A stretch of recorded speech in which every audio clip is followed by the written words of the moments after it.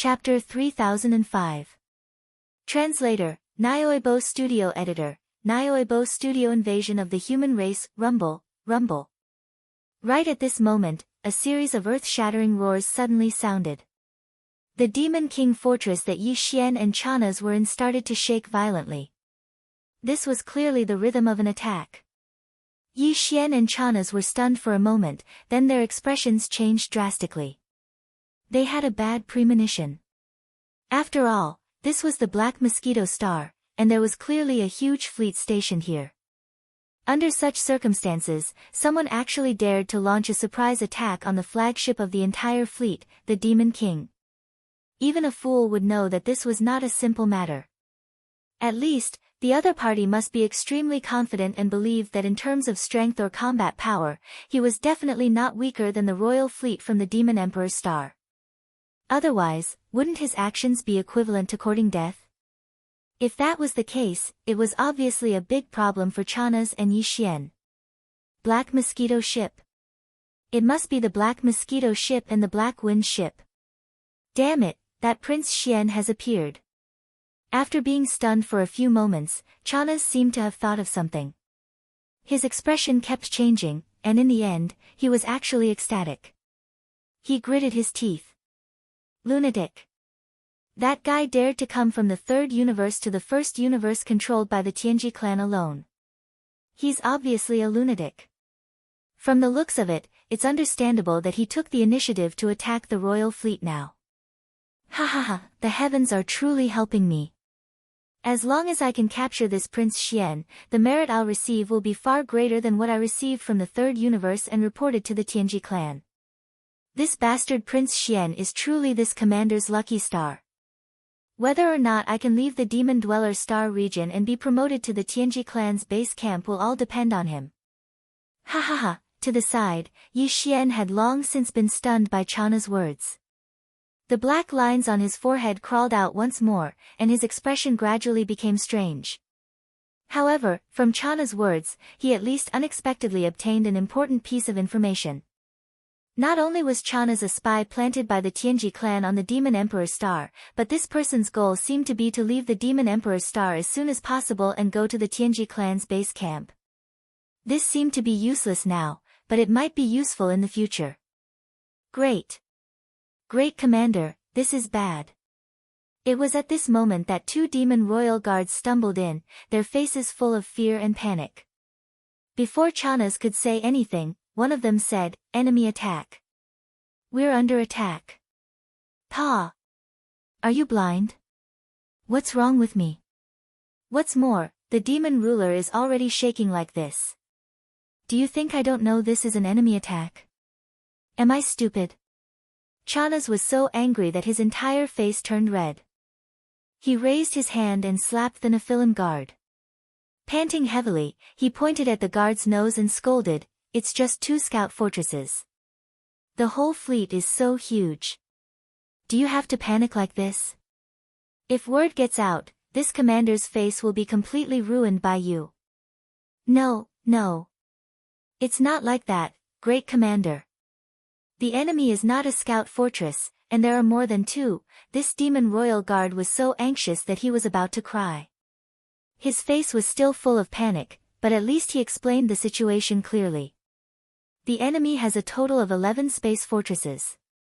10 of them are the same as our demon ruler, which is a cosmic level with a diameter of 20,000 meters.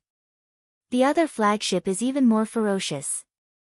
That's a cosmic level fortress with a diameter of 50,000 meters. Our Demon Emperor star doesn't even have a fortress of this level. This is clearly a small fortress. What? 10 cosmic level fortresses. A small fortress? How is that possible? Could that Prince Xian? Chana's was so shocked that his face turned pale. He cried out involuntarily. Halfway through his sentence, he realized that the existence of the surprise fleet was definitely not that so-called Prince Xian. After pausing for a moment, his face couldn't help but change again. This time, he was really frightened. His voice was trembling. Could it be the immortal army of the human race? We're finished. A small fortress with a diameter of 50,000 meters. Even in the war 50 years ago, the human race sent out more than 10,000 battleships, but there were only 4 small fortresses. This time, they sent out 11 fortresses, and one of them is a small fortress. This is clearly an elite team. It must be the higher-ups of the immortal army overseeing it.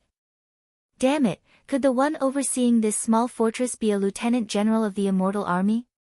If that's the case, apart from this small fortress, the lieutenant general in charge of this small fortress is even more terrifying. He is at least at the level of grand perfection of Grotto Heaven Class 9 like Demon Emperor. Once he attacks, he would be able to shatter Demon Chariot with his bare fists. It was obvious that Chanas was frightened. A small fleet of 11 space fortresses was so high-end. An ordinary fleet was a cosmic-level fortress with a diameter of 20,000 meters like the Demon Ruler, and its flagship was even more terrifying. It was a cosmic-level fortress with a diameter of 50,000 meters. Chanas, who had fought a few battles with the immortal army of the human race, had never encountered such a situation before. It was inevitable that he would be shocked and flustered. As for Yi Xian, after hearing these words, strands of light burst forth from his eyes, and his face was filled with a sense of longing. A lieutenant general of the immortal army of the immortal dynasty? How awe-inspiring! Not only could he lead such a high-level and terrifying fleet, but even someone of Chana's level would be scared out of his wits. This awe-inspiring presence, TSK. Other than the word stunning, Yi Xian couldn't find any other words to describe his feelings at this moment. However, this feeling was quickly thrown to the back of his mind.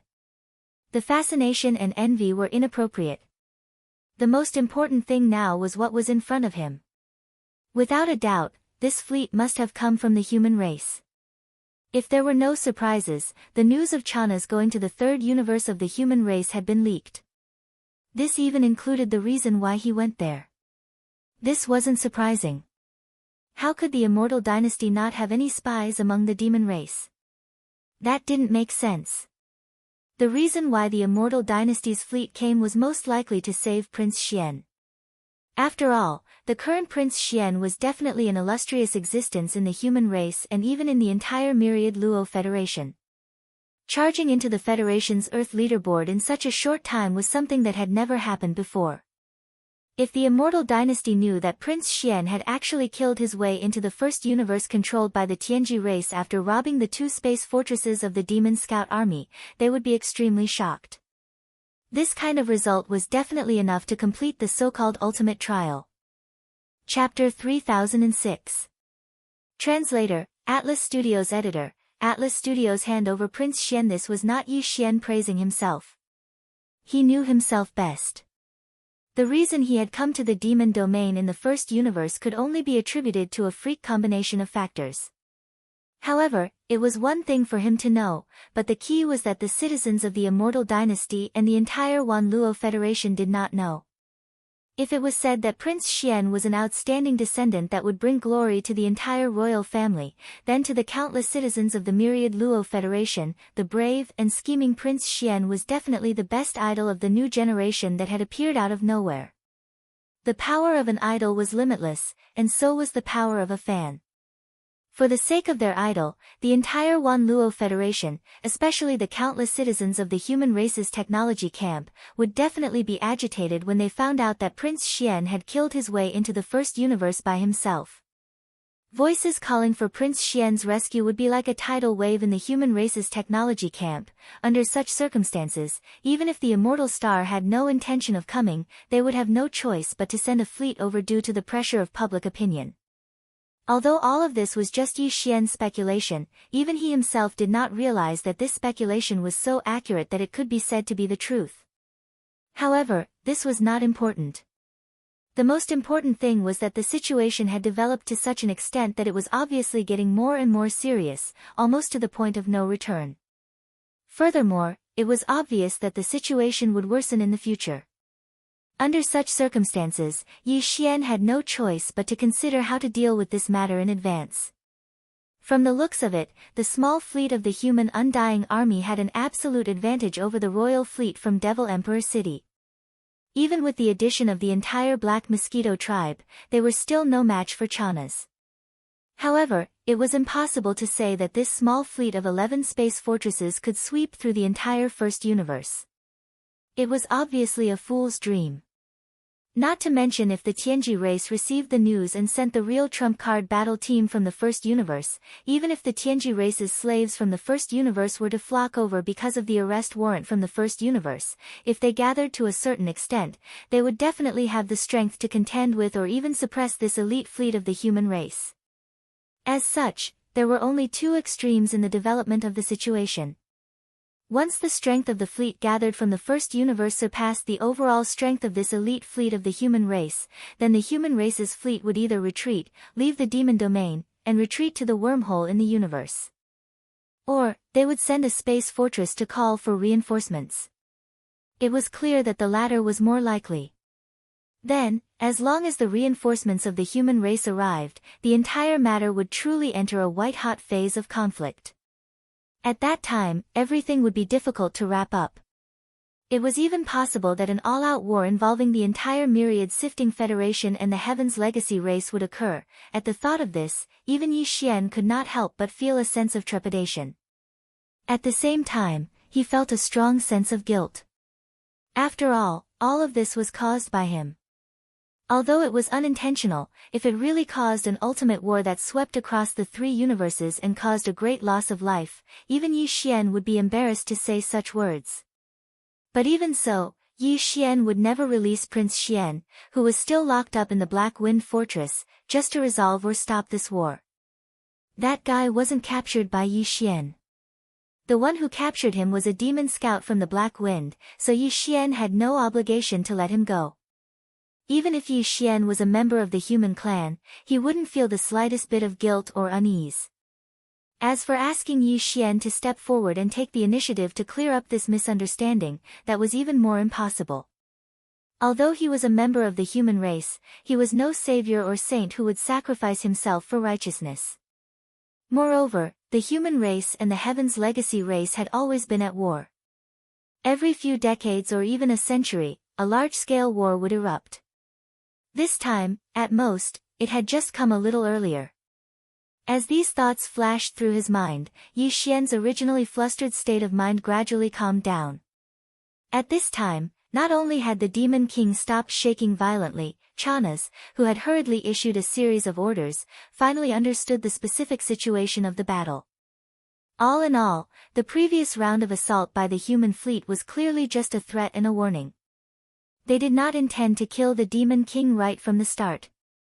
Otherwise, with the terrifying cannons of the small fortresses of 50,000 meters in diameter, as well as the 10 huge fortresses of 20,000 meters in diameter similar to the Demon King, they would definitely be able to kill the Demon King. After a few rounds of bombardment, the entire fleet of Chanasi's royal fleet would be blown to smithereens. As a matter of fact, the elite fleet of the immortal army from the human race was still more than 10,000 kilometers away from the royal fleet of the Demon Kin that was hovering outside the atmosphere of the Black Mosquito starship. They were hovering in the void 10,000 kilometers ahead. Moreover, the energy beam that had bombarded the Demon King just now was not the full-force attack of the small fortress with a diameter of 50,000 meters. After the attack that could be considered restrained, the other party had also sent a message to the Demon King. The message was very simple: hand over Prince Xian, or we will fight to the death. This was clearly a sign of caution. Although the commander of the human elite fleet knew that Prince Xian had wandered alone in the first universe of the Tianji race, he did not know whether Prince Xian had fallen into the hands of the demon or the Tianji race. Therefore, the purpose of this trip was only to rescue them. Even if they had the strength to suppress them, they did not intend to kill them at full force regardless of the consequences. That's not right. They actually came for that Prince Xian. How could they have received the news so quickly? I just returned from the Graveyard Star region in the third universe. Even if the Tianji race's arrest warrant in the first universe has been made known to them, the Immortal Dynasty will at least need some time to thoroughly investigate this matter. At this moment, Chana's clearly realized that the other party was being cautious. Therefore, although the other party's message was firm, he calmed down instead. As long as the other party was unable to confirm Prince Xian's whereabouts, even if they were to fight, it would definitely not be the kind of full-force attack that would not stop until one of them was dead. At most, it would be a probing attack with various motives. Chapter 3007. Human race spy. When Xing thinking of this possibility, Chanas couldn't help but feel depressed. Damn spy, how dare he leak the news that I am going to the graveyard star field. If that's the case, it's enough for the immortal dynasty to confirm this matter immediately, and there's no need to investigate further. It seems that this must be the truth. Huh. This is a heaven-sent opportunity. Yi Xian's eyes lit up in an instant, and even his tone was clearly a little excited. He turned to Chanas and grinned. Commander Cha, this is indeed a brilliant plan, ha ha ha.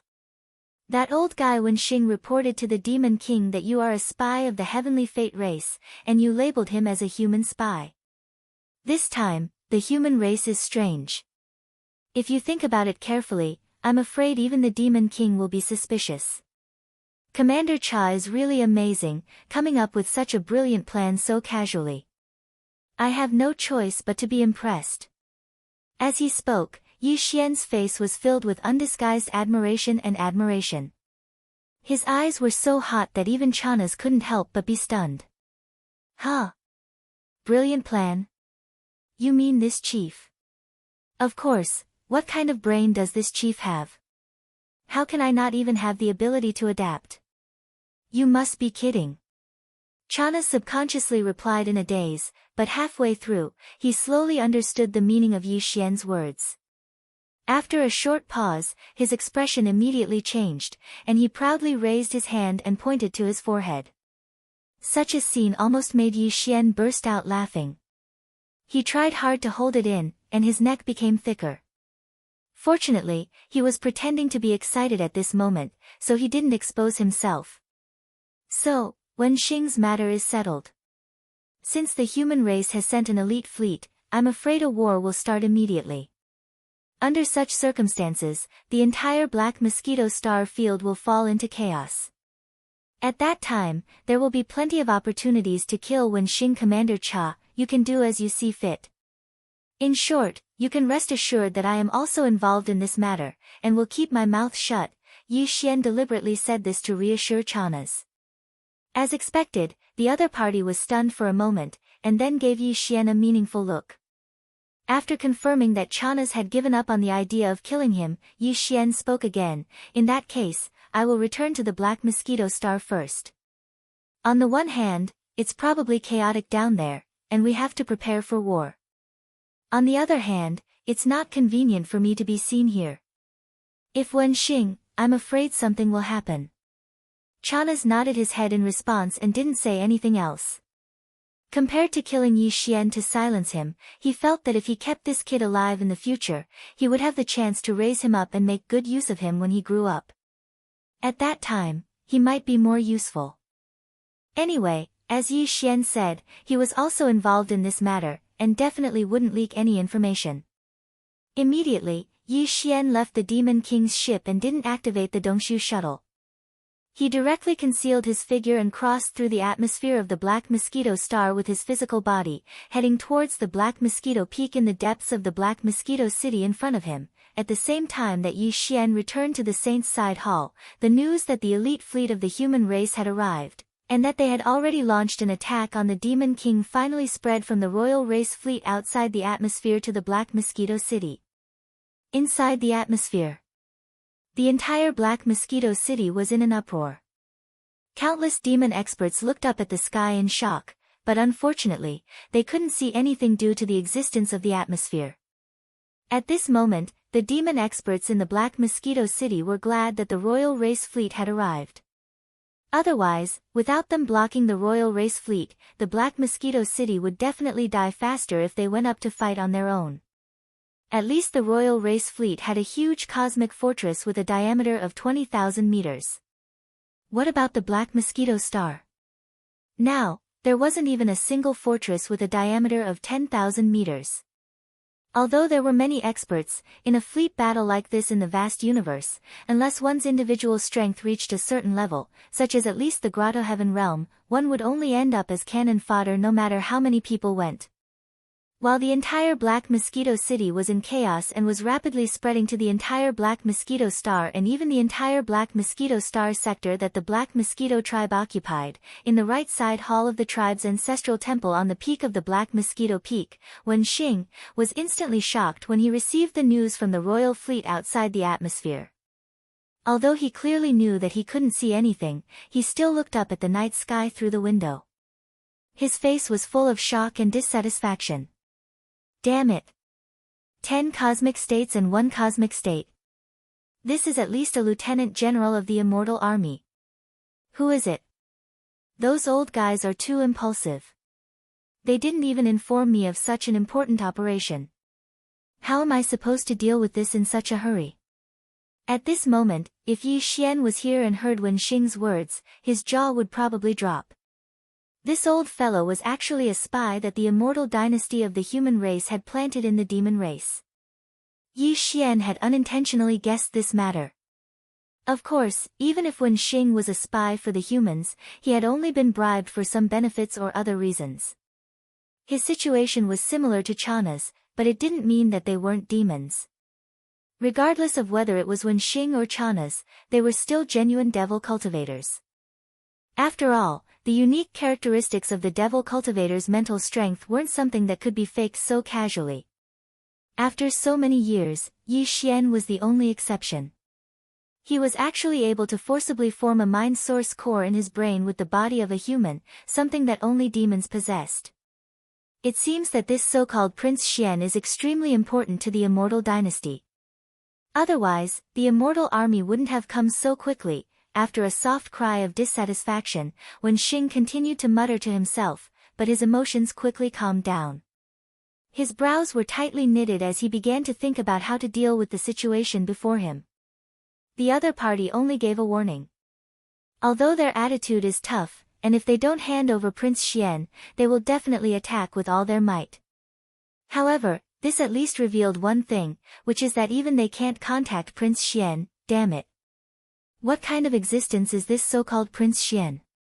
He actually caused such a huge disaster by himself. If things don't go well, this time, the all-out war between the first and third universes will most likely break out early. Chapter 3008. Chaos ensues. With this in mind, Wen Xing immediately left the ancestral temple's side hall.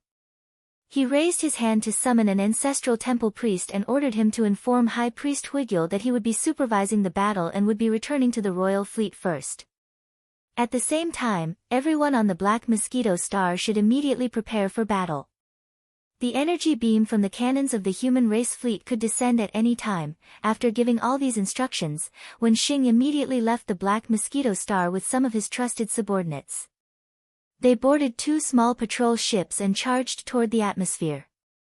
Along the way, he had already decided that when he reached the royal fleet outside the atmosphere, he would definitely not go to the flagship Magic King where Chana's was.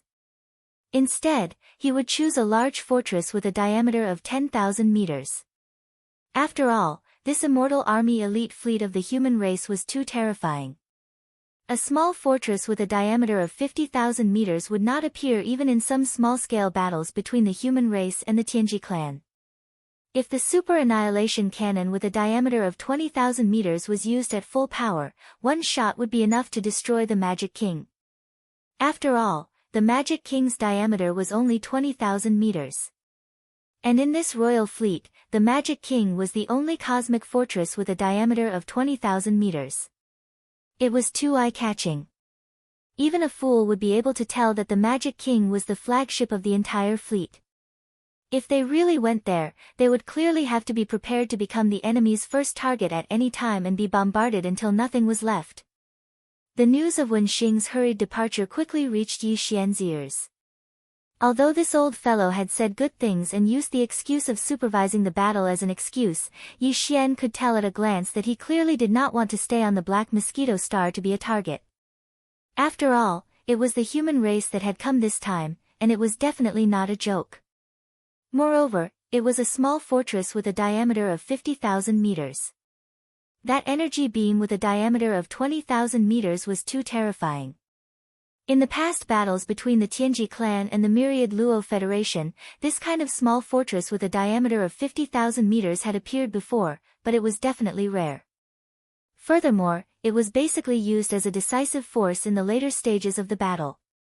When the war had just started, they were basically overseeing the rear. But now, they were suddenly forced to their doorstep, and it was a small stronghold. This was absolutely life-threatening.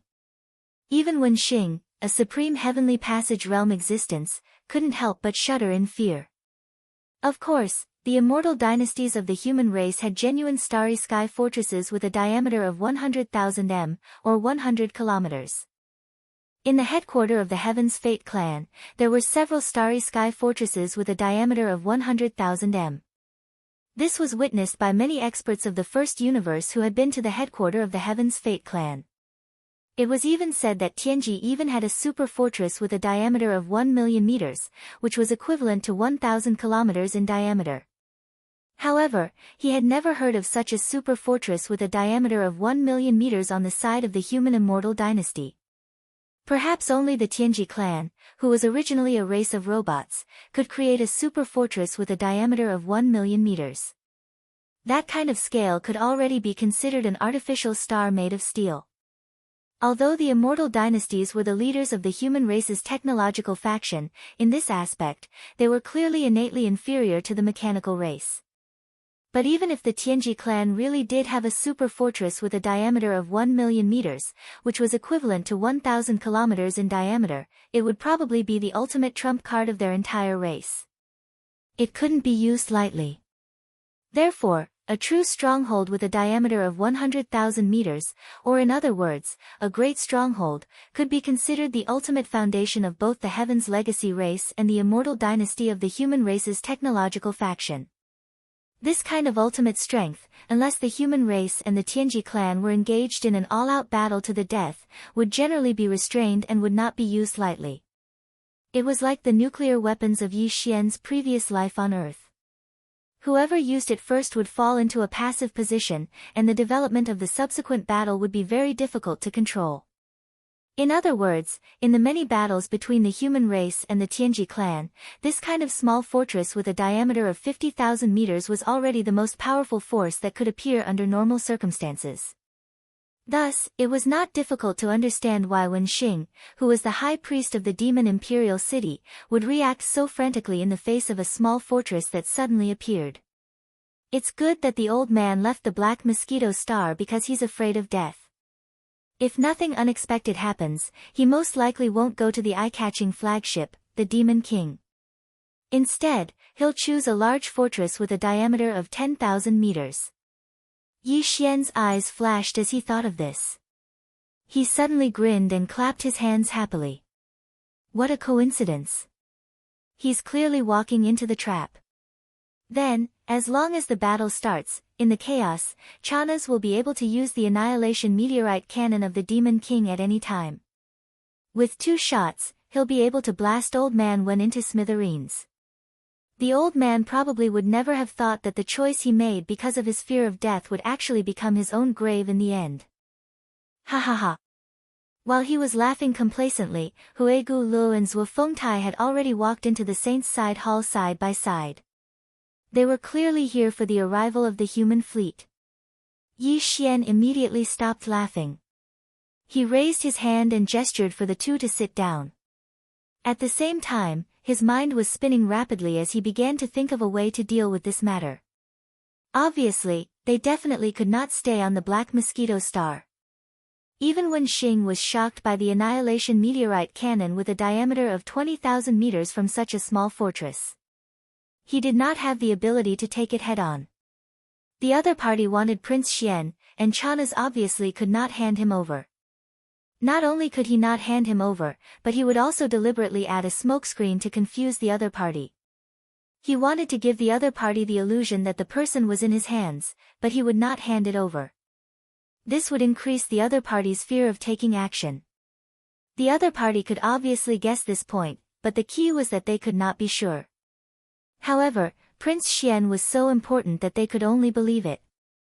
Therefore, unless they were forced into a desperate situation, the elite fleet of the Immortal Army would definitely not open fire on the Demon King, which was the flagship. Because once they did, they would completely shed all pretense of cordiality and would not care about Prince Xian's life. From this point of view, the Demon King was actually the safest. Unfortunately, Old Man Wenxing panicked and did not see through this point. If he was really killed by Chanas, he deserved it. However, although the human fleet wouldn't destroy the Demon King so easily, in order to deter the enemy, the only thing the human fleet could do was to fire at other warships or fortresses to deter the enemy. Since the commander of the Demon King refused to hand over the captives, the only thing the human fleet could do was to fire at other warships or fortresses to deter the enemy. After trying this a few times, if it was still to no avail, they would definitely aim their cannons at the Black Mosquito Star. After all, compared to those battleships and fortresses that could be rebuilt, the Black Mosquito Star was a star suitable for the demons to live on. If it was really destroyed, it would be completely gone. Chapter 3009. Translator, Nyoibo Studio Editor, Nyoibo Studio struggle. Therefore, in order to achieve the greatest deterrence, the only choice the human fleet had was to destroy the Black Mosquito Star. Therefore, the Black Mosquito Star was most likely to be destroyed. Yi Xian naturally had no feelings about this. Although he was the holy son of the Black Mosquito tribe, he had a purpose in being the holy son. Speaking of which, once the Black Mosquito Star was destroyed, he would become a homeless holy son. It would be more convenient for him to obtain a space fortress through some public means. Then, he could use the name of the Black Mosquito tribe's holy son to roam around with the space fortress as his base. It would be convenient for him to search for the source of devouring. From this point of view, Yi Xian actually hoped that the Black Mosquito Star would be destroyed. That way, he would have a legitimate reason to roam around. Even if the demonic emperor planet sent an order, he could pretend that he did not receive it. All he needed to do was to mess up the Space Fortress internal communication system. These thoughts flashed through Yi Xian's mind. The more he thought about it, the more he felt that this was a once-in-a-lifetime opportunity. Otherwise, even if he was the holy son of the Black Mosquito tribe, he would be suspicious if he roamed around all day long in search of the source of devouring. Thinking of this, Yi Xian gritted his teeth and made a decision. He turned to Zhuo Fengtai and Huegu Lu and said in a low voice, "According to my analysis, the Black Mosquito ship is most likely to be destroyed. The human fleet this time is full of cosmic-level warriors, and the flagship is just a small fortress. Although the Tianji tribe has the same level of combat power, they won't be able to arrive in time. The human fleet's commander also understands this. Their goal is to achieve their ultimate goal of pressuring the border before the Tianji tribe's forces of the same level arrive." As it happened, Chanas couldn't hand over the prisoner at all. Also, they were playing Tai Chi with the enemy. For deterrence, the commander of the human fleet could only choose to blow up some warships and fortresses to force Chanas to submit. In the end, Black Mosquito was bound to be their target. At this point, Yi Xian paused and glanced at the scouts who had come with Zhuo Fengtai and Huegu Lei. He continued, "I'm not saying this to analyze the situation with you. Instead, I want you to spread the news to all the cities on the Black Mosquito Star as soon as possible. I want every person on the main planet to know about this. This way, they will cooperate when we evacuate later. At the same time, they will be less resentful toward us, the higher-ups of the tribes. After all, who would be willing to give up their homeland?" Yi Xian was not pretending when he said this. He thought of Earth, which had been named Nine Heaven Star by the Wan Luo Federation. Although Earth was now under his jurisdiction in name, he had not returned for a long time. He did not know how everyone on the planet was doing. Although some of his important old friends had been moved into the undying world in his body, the undying world was still growing. In order to prevent those old friends from being affected, Yi Xian requested the devouring system to set the continent they lived on into a state of absolute isolation. Although it was quiet and peaceful, before Yi Xian grew to a certain extent, or rather, before the undying world grew to a certain extent, even Yi Xian would not be able to meet with them. He had suppressed all of this in the bottom of his heart. Or rather, it was because he had experienced one unforeseen event after another. He had almost no time to reflect on all of this. However, at this moment, as the black mosquito star unexpectedly encountered such an unforeseen event, Yi Xian could be considered to have been reminded of the past. That was why he had so many wild and fanciful thoughts in his heart. At the same time, it was also because of these inexplicable emotions that made him even more determined to grow and become stronger as soon as possible. This was a sublimation of the state of mind. Furthermore, he was not unfamiliar with this feeling. Not long ago, he had broken through 2 small realms because of this sublimation of the state of mind. Therefore, at this moment, when he felt his state of mind suddenly become inexplicably emotional, and once again had that mysterious feeling of being enlightened, Yi Xian's first reaction was to be indescribably pleasantly surprised. Could it be that another chance to break through had come? This kind of opportunity to break through the state of mind was something that could only be encountered by chance. Most experts would have to pray to Buddha if they encountered it once in their lifetime. Who would have thought that he would encounter it twice in a row? The heavens were so kind to him. How could he waste this kind of opportunity? With this thought in mind, Yi Xian was no longer in the mood to care about the black mosquito star. He had been compassionate earlier. After all, there were many innocent ordinary black mosquito tribesmen on the black mosquito star. However, he had already done his best by giving them such an explanation. Whether they could escape this calamity or not would depend on their own luck. As a human, he had already done his best to help them to this extent. Alright, there's no time to lose. Don't just stand there, you two. Hurry up and make the arrangements. Activate all the battleships on the Black Mosquito Star. Try your best to take every Black Mosquito Star clansman away. At this point, Yi Xian waved his hand and turned around to walk back to his room. When they heard his words, both Hui Gulei and Zhuo Fengtai were a little stunned. Although they had become Yi Xian's demon slaves, the strength of a demon slave lay in this.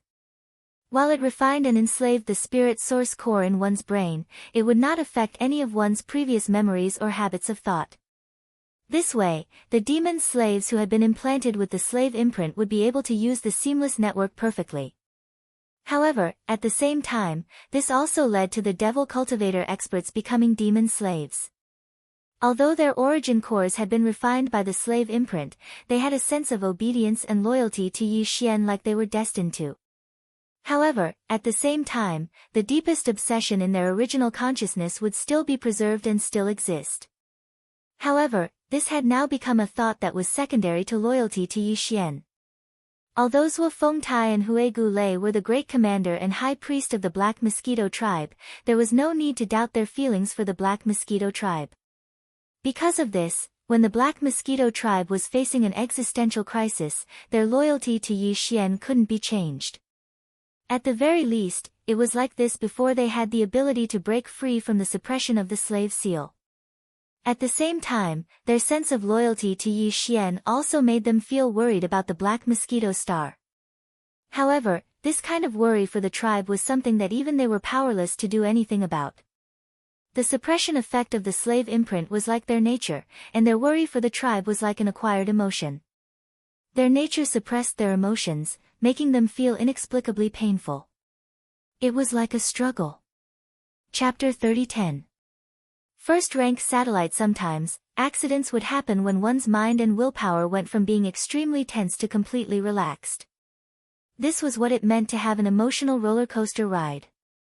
Yi Xian, who had turned to leave, didn't notice that at this moment, Zhuo Fengtai's and Hui Gulei's eyes, which were originally slightly red, seemed to flash with a trace of unexpected confusion. Moreover, it didn't disappear in a flash, but stayed for about 2 to 3 seconds. Then, it disappeared again, and they regained their clarity. Although Yi Xian didn't notice all of this, the wretched mosquito butcher, who had been standing at the side, clearly saw it all. While Zhuo Fengtai and Hui Gulei's eyes were unexpectedly filled with confusion, the wretched mosquito butcher's eyes suddenly brightened, revealing a trace of pleasant surprise. However, it was quickly suppressed by him. When Zhuofengtai and Huigulei led the other demon dwellers behind them, who were also moved to the point that their eyes were somewhat red, a trace of brilliance once again appeared in the wretched mosquito butcher's eyes.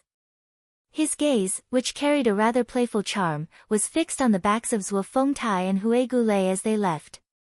The corners of his mouth slowly curved into a mysterious smile. It was unfathomable. When Zhuofengtai and Huigulei left, Yi Xian had already entered his room and sat down cross-legged, entering into a state of cultivation. A breakthrough in the state of mind was something that could only be encountered, but not sought. However, a breakthrough in the state of mind didn't necessarily mean that a breakthrough in cultivation would follow. The last time his state of mind had a breakthrough, the reason why his cultivation naturally broke through as well was because he was in the state of condensing the slave seal with all his strength. He was absorbing the spiritual origin energy from a large number of weeping soul beasts. Although the spirit origin energy was a method for the devil cultivator to cultivate and increase his strength, it had nothing to do with human cultivators. However, as a human cultivator, Yi Xian possessed the spirit origin core of the devil cultivator. He had clearly become an anomaly that had never been seen before in history.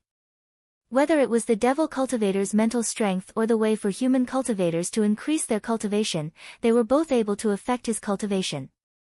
It was just that the most common and mainstream method for human cultivators to increase their strength had a more obvious effect on him, while the method of absorbing spiritual essence from devilish beings had a more subtle effect on his cultivation base. At this moment, he'd once again unexpectedly encountered a rare sublimation of his mental state. If Yi Xian didn't do anything, then this kind of sudden breakthrough in mental state wouldn't be able to be reflected in his cultivation in the end. At most, it would be extremely easy for him to break through the next bottleneck. However, this wasn't what Yi Xian wanted.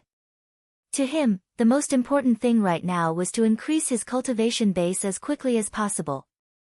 After all, besides the crisis he had faced previously, the sudden arrival of the immortal army of the human race was actually a sudden increase in pressure for Yi Xian.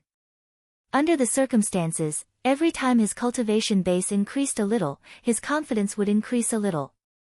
Therefore, it was absolutely impossible for him to give up such an opportunity. No matter what, he had to grab hold of this unexpected opportunity and allow his cultivation to break through once again. With this thought in mind, Yi Xian poured all his concentration into this cultivation. He even gritted his teeth and took out 1,000 of the thousands of devilish brain cores that he had collected previously. He had intended to use them to assist in breaking through the sixth metamorphosis of his mind power source core in the future. At the same time, he instructed the system to absorb the spiritual essence within them at full speed. As for the source core, he had put in a lot of effort this time. Normally, when he cultivated, he would try his best to absorb as many low-grade source cores as possible, such as a level 1 white source core or a level 2 pink one. However, this time, Yi Xian had thrown high-grade source cores to the system in order to seize the opportunity to break through as much as possible. In his inventory, there were still 21 cubes of level 7 purple source cores, 2 cubes of level 8 black source cores, and a total of 107 pieces of level 9 colored source cores the size of a fist. He couldn't bear to use the level 9 colored source cores, as they were legendary treasures that could only be discovered, not sought. Even though he still had 107 of them, when his cultivation base increased in the future, he would only need one piece every time he broke through. He really couldn't afford to waste them. However, level 8, black source cores didn't matter. Therefore, this time, the source of the star core that Yi Xian threw to the devouring system was a cube of level 7 purple and a foot of level 8 black. Even though they were only 1 square foot and 1 square foot, these were enough to make even black hole martialists envious. However, Yi Xian had only used them for a one-time cultivation consumption. Even black hole martialists could only sigh and wring their hands in regret at such a huge expense. Breaking through 2 levels in one cultivation session was a pleasant surprise. Yi Xian had often experienced this before he entered the Starry Sky environment, but he had only experienced it twice after entering the Starry Sky environment. The first time was in the corpse pool in the Devil Sage Forbidden Land, and the second time was when he unexpectedly broke through his cultivation base. This time, Yi Xian was also looking forward to 2 consecutive breakthroughs. It wasn't that his appetite had grown after the previous 2 breakthroughs, but that his current cultivation base was coincidentally at level 8 meteor martialists, which was extremely crucial. If he only broke through 1 level, then he would still be in the meteor martialists. Even though he was at level 9, the increase in his strength wouldn't be significant. However, if he broke through 2 levels in a row, then it would be different. At that time, he would enter level 1 satellite martialists. Level 9 meteor martialists was also the 2nd major realm, but level 1 satellite martialists was actually the 3rd major realm, even though level 1 satellite martialists was only at the beginning of this realm. The leap of a major realm and the change in one's cultivation base was definitely not as simple as breaking through a small level within the same realm. That was why Yi Xian was looking forward to it so much. However, at the same time, it also meant that it was extraordinarily difficult to achieve this. It was precisely because he had considered this that Yi Xian had invested so much in this battle. Moreover, it was in the level of the mental strength of the devil cultivator and the cultivation strength of the human cultivator that he had to work hard to improve. With such a 2-pronged approach, coupled with the opportunity to improve one's cultivation base, even if he broke through 2 levels in a row this time, which was a leap of a major realm. In Yi Xian's opinion, the possibility of success wasn't completely impossible. Hard work paid off. In other words, opportunities were only for those who were prepared. It was precisely because Yi Xian was fully prepared. Whether it was the demon's brain core to improve mental strength or the star core's origin to improve human cultivation base, he had long prepared for it. In addition to the opportunity to improve one's cultivation base, Yi Xian finally got what he wanted with the 3-pronged approach. Chapter 30:11. Translator, Nyoibo Studio Editor, Nyoibo Studio Evacuating the Tribe First Order Satellite. Yi Xian opened his eyes, and a glint of ecstasy flashed across his eyes as he clenched his fists subconsciously. He had finally reached the 3rd major realm. As long as he could cross this boundary and enter the 4th major boundary, the planet grade, his cultivation base wouldn't be considered low even among the human race. Among the human race, the 4th major realm, the planet grade, was already considered a person who had entered the galaxy. An ordinary human expert would need at least 100 years to break through to the planet grade. Even the younger generation of some great family clans and factions would need 20 to 30 years to do so, even if they had a large amount of cultivation resources. How long had it been since Yi Xian entered the galaxy?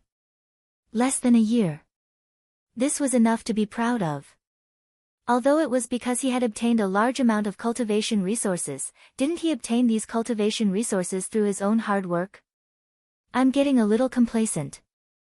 This can't be. Yi Xian shook his head and laughed bitterly as he muttered self-deprecatingly. Then, he stood up from the ground. The breakthrough of a major realm allowed him to clearly feel the growth of the power in his body. At this moment, he had an unprecedented sense of power. However, now was not the time to indulge in this kind of joy.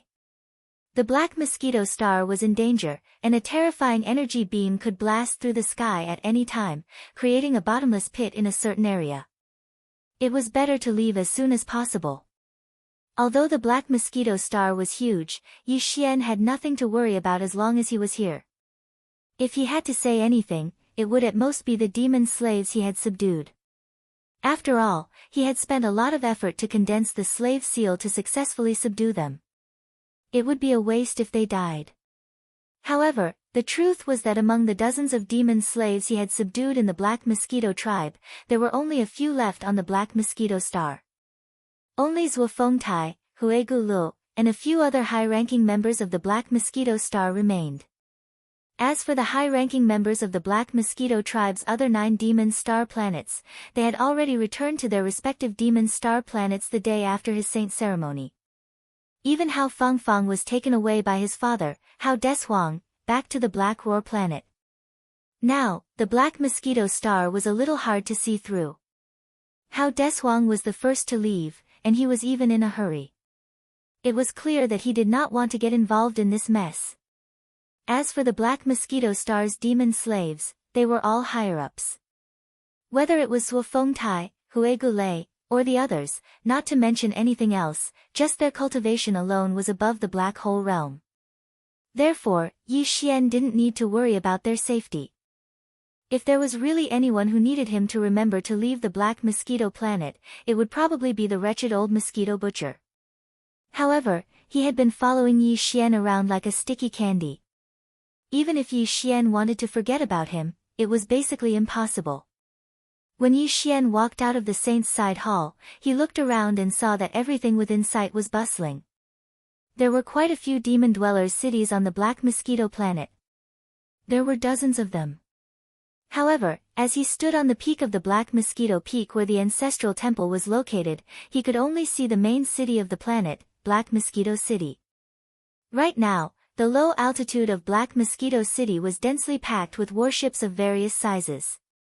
Although the demon people were not as passionate about technology as the human race's technology faction and the Everlasting Dynasty, they were attached to the Tianji clan, a strange race that was even more gifted than the humans in terms of technology research and creativity. Therefore, after so many years of assimilation, the experts of the demon people were already used to using technology, although they were not very proficient in it. Right now, there were warships of various sizes floating in the low altitude of Black Mosquito City. Other than the official warships, many of them were even the private warships of some demon people experts. At this critical moment of the survival of the tribe, very few people would continue to hide. It was good to be able to take away one more tribesman and some important resources. Soon, under Yi Xian's silent gaze, some warships that were fully loaded took off one after another. Soon, they darted into the high atmosphere of the night sky. Of course, it was the atmosphere in the opposite direction of the human race's fleet. In just half an hour, the entire Black Mosquito City was almost empty. All the demon people experts were taken away by the warships. They were going to the other 9 demon planets of the Black Mosquito tribe to catch their breaths and then make more thorough arrangements. The situation in the Black Mosquito City was similar to that in the other demon cities on the Black Mosquito Star. In short, except for some stubborn people who would rather die than leave, all the members of the Black Mosquito tribe on the Black Mosquito Star were transferred away one after another. Although they were in a rush and did not have time to take away many important resources, those were just worldly possessions. At this time, they could not care about them. Did it not matter? The few Black Hole Realm higher-ups in the Black Mosquito City who had been taken as demon slaves by Yi Xian had all left. Only Huegulei and Zhuofengtai each stayed with a dozen or so trusted subordinates. After everything was arranged and carried out, the two of them hurried to the Black Mosquito Peak, where the ancestral temple was, with a dozen or so trusted subordinates behind them. This was because Yi Xian had been standing there quietly with his hands behind his back. The Black Mosquito Star was getting emptier. Even when he extended his mental power and scanned the area with the demon people's mental power, there were only a dozen or so weak demon auras in the Black Mosquito City and the few nearby demon cities. These were clearly demons who were seriously ill or waiting to die. Since they were going to die, it did not matter where they went, so they might as well die in their homeland. All of this caused Yi Xian to inexplicably sigh with emotion. He was indeed not a demon person. Sometimes, he would even kill demons and take their brains. However, at this moment, Yi Xian really sympathized with the Black Mosquito Star and the entire demon race. At the end of the day, they were just a pitiful race that had been enslaved. Even the noble demon emperor had to personally send his closest uncle to the Tianji clan on a battleship before he inherited the throne. The uncle would be sent to the Tianji clan as a hostage and would never be allowed to return to his homeland. Perhaps, the demon race had no choice but to do so. If the heavenly legacy race did not exist, they might not have become mortal enemies with humans. After all, they looked exactly the same, and perhaps they had some kind of bloodline connection from countless years ago. This was a heaven-defying idea. No one knew if anyone had thought about it before, but Yi Xian suddenly remembered it and remembered it. He decided that if he had the chance in the future, he would investigate this matter. The heavenly legacy race? How ruthless. I'm looking forward to it. Speaking of which, I've never seen a real member of the heavenly legacy race. Chapter 30:12. Translator, Nyoibo Studio Editor, Nyoibo Studio. Caught in the crossfire, Holy Sun, all the tribesmen have settled down. Apart from those who were unwilling to leave because they were running out of time, everyone else has left.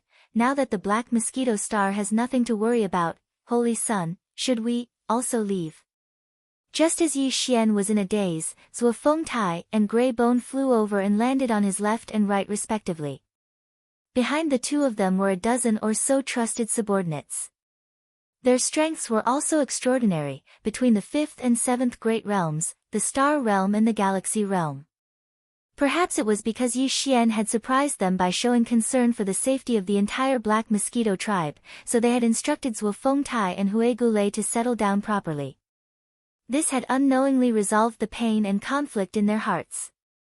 At this moment, Zhuo Fengtai and Hui Gulei's tones were filled with unprecedented respect. Of the two of them, one was the great commander of the Black Mosquito tribe, while the other was the high priest. They were supreme existences in the entire Black Mosquito tribe. As for Yi Xian, he was just a newly appointed Holy Sun. Although he had an extraordinary status in the tribe, he was still inferior to the two of them and could only be considered a junior. However, at this moment, everything was reversed. The great commander and the high priest were so respectful to the newly appointed Holy Sun of the tribe. Not only were they respectful to him, but their tones were also sincere. All of this caused the dozen or so confidants behind the two of them to be aghast. They had long heard rumors about the new Holy Sun's identity, but they did not believe it. However, at this moment, after seeing the reactions of Zhuo Fengtai and Hui Gulei, as trusted subordinates, they were naturally the most familiar with Zhuo Fengtai and Hui Gulei. Whether this respect was sincere or not could not be hidden from their senses. That was why they were so shocked at this moment. Could this Holy Sun Zhang really be the illegitimate son of the Demon Emperor? Otherwise, given the strength of Commanders Zhuo and Hui Gulei, how could they be so humble in front of him? In other words, if the great commander and high priest of the Black Mosquito tribe were so humble in front of this person, what about them? Thinking of this, the 20 or so demon dwellers could not help but tremble. Unknowingly, their slightly bowed waists were clearly collapsing even more at this moment. It's time to leave, eh? Boom, boom, Yi Xian nodded. Just as he was halfway through his sentence, he was interrupted by an earth-shattering explosion that came from the sky. This explosion was so loud that it was as if the heavens and earth-shattering whirled. Yi Xian, Hui Gulei and Hui Gulei, as well as their trusted subordinates, reflexively, they all looked at the sky and looked.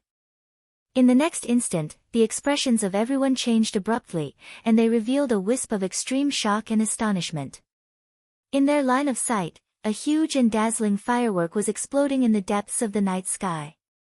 It was clearly a huge firework caused by the explosion of a battleship.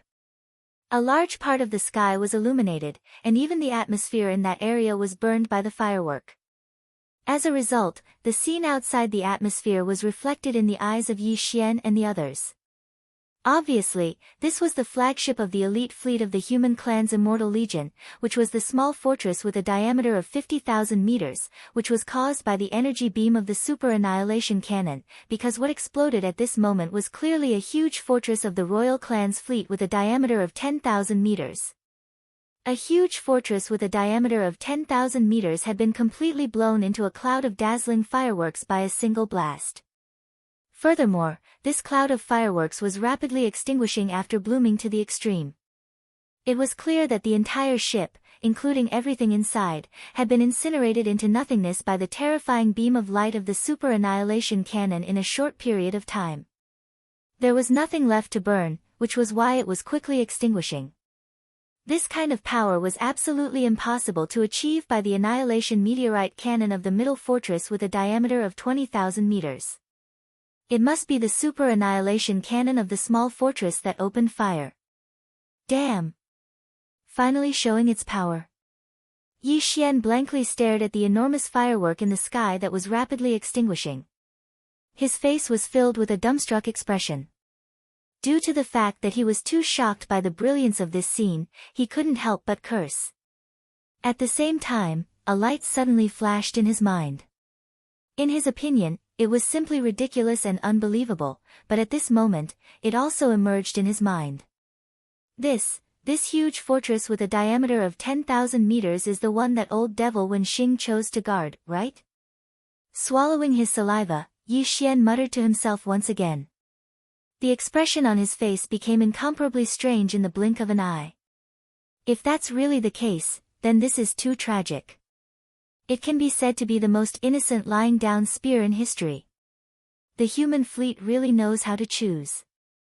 They just randomly chose a huge fortress to kill the chicken to warn the monkey as a deterrent, and they just happened to choose old devil Wenxing. I don't think this is possible. While Yi Xian was muttering to himself and looking at the sky with a strange expression on his face, in the main flagship of the royal fleet outside the atmosphere of the Black Mosquito Star, which was the command cabin of the Demon King with a diameter of 20,000 meters, Chanas, who was also shocked by the terrifying power of the super annihilation cannon, was also in a daze at this moment. Gulp, gulp, after a long time, Chanas also swallowed his saliva subconsciously. Then, the expression on his face quickly became strange. It was definitely not weaker than Yi Xian's, or even more so. At this moment, Chanas, who had vaguely regained his senses, finally regained his ability to speak. He muttered to himself, "This is really F***ket up. No, this is clearly F***ket up by a F***ker. Old devil Wenxing's luck is too bad, isn't it? It hasn't even been an hour since we entered that large fortress, yet it was blown away by a single cannon blast? What the F***ck? I was just muttering that once the fight starts, I should find a chance to take advantage of the chaos to blow up that fortress of his." Just as I was thinking about that, old devil Wenxing actually died by himself. Ha ha ha, this is clearly the rhythm of God's help. It seems that Zhang Wuji is indeed a lucky general. He casually came up with an idea, and in the end, this is the result. I really need to teach him well later. Once this kind of lucky general grows up, his future value will be even more amazing. Whether it was Yi Xian or Chanas, at this moment, they still did not know the secret identity of Wenxing. If they knew that Wenxing was actually a spy who had been bought over by the human race and had been planted in the Demon King Star area all along, and at this moment, he was blown up by the main flagship of the human race's immortal army, the strange feeling in their hearts would be more than 10 times stronger. Chapter 3013. Translator, Nioibo Studio Editor, Nioibo Studio. Naples flips out. Naples, the general of the human race's technology faction and the commander of one of the immortal army's subordinate armies, was a top-notch expert with a square face in his 50s and a cold, solemn, and dignified expression. As for his cultivation level, it was unknown. However, one thing was certain, and that was that he definitely surpassed the Grotto Heaven realm. In other words, he was at least in the 11th realm. As for what this realm was, Yi Xian still didn't know. The highest realm that he knew of was the 10th realm, the Grotto Heaven realm. Even in the colossal army of the Everlasting Dynasty, there were not many generals, only 20 or 30 in total. Among them, Naples was definitely one of the best. He was iron-blooded and ruthless, and his methods were tough. Hence, it was obviously unrealistic for Chanas to think of using delaying methods to obtain a life. As the Heaven Cutter opened fire for the second time, a huge fortress with a diameter of 10,000 meters was blasted into a fireball and turned into nothingness. At the same time, High Priest Wenxing, who was planted by the human race in the demon race, was also accidentally killed because of this. At this moment, the staff of the Heaven Cutter's communication team followed the orders of the fleet's commander-in-chief, Admiral Naples, and sent a spy to the Royal Race Fleet's flagship thousands of miles away. Unfortunately, Chana's response was just as unyielding. "Prince Xian is indeed in our hands. We caught him the moment we returned. However, hand him over." "Impossible." At the end of this response, Chanas even threatened the human race's elite fleet. He warned that Prince Xian was in the flagship, the Demon King. If they had the ability, they should open fire on the Demon King. If they didn't have the ability, they should leave as soon as possible. Otherwise, once the powerful fleets of the Tianji race and the many slave races from the first universe arrived, they probably wouldn't be able to leave even if they wanted to. The reason why Chanas dared to say that was because he was confident. As long as the other party wasn't sure if Prince Xian was really in the Demon King, they definitely wouldn't dare to act rashly. Even if all the other battleships and fortresses of the royal race fleet were blasted into smithereens, as long as the Demon King was safe and sound, he had nothing to worry about. Regarding this point, the commander of the human fleet, Admiral Naples, was also well aware. He indeed suspected that what the other party said about Prince Xian being in the cabin of the Demon King was just an empty city strategy. However, because the safety of Prince Xian was too important, Naples didn't dare to gamble at all. At this moment, Chuan Time, in the command of the Royal Race Fleet, in the Royal Race Fleet's flagship, the higher-ups of the human race fleet, were all deep in their minds, thinking. There were at least 1,000 people in the spaceship fleet base city. Surrounding the command cabin hall were all sorts of precision instruments. A small fortress with a diameter of 50,000 meters was far superior to a large fortress with a diameter of 10,000 meters and a giant fortress with a diameter of 20,000 meters in terms of basic functions. It also has many functions that the previous two bastions didn't have. That's why there were so many instruments and facilities. Among the thousands of people in the command cabin on the top floor, more than half of them were technical elites wearing the uniform of the Immortal Army. There were only 700 to 800 of them, but they were able to control the operation of the small fortress. This kind of elite skill was not something a normal army could compare to. Perhaps they were second only to the Tianji clan, who had a natural advantage in controlling machines. Apart from that, there were about 100 people in the command center of the hall. They were all high-ranking military officers of the Immortal Army. They were all Naples think tanks. Among them, there were a few figures in casual clothes. The Purplish Warbler was one of them. Although the Purplish Warbler was a direct descendant of the Xianyuan family in the Heavenly Underworld Empire, which was one of the three empires under the Immortal Dynasty, her identity and background were far from enough to establish a relationship with the higher-ups of the Immortal Army, which was directly under the Immortal Dynasty. The reason why she appeared in the command cabin on the top floor of the small fortress was very simple. On that day, when the Purplish Warbler realized that the Immortal Dynasty would definitely make a move, he immediately left the Heavenly Underworld Imperial capital and paid a great price to use the Interstellar Transmission Array to rush to the Heavenly Dust Empire's capital and then to the Heavenly River Star from the Heavenly Dust Star. If the fleets of the immortal human dynasties wanted to enter the first universe, they would have to go through this natural wormhole in the domain of the Falling Domain. Not long after, the elite fleet of the Immortal Army arrived. While the fleet was stopping at the Sky River planet to resupply, the Purplish Warbler took the initiative to look for the fleet and requested to accompany them. She also expressed that she was friends with Prince Xian. Before Prince Xian's accident, she was with him. Moreover, her maid was with Prince Xian now. The two of them had gone missing together because of an accident. More importantly, she had some understanding of Prince Xian. At least, although Prince Xian had the ability to refine weapons and was extremely powerful, his personal battleship seemed to have been integrated with a small personal battleship that belonged to the Purplish Warbler later on. Therefore, even if Prince Xian refined his personal battleship later on, as long as it retained some of the characteristics of the Purplish Warbler's battleship, she would definitely be able to tell at a glance. Therefore, bringing her along might be of great help in finding Prince Xian in the first universe. The Purplish Warbler didn't mean to lie. In fact, Yi Xian had been recognized as Prince Xian of the Immortal Dynasty for a long time. Even if she told the truth, she wouldn't be liked. In order to follow the fleet to the first universe, she could only go with the flow and make the best of her mistake. She also thought that Yi Xian was the so-called Prince Xian. As for how to resolve this misunderstanding when Yi Xian returned in the future, that was no longer a problem for the Purplish Warbler to consider.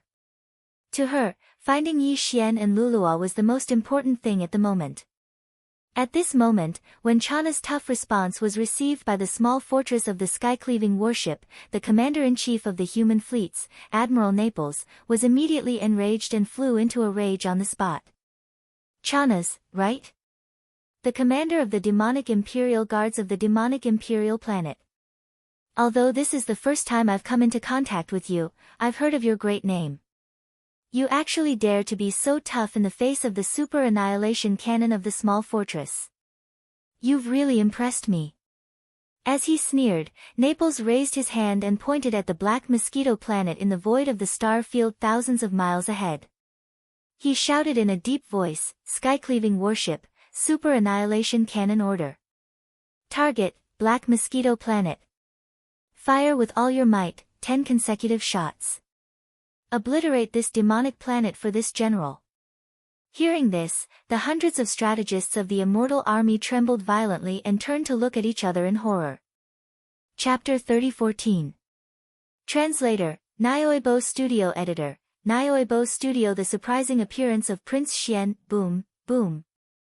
10 huge pillars of white light shot out, each with a diameter of 20,000 meters. The interval between them was only about 10 seconds. In less than 2 minutes, the 10 energy light pillars had all been blasted out. The super annihilation cannon's energy pillars shot out from a small fortress with a diameter of 50,000 meters were too terrifying. Even if it was a small meteor with a diameter of 20,000 meters, once it was shot out, the meteor that was enveloped by the energy pillar would be instantly vaporized and disappear. At this moment, the 10 energy pillars were shot out in a short period of time at an extremely fast speed.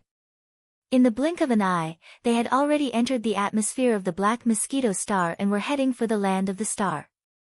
Before that, among the royal fleet of the Demonkin fleet hovering outside the atmosphere of the black mosquito planet, there were 6 stellar-level warships that were 3,000 meters long, 3 smaller fortresses that were 5,000 meters long, and 1 large fortress that was 10,000 meters in diameter. They were all turned into giant fireballs by the roaring energy pillars. In the blink of an eye, they were all burned into nothingness. This was clearly intentional. Not to mention the 3,000-meter-long stellar-level warships and the 5,000-meter-long and 10,000-meter-long fortresses, even the 20,000-meter-long giant fortresses would only end up being destroyed in one shot under the terrifying energy pillars of the super annihilation cannon. F***CK. This is crazy. Who is the commander of this human fleet?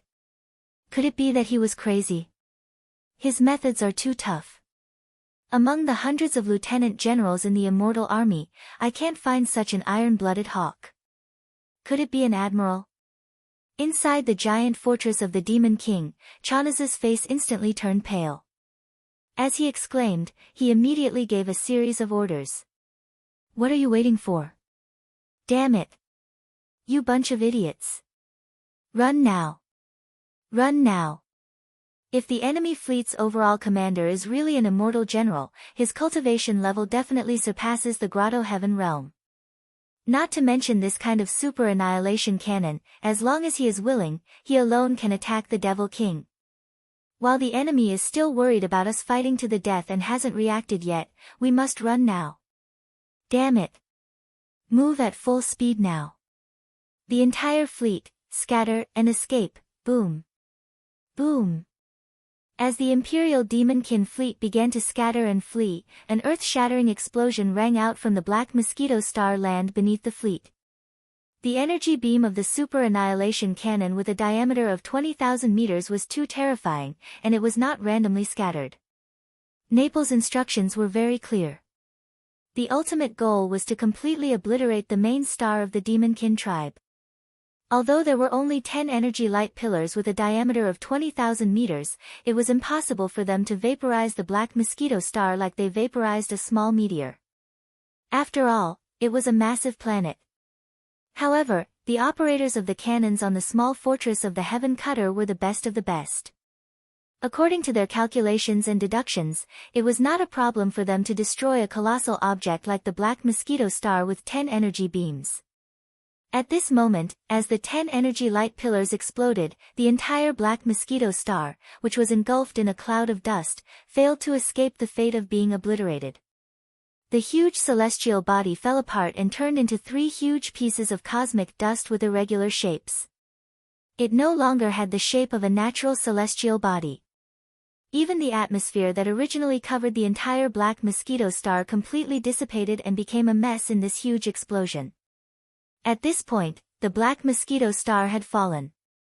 One of the main stars of the 10 demon-kin tribes had disappeared forever in the long river of history, although almost all the people on the black mosquito star had evacuated in advance. Zhuo Fengtai, the chief priest of the black mosquito tribe, Hui Gulei, the chief priest of the black mosquito tribe, and dozens of their trusted subordinates, as well as Yi Xian and the wretched mosquito butcher, were still there.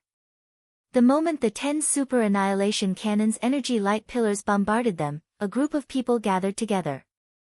When they saw the terrifying energy light pillars whistling over, their expressions changed completely, and they cried out involuntarily in alarm. So ruthless and cruel. Who is the commander of the human fleet? This is too swift and decisive. Even Yi Xian was startled. Without thinking, he raised his hand and summoned the purple cave shuttle. With a thought, he opened the cabin door and said, "Everyone, get in. This small warship of mine is an epic-level treasure in the starry sky. Its speed is no slower than that of a huge fortress with a diameter of 20,000 meters. Other things aside, it's not a problem for us to escape." Hearing that it was an epic-level small private warship in the starry sky, Zhuo Fengtai and Hui Gulei were stunned, including themselves. They had noticed that Yi Xian's warship was not ordinary, but they had never expected it to be so freakish. The Demon-kin tribe was not good at technological innovation. In terms of warships, it was rare to see a legendary warship in the starry sky, let alone epic-level warships in the starry sky. Only the Tianji tribe, who had a natural advantage in technological production, and the human tribe, who had amazing creativity, could have such a thing. Soon, everyone, including the wretched mosquito killer, entered the Dongshu shuttle. So did Hui Gulei, Zhuo Fengtai, and their trusted subordinates. Although they also had small private warships, compared to Yi Xian's Dongshu shuttle, they were not 1 or 2 levels lower. At this time, a large warship was too eye-catching and would become a target for the human fleet. Only this kind of small warship, which was hundreds of meters long, was the best means of escape. Yi Xian was the last one to enter the Dongshu shuttle. As he stepped in, the Dongshu shuttle, which was full of purple light, immediately whizzed away and rushed out of the black mosquito star, which seemed to be splitting the sky and earth, and the scene of the violent explosion was horrifying. Moreover, as the energy of the super annihilation cannon was far too terrifying, not only had the black mosquito celestial body been blasted apart, but even the surrounding space had shaken. As a result, the Dongshu shuttle did not activate its concealment formation. Under its extreme speed, the entire shuttle turned into a gorgeous violet streak of light that shot through space. This speed shocked even General Naples, who was staring at the huge holographic 3D screen on the small fortress of the heaven-cleaving ship. He whispered in surprise, "Huh? This speed? I didn't expect the demon tribe to have such a stunning small warship. This warship is at least at the epic star level." It had to be said that as the general of the Eternal Dynasty, his vision was extremely sharp. Hearing this, the purplish warbler couldn't help but feel his heart skip a beat. He subconsciously looked at the warship. Then, his expression changed drastically, and he exclaimed in shock, "This warship clearly has the shadow of my purple lightning shuttle. The hull and color of the warship are similar. It's him. Prince Xian has appeared." The entire top-level command cabin of the heaven-cleaving ship was in an uproar. Everyone was excited at this moment. Chapter 30:15. Translator, Nyoibo Studio Editor, Nyoibo Studio. How did he do it? Are you sure?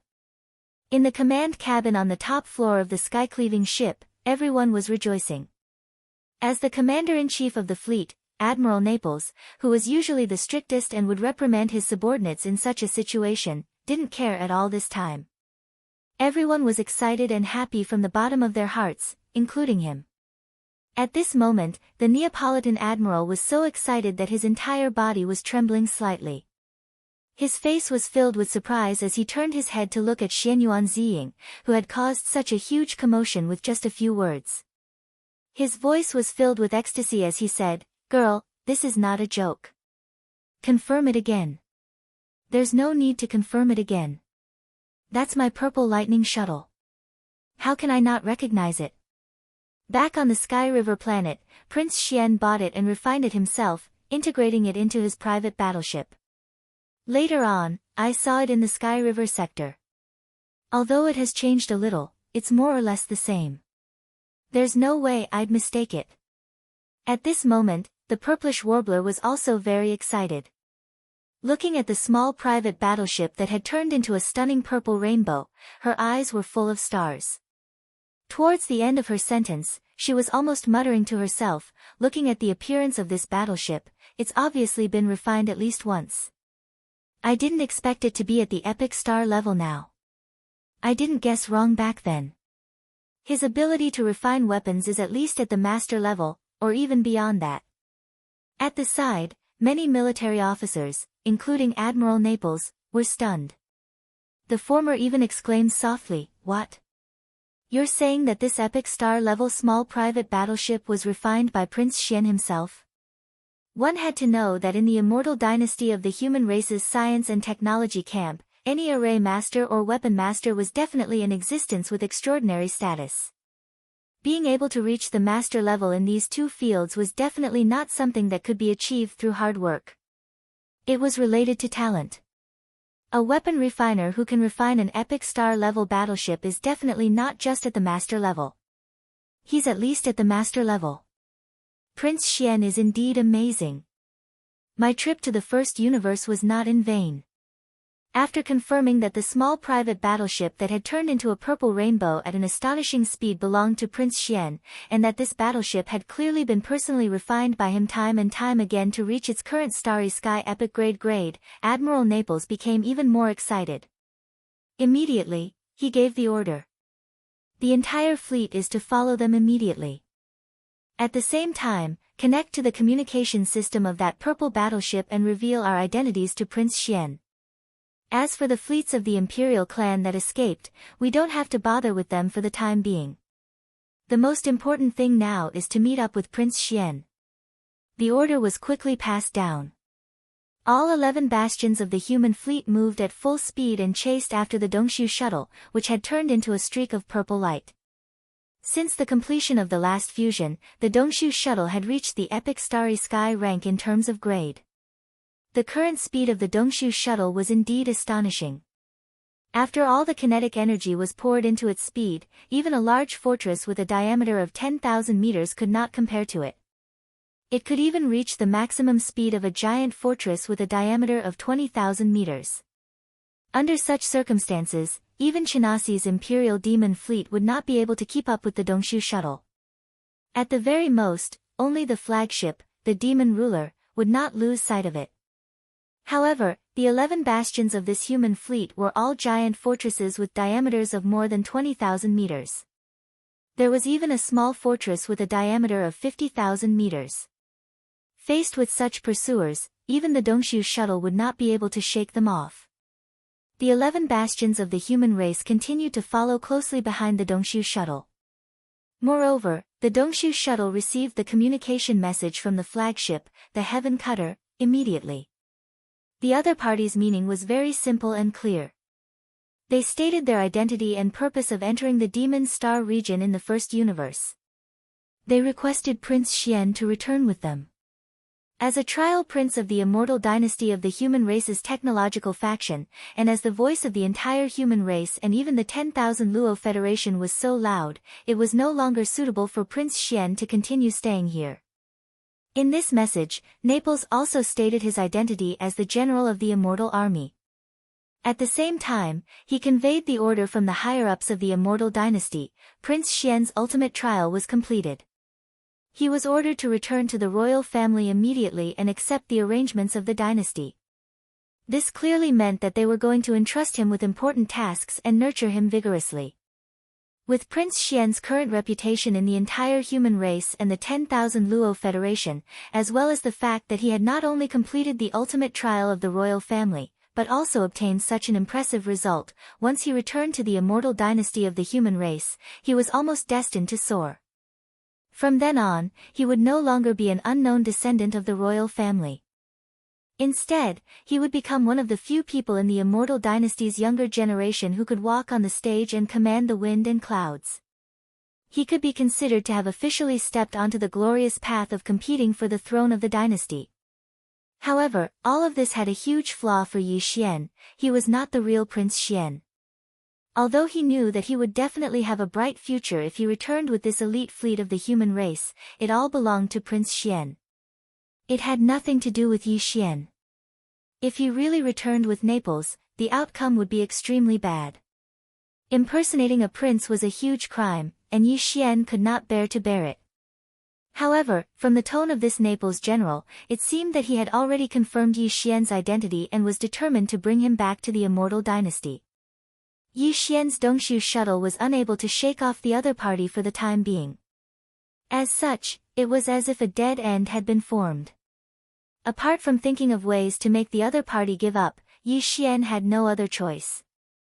The best way to make the other party give up was to deny his identity as Prince Xian. If that was the case, the other party would naturally stop chasing him.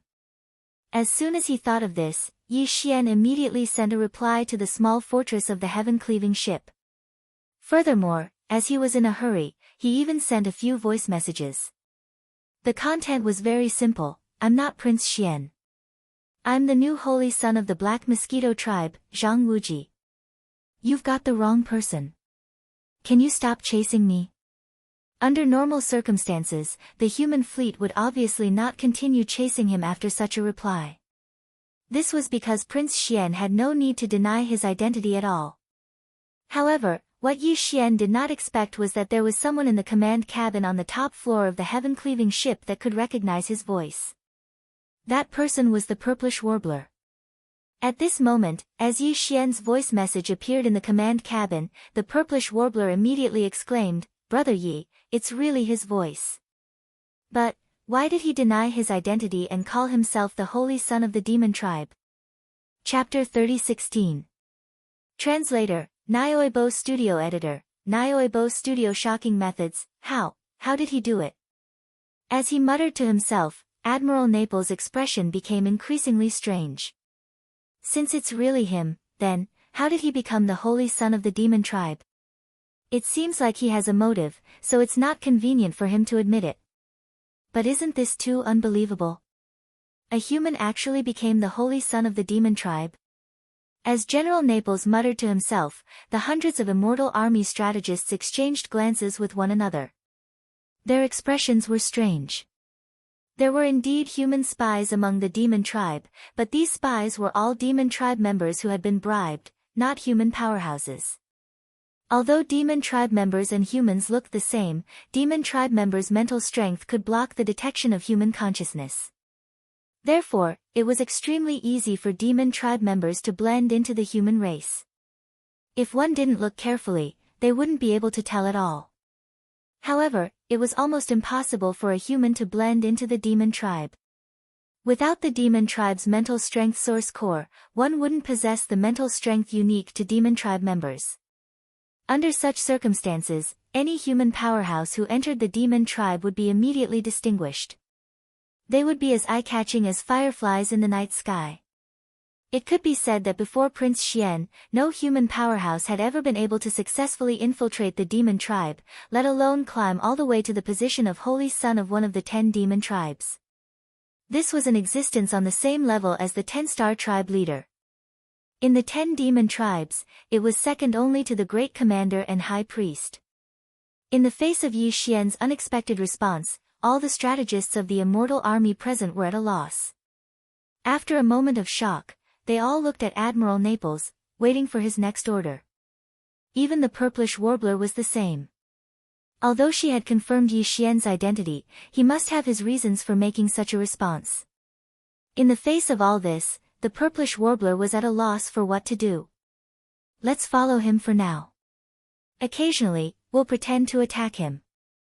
Since Prince Xian already has a new identity in the devil race, we have to at least make sure that we don't attract the suspicion of the devil race before we figure out his motive. Admiral Naples sighed. Suddenly, he seemed to have thought of something. He paused for a moment before continuing. In addition, all the elites in the star web should work together and try their best to connect to the demon star web. See if they can connect and hack into it. If they succeed, immediately download all the information related to the Black Mosquito Tribe's holy son, Zhang Wuji. Remember, you must ensure that nothing goes wrong and leave no traces behind. Otherwise, the demon will become suspicious. When that happens, Prince Xian's plan will be affected. His orders were quickly carried out. The bastions continued their pursuit, neither too fast nor too slow. From time to time, they would fire their annihilation meteor cannons from the bastions. However, they all brushed past the Dongxiu shuttle by a hair's breadth and didn't cause any real damage. The information about the Black Mosquito Tribe's holy son, Zhang Wuji, that Admiral Naples had requested was soon in his hands. At this moment, the information had been publicly displayed in the command cabin on the top floor of the small fortress. Everyone's eyes were fixed on the giant holographic 3D screen in the center of the command cabin at this moment. The screen displayed Yi Xian's bust, as well as information about his cultivation, strength, and some simple experiences. The moment she saw the bust, the purplish warbler immediately smiled in relief. Her face was full of sunshine as she murmured, "Brother Yi, it's really you. How could Ziying have mistaken the battleship for yours and misheard your voice?" This was obviously equivalent to the final confirmation. Hearing this, whether it was the general of Naples or the strategists of the immortal army around him, they all breathed a sigh of relief. The last string in their hearts that had been stretched taut was completely loosened. At the very least, Prince Xian's identity was confirmed. At the very least, Prince Xian was still safe and free for the time being. Since the development of the human race, the situation where the descendants of the great aristocratic families or the royal family were arrogant and domineering and did whatever they wanted had long disappeared. Generally speaking, the more a descendant of the royal family was, the more low-key they would be. If they wanted to be recognized by the public and be recognized by the royal family, they would have to go through more trials and prove their abilities. Only then would they be qualified to appear publicly as a member of the royal family. Take the Immortal Empire as an example. There were many descendants of the royal family, and even many of them were direct descendants. However, in reality, there were only a few princes that the public knew. All of them had already gone through trials and proved their abilities. These few princes were allowed to be on the stage by the royal family and officially started the competition for the right to inherit the throne. This didn't include Prince Xian. At least, it didn't include him in the past. Therefore, regarding Prince Xian's appearance, not to mention others, even Admiral Naples did not know. He had never seen Prince Xian before, even though he was also on the imperial capital's undying star. Furthermore, when the princes of the Immortal Empire went out for the ultimate trial, they would also change their original appearance. For the strong people in the starry sky, this wasn't too difficult. Even the real Prince Xian, who was still trapped in the myriad prison at the bottom of the Black Wind, didn't show his original appearance. However, at this moment, after Yi Xian's bust was collected as information and brought back to the human race from the small fortress of the Heaven Cutter, the image of Prince Xian, who had long been famous in the human race, was unknowingly fixed. Yi Xian probably didn't expect that at this moment, he would represent the real Prince Xian and become the Prince Xian in the hearts of the entire human race and the entire Myriad Prison Federation. This misunderstanding was gradually becoming a reality, and it was walking further and further down a path that no one could have expected.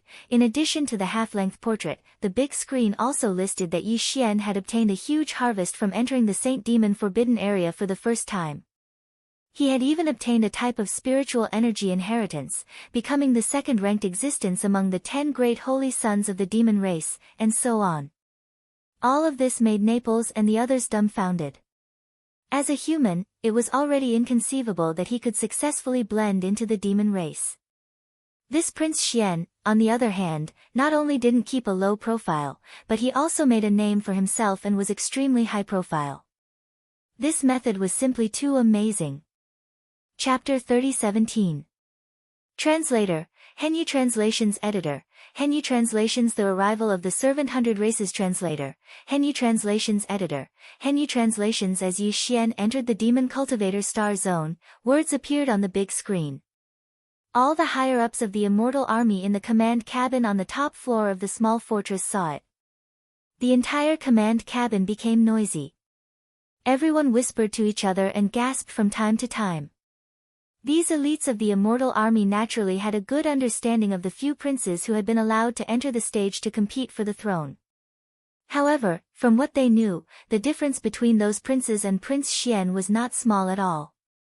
Needless to say, Prince Xian's reputation had spread throughout the entire myriad Luo Federation. Like an idol, he had gained the loyal support of countless fans.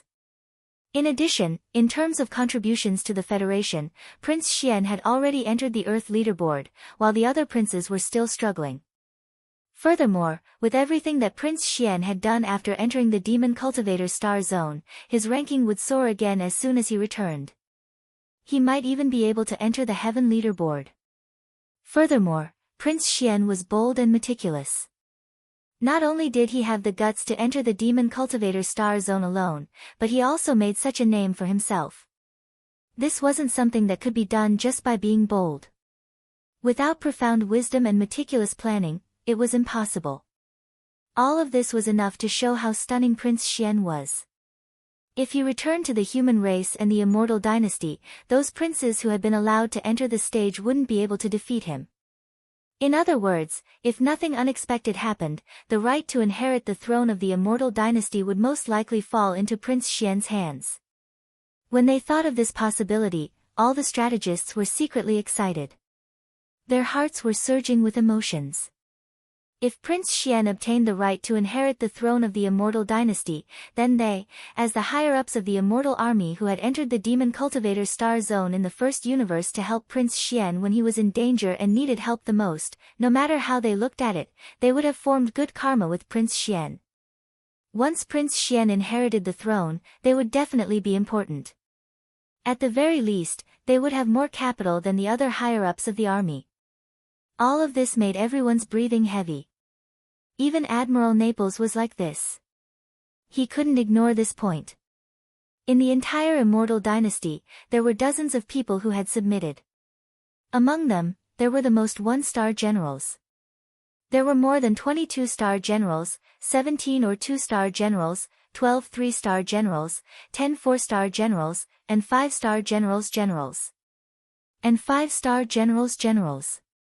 8-star generals. However, there was only one marshal.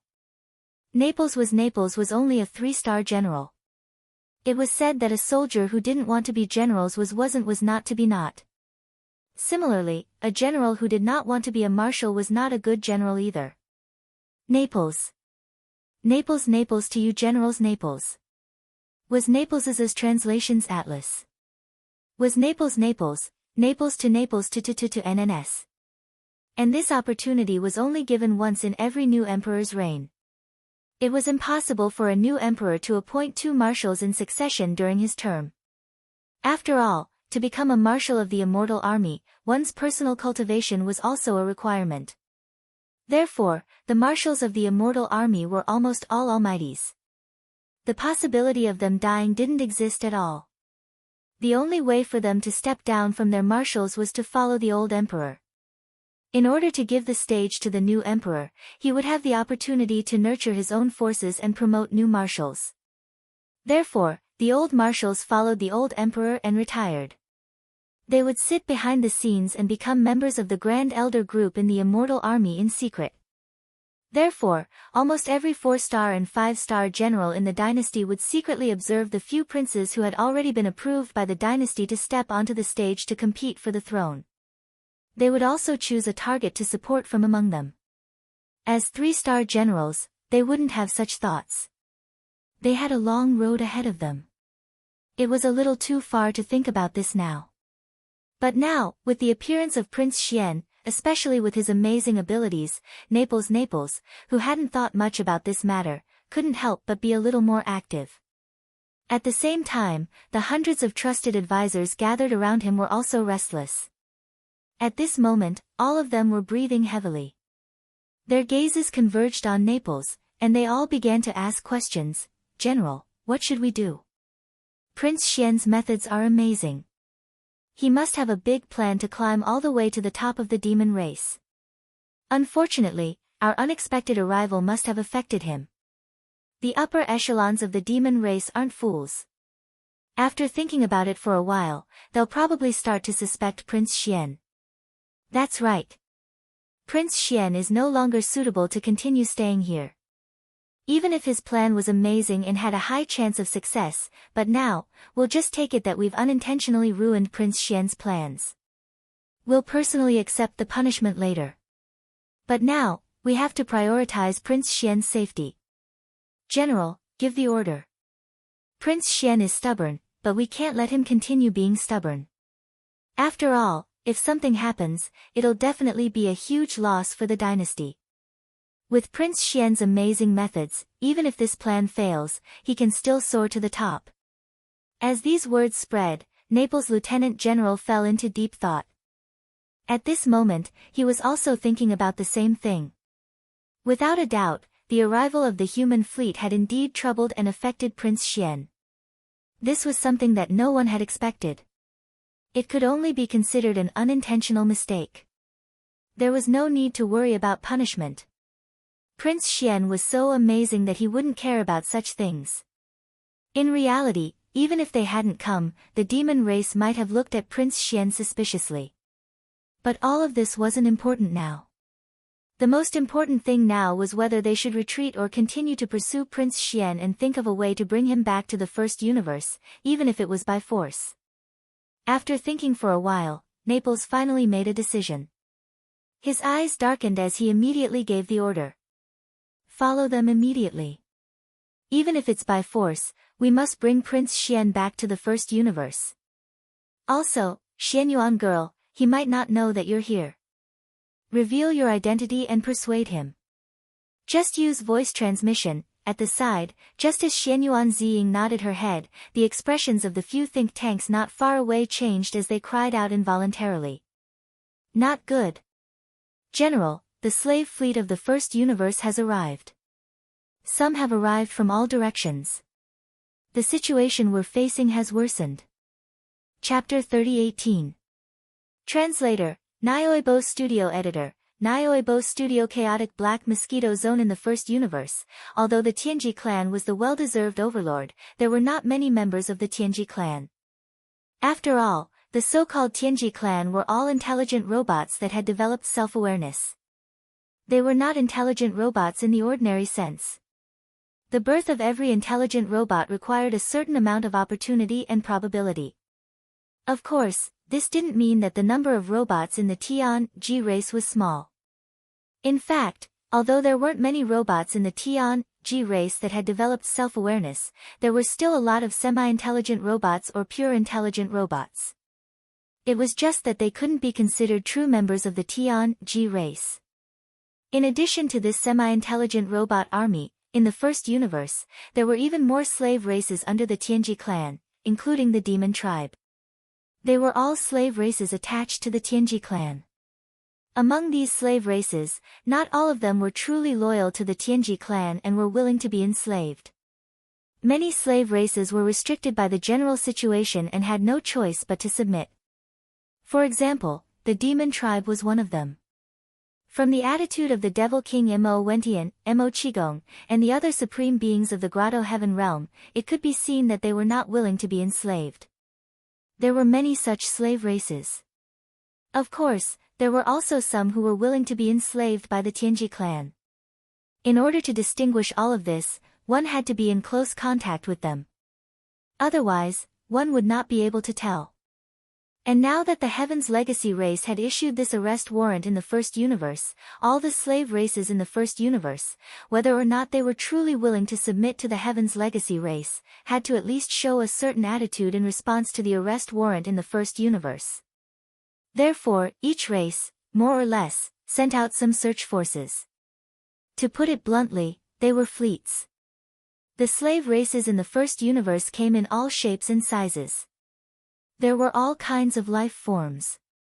The demon tribe, who looked no different from humans, was actually the most normal. They were most similar to humans and robots. There was one thing that had to be explained. That was the appearance of the machine tribe. Although they were essentially machines with self-consciousness, in terms of appearance, all of them were actually the same as the human tribe, including the leader of the Tianji tribe, De. After all, when De was created by the human technology pioneer Xing Bo, he was a high-level intelligent robot. This kind of high-level robot, in terms of appearance, could not still have the appearance of a steel body. The materials used for their bodies had long been simulated. Currently, the materials used to construct the machine tribe's bodies were treasures used to refine weapons, so they could evolve on their own. However, in terms of appearance, almost all of the machine tribe members looked the same as humans. Apart from the demons, the other servant clans in the first universe were of all kinds of shapes and sizes. The more common ones were orcs, half-orcs, zergs, and so on. As for the more bizarre ones, there were even some life forms in the form of energy. There were all kinds of strange creatures. These servants of the Heaven's Legacy race also had warships. Perhaps some of them were born to move around naked in the universe, such as some energy life forms and some crystal life forms. However, after coming into contact with warships, they also fell in love with the crystallization of human technology and wisdom. The prosperity of technology and the birth of warships naturally had their reasons. Everything existed for a reason. Warships were so popular in the three universes today, and even in the human tribe's cultivation camp, there were many cultivators who used the human tribe's warships as blueprints to refine all kinds of strange magic treasures with different functions. This showed the great significance of warships. After all, with a super battleship like the Heaven Cutter, even if one was only in the meteor state, one could travel across the universe quickly without fear of being hunted down by the Grotto Heaven State cultivators. One could even kill the Grotto Heaven State cultivators. That was something that couldn't be done except for the battleships of the human clan and the magical treasures of the cultivators. If one wanted to use a high-level magic treasure, one had to have a certain level of strength. From this, one could see the advantages of warships. The warships of the Heaven's Legacy race in the first universe were all given to them by the Heaven's Legacy race. At this moment, more than 100 fleets of various sizes had arrived from all directions of the Black Mosquito space zone. The Heaven's Legacy race was just a general term. In fact, there were more than 100 races in the first universe that were subordinate to the Heaven's Legacy race. Among the fleets of more than 100, there were at least a dozen stellar-level warships that were 3,000 meters long. They were obviously here just for show. Some of them had more than a dozen fortresses that were 10,000 meters in diameter. This kind of fleet must be the loyal servants of the Heaven's Legacy race. With such a large fleet, they were truly here to help capture Prince Xian of the human tribe. With the arrival of the fleet of more than 100 slaves, the entire Black Mosquito space zone became lively and chaotic. Some fleets were still far away, while others had already discovered the elite fleets of the human tribe. However, as none of the hundreds of slave fleets had small fortresses that were 50,000 meters in diameter, there were at most one or two large fortresses that were 20,000 meters in diameter. It could be said that even though the elite fleets of the human tribe were heavily surrounded, they had not lost their advantage in terms of combat strength. The hundreds of slave fleets only dared to watch from afar and did not dare to get too close. However, it was also because of this that the scene of the elite fleets of the human tribe chasing after a small purple private warship was clearly seen by all the fleets of the 100 races. Even Chanas, who had stopped fleeing and quietly returned to the void at the edge of the void because of the arrival of the 100 races fleets, saw the scene as well. His expression immediately became strange, and he muttered to himself, "That's strange. This is clearly that brat Zhang Wuji's warship. Why is the human tribe's fleet chasing after him? Could Zhang Wuji be that Prince Xian of the human tribe?" This bold guess made Chanasi jump in fright, but he soon burst out laughing. He shook his head and tossed this guess to the back of his mind. "No, this is too unbelievable. How can a prince of the human race possess the mental strength of the demon race? Furthermore, his talent is so shocking, and he even possesses level 6 mental strength. If he's Prince Xian of the human race, I'm afraid those prodigies of the demon race can go hang themselves. This was the biggest bug, and also Yi Xian's greatest reliance. It was because of this that he was not worried about exposing his identity in the demon ruler galaxy. Chapter 3019. Translator, Endless Fantasy Translation Editor, Endless Fantasy Translation Satellite Level 2. Unfortunately, Naples wasn't a demon. Hence, he didn't have the pride of a demon in terms of mental strength. As such, it was impossible for him to have the same mindset as Chana's. In reality, even if he had thought of this, Naples wouldn't have let go. Since things had already progressed to this stage, he had to bring Prince Xian back to the third universe no matter what. Otherwise, if Prince Xian encountered any danger or some unforeseen event, he wouldn't be able to redeem himself even if he died 100 times. He had already found Prince Xian, yet he didn't bring him back. In the end, Prince Xian perished in the first universe. Naples couldn't bear such a thing. The responsibility was too great. Countless fans of Prince Xian in the entire Wanluo Federation would denounce him. Naples felt a chill run down his spine just thinking about that scene. Therefore, even though the surrounding 100 servant fleets of the first universe had arrived, the entire elite fleet of the human race was still tightly biting onto Yi Xian's Dongshu shuttle under his orders. They didn't relax for even a moment, and because of the full power of the horse, the distance between the two had already started to slowly shrink. The fleet on the right seems to be a little too close. Could it be that they've seen us firing our cannons at Prince Xian without hitting him? Are they suspecting that our human fleet's aim isn't good enough? Perhaps it was because Prince Xian had been leading the entire human fleet around like a headless fly after chasing for so long, but the entire fleet was being led around by Prince Xian like a headless fly. At this moment, Naples's face was completely gloomy. He naturally didn't dare to be angry at Prince Xian. However, there was no lack of people around them who could vent their anger. The slave fleet that he had chosen could only be considered unlucky. They were a little too close, and they happened to be in the void on the right, which was the best position to attack. General Naples didn't say anything else. If his trusted advisors couldn't understand what he meant, then they should all be laid off. Very quickly, 10 energy beams from the Annihilation Meteorite Cannon, each 5,000 meters in diameter, and 1 energy beam from the Super Annihilation Cannon, each 20,000 meters in diameter, shot out at almost the same time. This time, the Vindicator opened fire as well. There were a total of 18 ships and bastions to the right of the fleet. At the same time, as the human fleet fired, the 18 warships and bastions exploded in midair. They turned into giant fireballs and burned into ashes.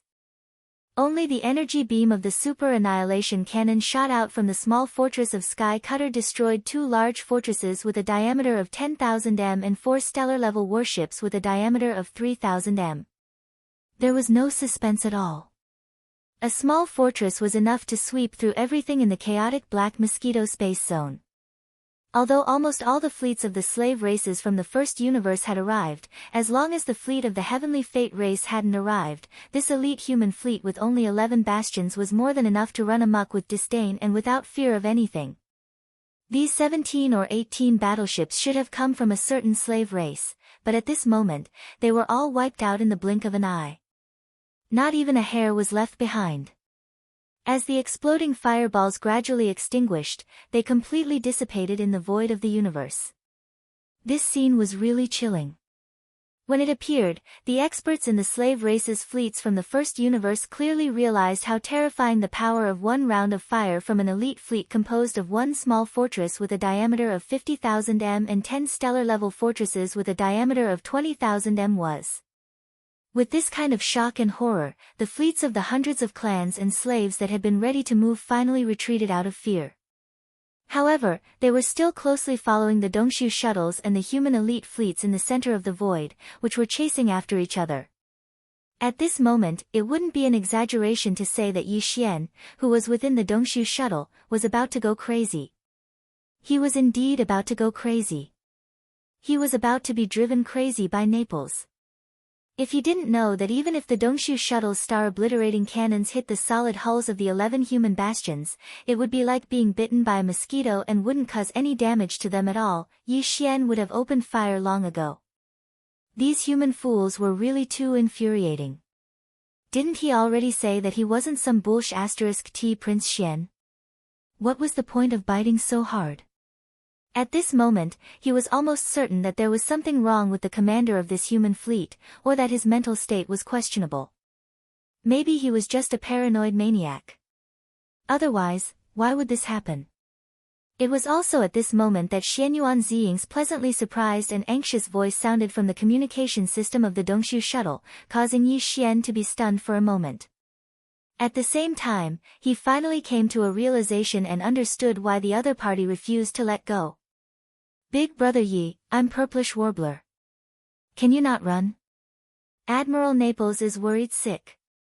It's very dangerous here. Come back with us first. The Tianji clan's fleet is about to arrive. When that time comes, our Immortal Legion's elite fleet will lose its advantage. The situation will worsen in an instant. Big Brother Yi, did you hear that? Don't run. Hearing these familiar words, Yi Xian's entire body felt unwell. He was completely dumbstruck. No wonder.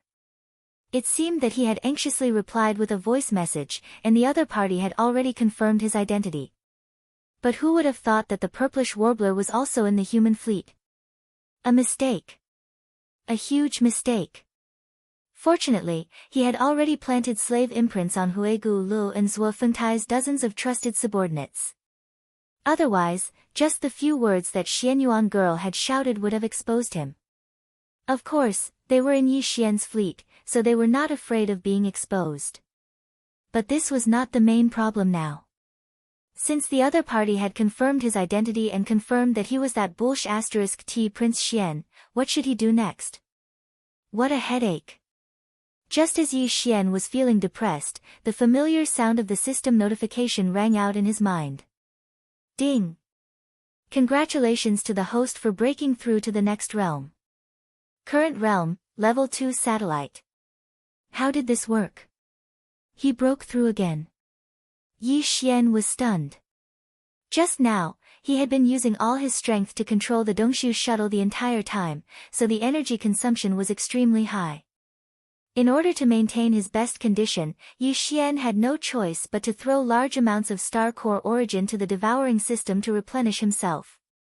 There was even a level 9 star core among them. Chapter 30-20. The 10 most dangerous places. After figuring out the reason, Yi Xian couldn't help but shake his head and smile bitterly. Although an unexpected breakthrough was a good thing, the situation in front of him was so complicated. If he didn't get rid of the tail behind him, he was afraid that he wouldn't be able to relax no matter what. He also couldn't feel happy. It was as if a mountain was pressing down on him, incomparably heavy. Big Brother Yi, can you hear me? Big Brother Yi, don't run, can you ask Lu Luo to talk to me? Big Brother Yi, did you do something bad to Lu Luo? Are you feeling guilty? Otherwise, if you knew it was me, you would still run. In the communication system, the Purplish Warbler's shouts continued. Not only did Yi Xian hear it clearly, but even Zhuo Fengtai, Huigu Lei, and their dozens of trusted subordinates, as well as the wretched mosquito butchers group, all heard it clearly. Yi Xian subconsciously swept his gaze over this group of people. The Purplish Warbler's shouts made him feel a little guilty. Even if this group of people were his demon slaves, Yi Xian couldn't help but feel a little apprehensive. Fortunately, the dozens of trusted subordinates of Zhuo Fengtai and Huigu Lei all had calm expressions. Even if they heard these words, because the slave imprint had taken effect, their loyalty to Yi Xian was always at the top of their list. Therefore, no connection appeared in their minds. However, the wretched mosquito butcher clearly felt that something was wrong. His eyes kept rolling around, especially when he heard the Purplish Warbler's shouts asking if Yi Xian had done something to Lu Luo. That guy actually covered his mouth and snickered at the side. Seeing this, Yi Xian immediately felt a burst of anger. If it wasn't for the fact that this wasn't the right time, he would have definitely taught him a lesson on the spot. Obviously, just this kind of behavior was enough to prove that there was something wrong with the wretched mosquito slayer. It wasn't that the slave imprint planted in his brain didn't have any effect, but this kind of effect was different from the other demon slaves. It was strange. As these thoughts flashed through his mind, Yi Xian couldn't help but look at Zhuo Fengtai's and Hui Gulei's faces. What surprised him was that these two guys' faces were clearly a little strange. Although it wasn't as obvious as the wretched mosquito slayers, it was obvious that he was affected by the purplish warbler's words. This was not right. Previously, when they were on the black mosquito star, Hui Gulei and Zhuo Fengtai were fine. When they heard the news that was like a bomb, their reaction was the same as the other demon slaves. They were as calm as an ancient well. They did not even have any unnecessary thoughts. But now, he was clearly showing signs of developing into a wretched mosquito slayer. This discovery immediately made Yi Xian vigilant. He secretly decided to let the wretched mosquito slayer have less contact with the other demon slaves in the future. This guy was just a bunch of poison. Maybe he really was highly contagious. These thoughts only flashed through Yi Xian's mind before they were quickly thrown away. After all, now was not the time to think about these things. His attention returned to the predicament in front of him. After pondering for a moment, he raised his hand and turned off the communication system of the Dongshu shuttle. At this point, the purplish warbler's voice finally disappeared completely. During the whole process, Yi Xian did not reply. Previously, he didn't know how to answer, but when he heard about Lulua, he immediately felt guilty. It wasn't that he didn't intend to give an explanation to the purplish warbler, but this kind of situation was really not suitable. If there was a chance in the future, he would ask for forgiveness on the spot. If he really wanted to talk about it, Yi Xian did have some responsibility for Lulua's death. Unfortunately, it was useless to just turn off the communication system. Since that immortal general of the Naples army had already confirmed his identity, he definitely couldn't just let go of this situation when the situation was getting out of hand. Under the circumstances where a large number of strong masters from the First Universe's slave armies had arrived to capture Prince Xian. No matter what, he had to bring him back. This was what made Yi Xian angry. I clearly don't need it, but you still insist on taking it for granted. What's the difference between this and taking it for granted? At this thought, Yi Xian's face instantly darkened. He shook his head and laughed bitterly. It seems like after going around in circles, I still have to think of a way myself. No matter what, I have to shake off this elite human fleet. Otherwise, all my subsequent plans will be ruined. It wasn't easy for me to become the demon saint. Furthermore, the Black Mosquito tribe's main planet is gone. I can finally run around legitimately. Even Hui Gulei and Zhuo Fengtai are in the Dongshu shuttle. If there's a need, I'll spread the news that both of them died in battle with the Black Mosquito tribe. When that time comes, I'll be the leader of the Black Mosquito tribe and temporarily hold the three positions of Great Commander, High Priest, and Saint. This way, at least on the surface, I'll be on equal footing with the Great Commanders and High Priests of the other 9 tribes. Under such circumstances, it'll be very convenient on the surface if I head to the 9 tribes' territories to search for the devouring origin. How is it possible for me to suddenly give up on such a favorable situation? How can I be willing? Furthermore, I'm not the real Prince Xian yet. If I really go back and expose myself, it'll be even more troublesome. Even if I have to go back after I'm done, I can only sneak back secretly. Yi Xian muttered to himself. At this point, he was completely certain that no matter what, he had to shake off this elite human fleet that was following him like a sticky candy. If he didn't, he really wouldn't be able to get through this ordeal. However, the Dongshu shuttle's speed couldn't be compared to the small human fortress that was 50,000 meters in diameter. This was a flaw that couldn't be avoided no matter what. Of course, Yi Xian could still fuse with the Dongshu shuttle again and focus on increasing its speed or other similar abilities. However, this was something that couldn't be done now. It was a matter for the future.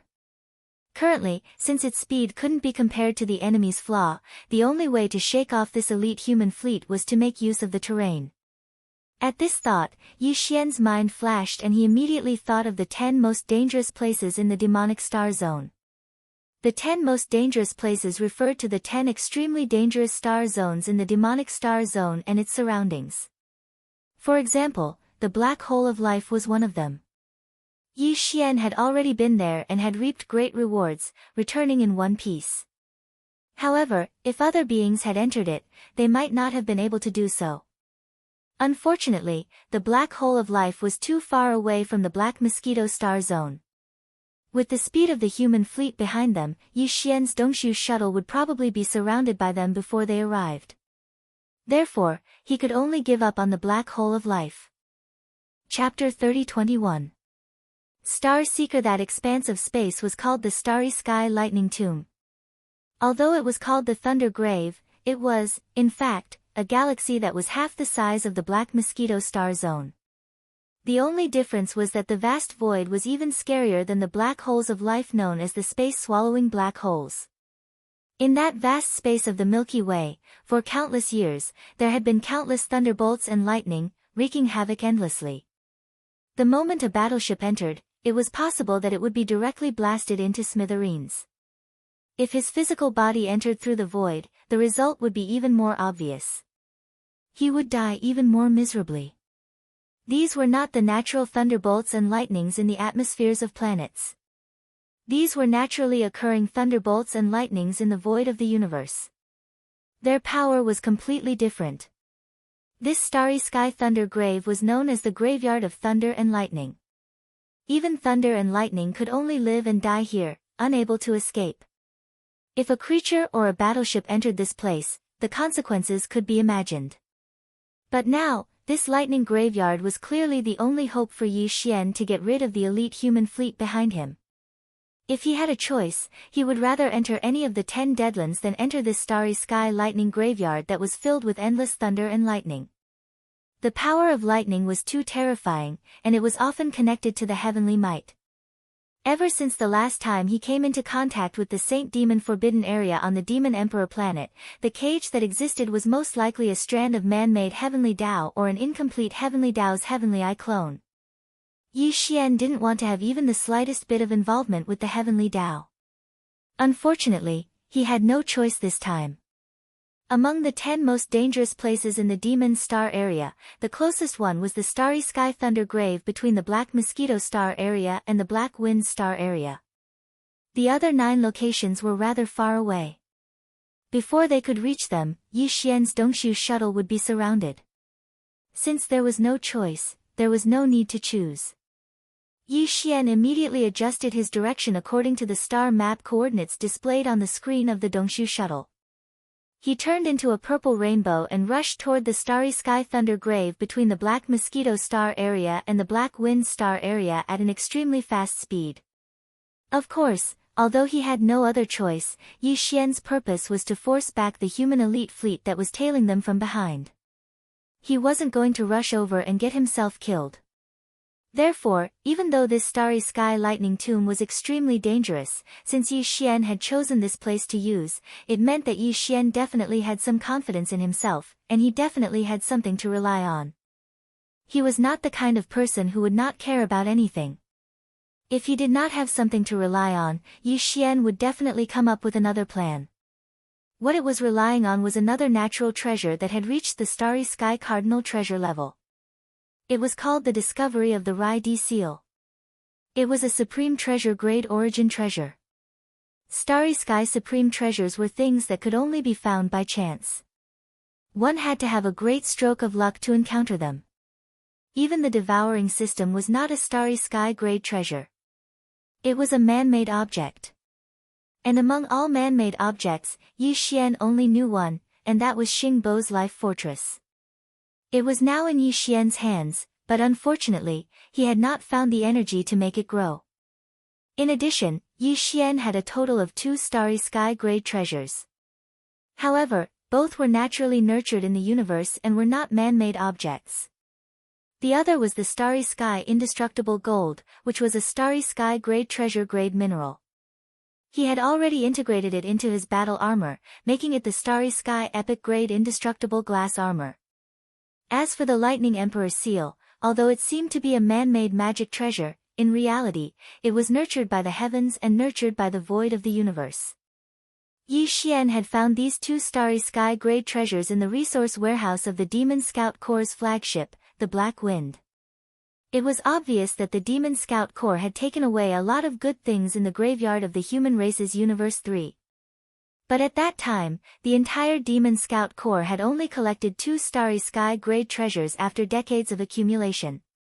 It was enough to show how rare such things were. The Rai Di seal, the devouring system had identified it as a starry sky-grade origin treasure.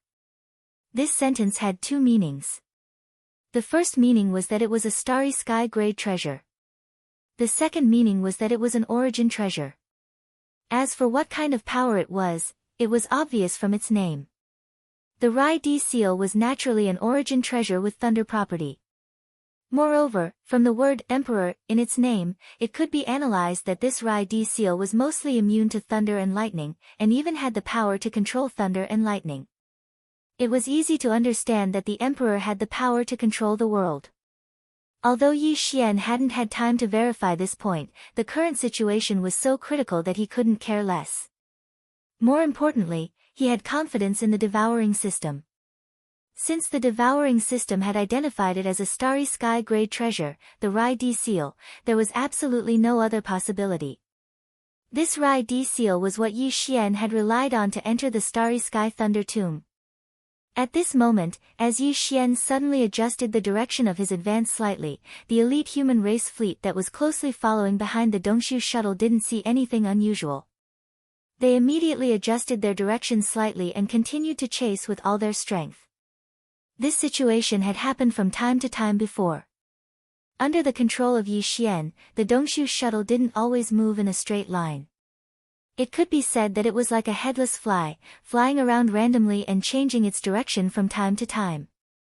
Therefore, when it changed its direction again, no one felt anything unusual. In addition to the elite human race fleet that was chasing the shuttle the tightest, all the large and small fleets of the slave races in the first universe also followed from a distance in the void. This included the Imperial Demon race fleet that Channa's was in. Of course, the Imperial Demon race fleet had suffered heavy losses and now only had half of its strength left. It was miserable beyond words. The fleets of the slave races no longer dared to get too close, but it was clearly impossible for them to give up and leave. In their view, the fleet of the Heavenly Fate race would arrive soon. At that time, there would be at least a small fortress with a diameter of 50,000 meters. At that time, this rampaging elite fleet of the human race would lose all of its glory. An hour later, when the elite human race fleet had caught up by a large margin, at this rate, it would take another 3 to 4 hours at most to surround Yi Xian's Dongshu shuttle.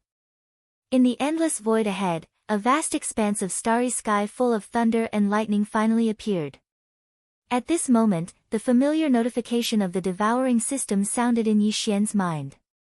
Hearing this sudden notification, Yi Xian was stunned for a moment, then instantly became ecstatic. Finally, it's here. Ding! Starry Sky Thunder Tomb discovered, explore. Hint, if the exploration is successful, there is a chance to upgrade the system title. System current title, Level 2, Interstellar Adventurer. Chapter 3022. Translator, Endless Fantasy Translation Editor, Endless Fantasy Translation Brave and Fearless, Interstellar Explorer. The halo effect of this title adds an interstellar coordinate jump ability to the previous two levels of titles, Interstellar Traveler and Interstellar Adventurer. Once the jump is successfully activated, as long as you are in the same universe, you will be able to reach your destination in an instant, regardless of the universe distance. Hint, the interstellar coordinate jump ability can only reach the wormhole coordinates that have been imprinted in advance. If the coordinates have not been imprinted, the interstellar coordinate jump ability cannot be activated. Ding! System explanation complete. Do you wish to explore? At this point, the notification of the devouring system ended. What awaited was Yi Xian's final reply. There was no need to consider this reply. For Yi Xian, Ever since he had upgraded his system title from Level 1 Interstellar Traveler to Level 2 Interstellar Adventurer and obtained the terrifying ability to imprint the wormhole coordinates, he had been waiting for a long time. He was already looking forward to the next title upgrade in the system. Unfortunately, this opportunity to upgrade his system title was like a hidden dungeon in a game. It could only be triggered when certain conditions were met. Even if Yi Xian took the initiative to apply for it, it would be useless. The system would not care at all.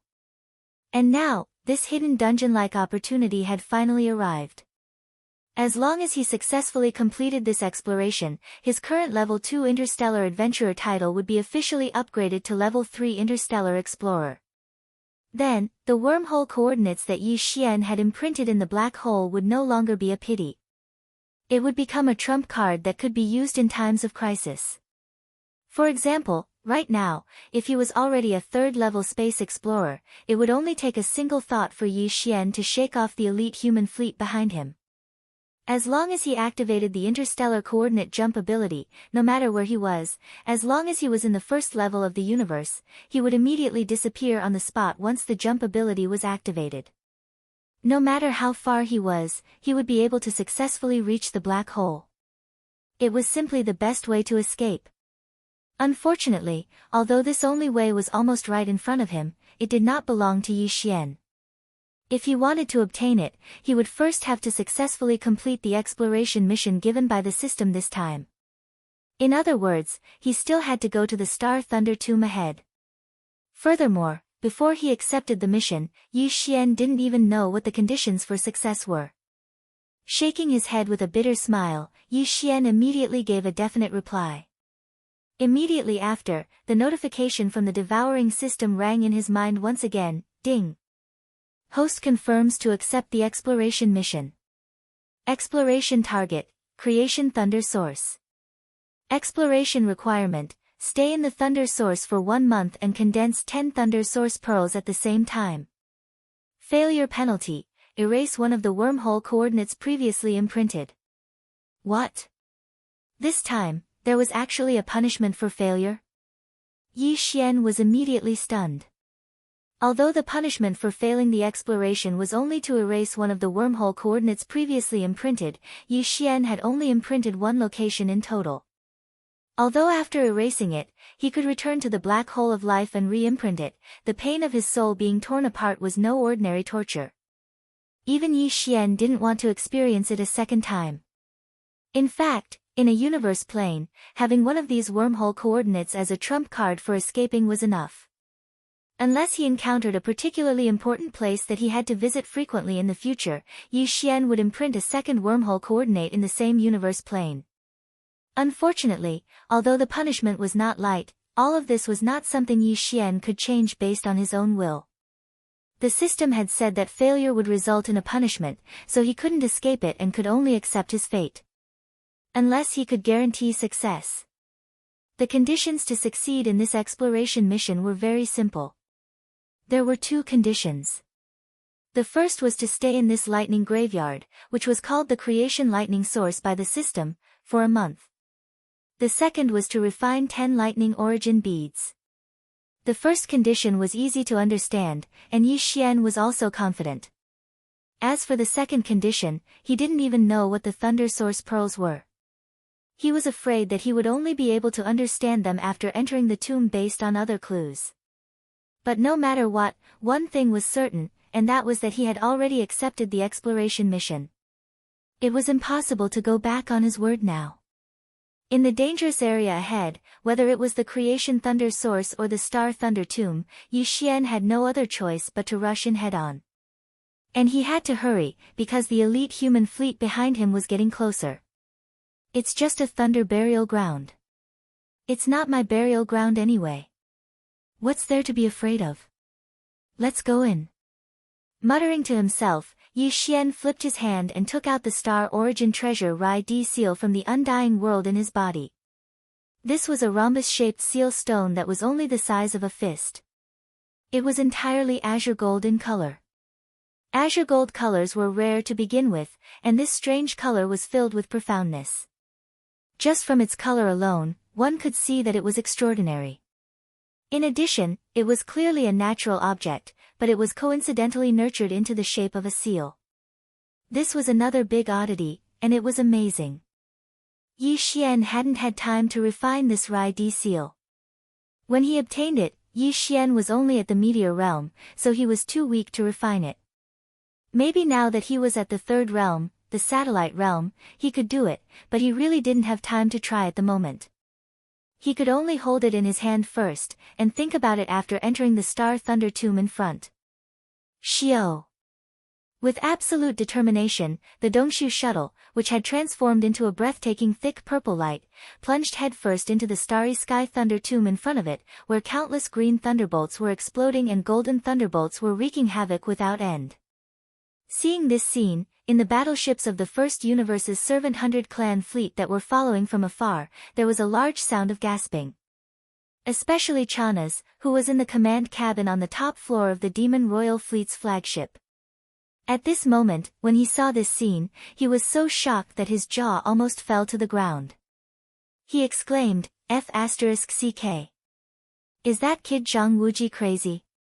That's the Star Thunder Tomb, a place where even thunderbolts and lightning can only be buried, and he actually drove the warship head-on into it?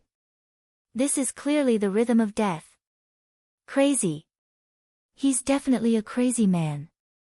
At the same time, in the command cabin on the top floor of the flagship of the human race's elite fleet, the Heaven Conqueror, which was about to catch up, everyone, including Naples and the Purplish Warbler, changed their expressions at this moment, and their hearts sank to the bottom of the valley.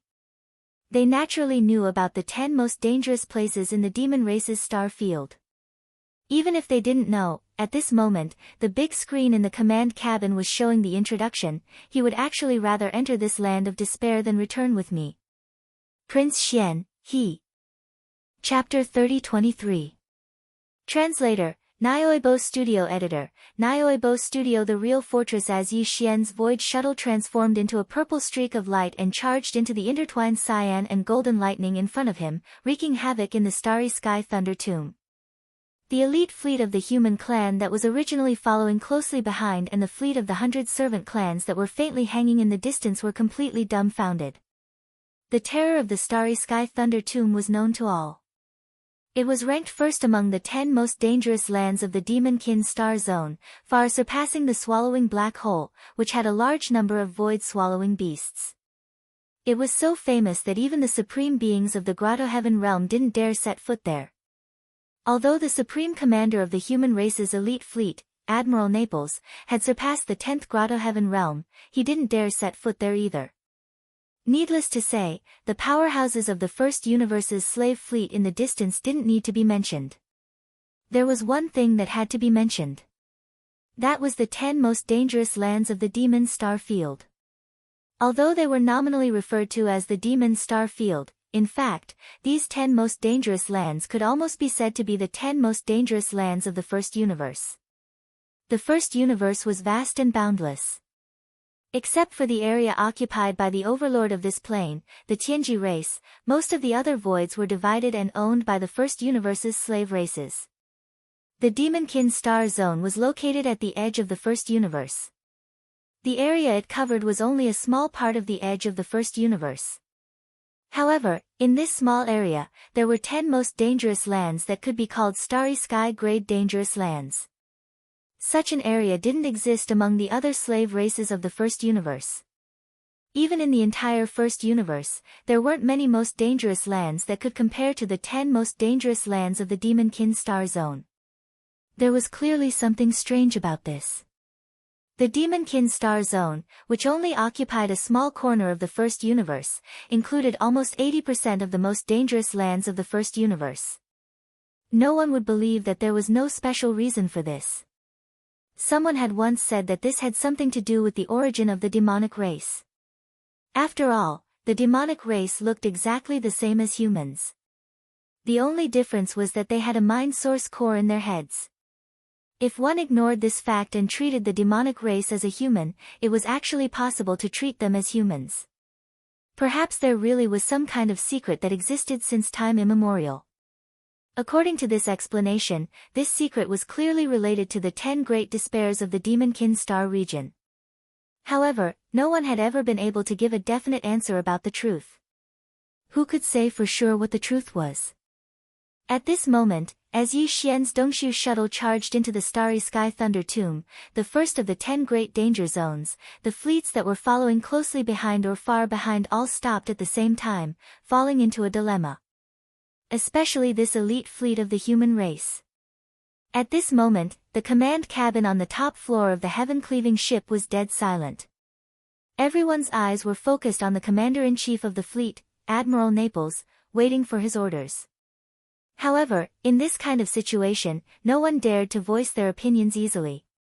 The implications were too great. Even the purplish warbler kept her mouth shut.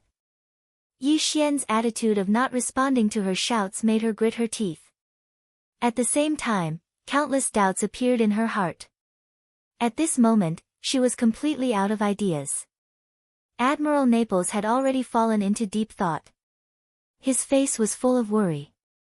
Even with his supreme cultivation of the mystic light realm, he didn't dare to take a single step into this place where the blue and golden lightning were wreaking havoc. As for the idea of bringing the heaven-cleaving ship into this place, that was even more unrealistic. Not to mention this kind of starry sky fortress that was called a small fortress, but in reality, it wasn't a real fortress. Even a real starry sky fortress with a diameter of 100,000 meters would definitely not dare to take a single step into this place. Whether it was the battleships or the celestial race's battleships or starry sky fortresses, there was a certain amount of electronic equipment. Once they entered the heaven-cleaving ship, these electronic equipment would instantly be affected by the power of the lightning. It was a small matter if they malfunctioned, but it was a big matter if they went out of control.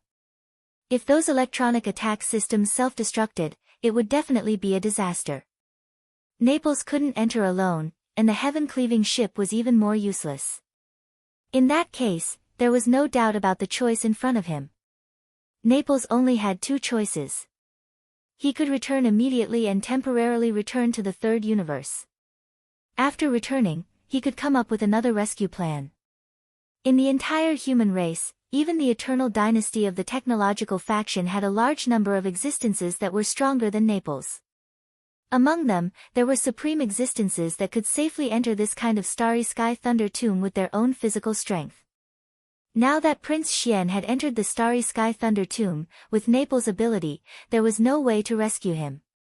Even if he wanted to, he was powerless. Returning to the Eternal Dynasty and asking for help from the Eternal Dynasty was the best way to deal with this. The other choice was to stay here and wait for Prince Xian's return. From Naples' point of view, since Prince Xian had the guts to enter the Starry Sky Thunder Tomb in front of them, he definitely had something to rely on. Although Naples didn't dare to believe this, Prince Xian's stunning appearance was right in front of him. It wasn't impossible.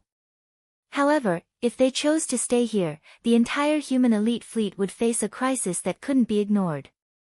The fleet of the Tianji race would arrive at any time. That was definitely a real crisis. Boom, boom. Just as Naples was hesitating, several earth-shattering explosions suddenly came from the void in front of them to their right. It alarmed the entire vast void. Countless eyes reflexively gathered in that direction. Then, everyone's expressions changed. What a huge fortress. It's much more terrifying than that small fortress of the human race. A diameter of 100,000 meters, which is equivalent to 100 kilometers. Ha ha ha. This is a real starry sky fortress. The fleet of the Tianji race has finally arrived. That's not right. It's just the Vanguard fortress. There should be other warships behind it, but this fortress should be the first to arrive. But that's enough. A real fortress with a diameter of 100,000 meters is enough to crush that elite fleet of the human race. That's right, this starry sky fortress did have a diameter of 100,000 meters. This was a real starry sky fortress. Although the heaven cutter with a diameter of 50,000 meters was called a small fortress, it was only a name. In reality, a starry sky fortress with a diameter of 50,000 meters was officially called a starry sky fortress. It couldn't be considered a starry sky fortress. This huge object that was shining with a bright silver color and exuded a strong metallic coldness was a real starry sky fortress. It came from the Tianji race. Chapter 30-24. Flee, flee, flee. This bright silver space fortress was called the Butterfly Transformation, and its highest commanders were two official members of the Celestial Legacy race. Judging from their appearances, they were two humans, one male and one female. Not only were they young, but they were also handsome and beautiful. The male was called Shan Bo, and the female was called Ying Tai. These two members of the Celestial Legacy race were clearly infatuated with the ancient human legend of the butterfly transformation. Not only did they have the same name as the main character of the story, they even named their space fortress the Butterfly Transformation. Even stranger was that although they only looked like humans on the outside, they were actually two automatons with self-awareness. However, these two automatons called each other husband and wife, and the butterfly transformation was their husband and wife unit. All of this was an imitation of the human race. After all, the Celestial Legacy race was created by the human race. Although they had betrayed the human race, deep down, the Celestial Legacy race had always been on the side of the human race. They even dreamed of replacing the human race one day and making all the beauty of the human race their own. The Butterfly Transformation. The beautiful Ying Tai, the handsome Shan Bo. If a human expert who didn't know the truth saw all of this, they might even be moved.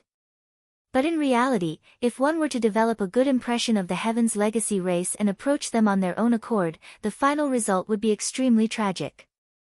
All members of the Celestial Legacy race harbored a deep-rooted hatred for the human race. The human race had created them, so they did not owe them anything. On the contrary, the Celestial Legacy race had betrayed the human race. The Celestial Legacy race was to blame for all of this, but they believed that the human race was the reason they had to bear the crime of betrayal. In the main camp of the Celestial Legacy race, any official member of the Celestial Legacy race would be instilled with this ideology as soon as they were born with self-awareness. They resented the human race, but they also envied the human race's creativity and momentum of prosperity. This was pure envy and jealousy. Just like how a child of the human race was educated since childhood, this root had long since been ingrained into the depths of their soul and could no longer be changed. Currently, in this butterfly interstellar fortress, there were not many true members of the Tianji clan, only Shan Bo and Ying Bo. As automatons with self-awareness, the members of the Heaven's Legacy race were blessed with the ability to control warships. Even the human race, with their powerful creativity, could only look on helplessly, unable to compare. No matter how perfect the control system of a massive interstellar fortress was, in the end, under the condition that the kinetic energy, defense, attack and other systems were all working normally, the number of people needed to control it would be at least 1,000. But the Heaven's Legacy race only needed 2 clansmen. Shan Bo and Ying Tai were the 2 living control centers. With them inside the butterfly, it was more than enough to perform all the functions of the space fortress.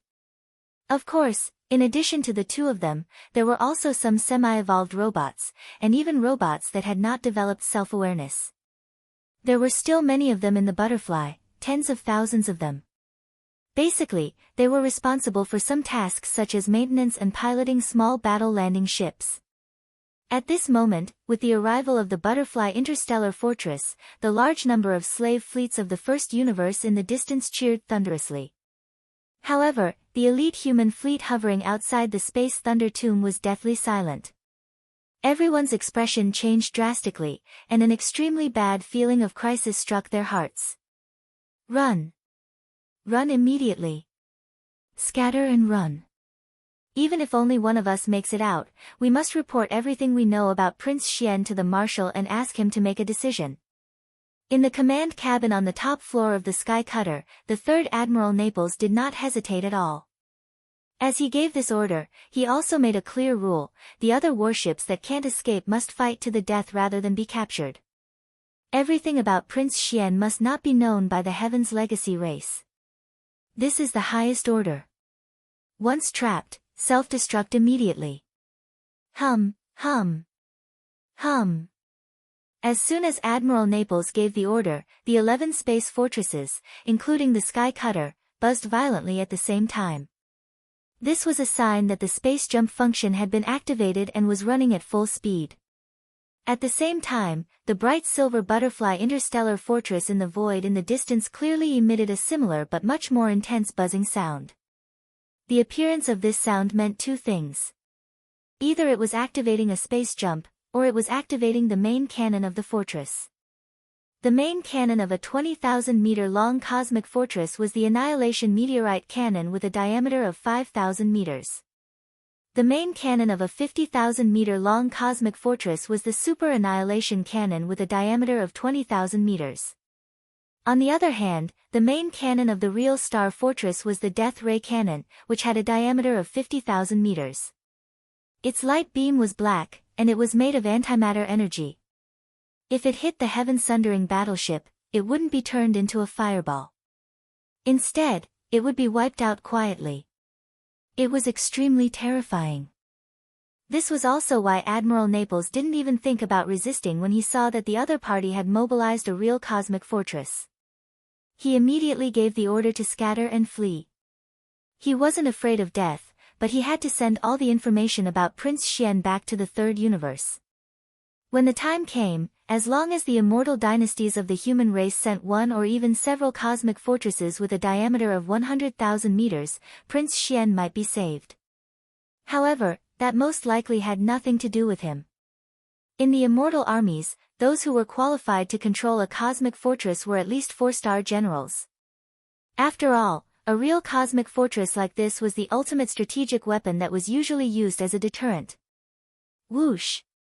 A feeble sound that was suffused with coldness came out, and a terrifying black pillar of light shot out from the butterfly in the distant void. With a diameter of 50,000 meters, it was enough to completely envelop the flagship of the human elite fleet, the Sky Cutter. What was even worse was that the black energy beam of the Death Light Cannon was aiming at the heaven-sundering ship. As a colossal cosmic fortress, the Sky Cutter needed a few more seconds to perform a space jump. 6 of the 10 cosmic fortresses around it had already performed a space jump and left, but the Sky Cutter was still in the final stage of the space jump. Once the energy beam of the Death Ray Cannon arrived, the Sky Cutter would definitely be destroyed. At this moment, the 7th human cosmic fortress that had just completed a space jump jumped into the void between the energy beam of the Black Death Ray Cannon and the heaven-sundering battleship. Unfortunately, with its 20,000-meter-long hull, it couldn't completely block the 50,000-meter-long Death Ray Cannon's energy beam. Thus, this cosmic realm fortress suddenly began to self-destruct. Chapter 3025.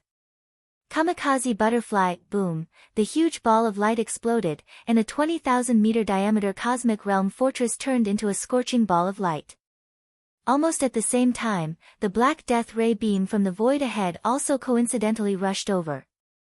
Two kinds of light, one was the burning red light in the category of matter, the other was the Black Death Ray of antimatter. They offset each other, and finally, when the red light ball produced by the explosion of this cosmic-level fortress disappeared, that black antimatter Death Ray beam also became extremely weak and could not cause any damage. This was the usual method used to intercept the Death Ray Cannon's black energy beam on the battlefield. After all, it was antimatter light energy. Although it was terrifying, its only flaw was that it could be offset by positive matter light energy. In fact, this could not be considered a disadvantage, because on the battlefield, unless one could know in advance that the opponent would use such a strategic deterrent weapon, and thus prepare some unmanned fortresses in advance as a self-destruct interceptor. Otherwise, once the Death Ray Cannons appeared, the result would be that they could either let it hit wherever it wanted and wreak havoc on the battlefield, or pay a small price and use the other warships to self-destruct to form an interception and cancel out the black energy beam of the Death Ray Cannons. Just like now. But in fact, this so-called small price was a cosmic fortress with a diameter of 20,000 meters. No matter how small it was, how small could it be? From this perspective, the so-called weakness of the Death Ray Cannon could not really be considered a weakness. Although it could be intercepted, every time it was fired, even if the enemy intercepted it, they would have to pay a heavy price of a non-small warship. It was definitely worth it. Right now, for example, when the cosmic fortress moved forward and detonated itself, successfully intercepting and nullifying the black energy beam of the butterfly's death ray cannon, inside the command cabin on the top floor of the Sky Cutter, 3-star Admiral Naples was so heartbroken that his eyes were almost popping out of their sockets. A cosmic universe state fortress was a small matter, but the key was that there were more than 2,000 undying army elite soldiers in this fortress. They were all Naples' direct subordinates. In the blink of an eye, it turned into nothingness. Ah, Naples roared at the sky, butterfly, I swear that I will return to the first universe as long as I live. I will tear you to pieces with my own hands. Ah, whether it was the everlasting dynasty of the human race or the heaven's legacy race of the first universe, the number of space fortresses they controlled was limited. After fighting with each other for so many years, they basically had a record of each other's strategic deterrent weapons. Therefore, as soon as the butterfly appeared, Naples recognized it at first glance. Unfortunately, even though he was a supreme existence in the mystic light realm, even if the difference in battleships between the two sides was ignored, Naples had no chance of winning even if he engaged in a melee battle with the enemy's commander, Shan Bo, and Ing Tai. Those two fellows were both at the mystic light realm. Although they were robots, the human cultivators of the immortal dynasty could use gene cultivation fluid to develop their own potential and enter the Tao of cultivation in a different way from cultivation. In that case, the robots would be able to use even more means in this regard. Although the real members of the Heaven's Legacy race didn't have real bodies of flesh and blood, they could use all kinds of materials to replace them. If one really dissected their bodies, what would appear before one's eyes wasn't just some wires and metal parts. Many things were special refining materials that were similar to flesh and blood. Some supreme treasure-level minerals and crystals could even be found in the bodies of the real members of the Heaven's Legacy race. They were refining their own bodies like magic treasures. Not only could they use gene cultivation fluid like the human cultivators of the everlasting dynasty, but they could also make all kinds of changes. Therefore, the members of the Heaven's Legacy race were generally very strong individually. There was even a saying in the human race and the myriad Luo Federation that if one could pick up the body of a member of the Heaven's Legacy race, they would instantly become rich. Just the supreme treasure-level minerals and materials in the body could be exchanged for a lot of cultivation resources. However, that kind of thing was basically impossible. At least, it had never happened before. The bodies of members of the Heaven's Legacy race weren't cabbages that could be found on the streets. As Admiral Naples roared, the Heaven's Vindicator finally successfully started a space jump. The huge body of the ship instantly disappeared. Just before it disappeared, the other cosmic state fortresses also completed their space jumps one step ahead of it. In the blink of an eye, the entire elite fleet of the human race evacuated. The only difference was that there were 11 fortresses when they came, but only 10 were left when they returned. One of the fortresses turned into cosmic dust and remained in the first universe forever. The more than 2,000 soldiers of the immortal army in that cosmic state fortress became the heroes of the human race. Surprisingly, the entire human race fleet had left. After the second space jump, they should be able to gather in front of the wormhole that led to the third universe and return. However, the Heaven's Legacy race's butterfly didn't seem to have any intention of chasing them. It still hovered in the void, motionless. In the command cabin on the top floor of the Heaven's Butterfly. Unlike the battleships and fortresses of the human race and the other slave races in the first universe, the command cabin of the Heaven's Legacy race's fortress was empty. There was almost no one in sight. Other than some AI robots who were in charge of running errands, only 2 human figures could be seen. Of course, they only looked like humans. The 2 young people, one male and one female, were the Mystic Light Realm members of the Heaven's Legacy race, Shan Bo and Ing Tai. Are we not going to chase? The pretty Ing Tai turned around and glanced at Shan Bo. Although it was a question, one could hear the certainty in her voice. Clearly, this was what she wanted as well. They have already paid the price. The warning has been achieved. What's there to chase? As he spoke, Shan Bo turned around and looked in the direction of the Heaven Lightning Graveyard. A playful smile appeared on his face. Compared to the elite fleet of the human race, I'm more interested in the Black Mosquito tribe's holy son called Zhang Wuji. Aren't you the same? At this point, Uncle Sean paused for a moment, but the smile on his face grew even wider. How could a mere holy son of a demon tribe cause the elite fleet of an immortal dynasty of the human race to chase after him so ferociously? There's only one logical explanation, and that is that this person is Prince Xian or is related to Prince Xian's whereabouts. Take a guess.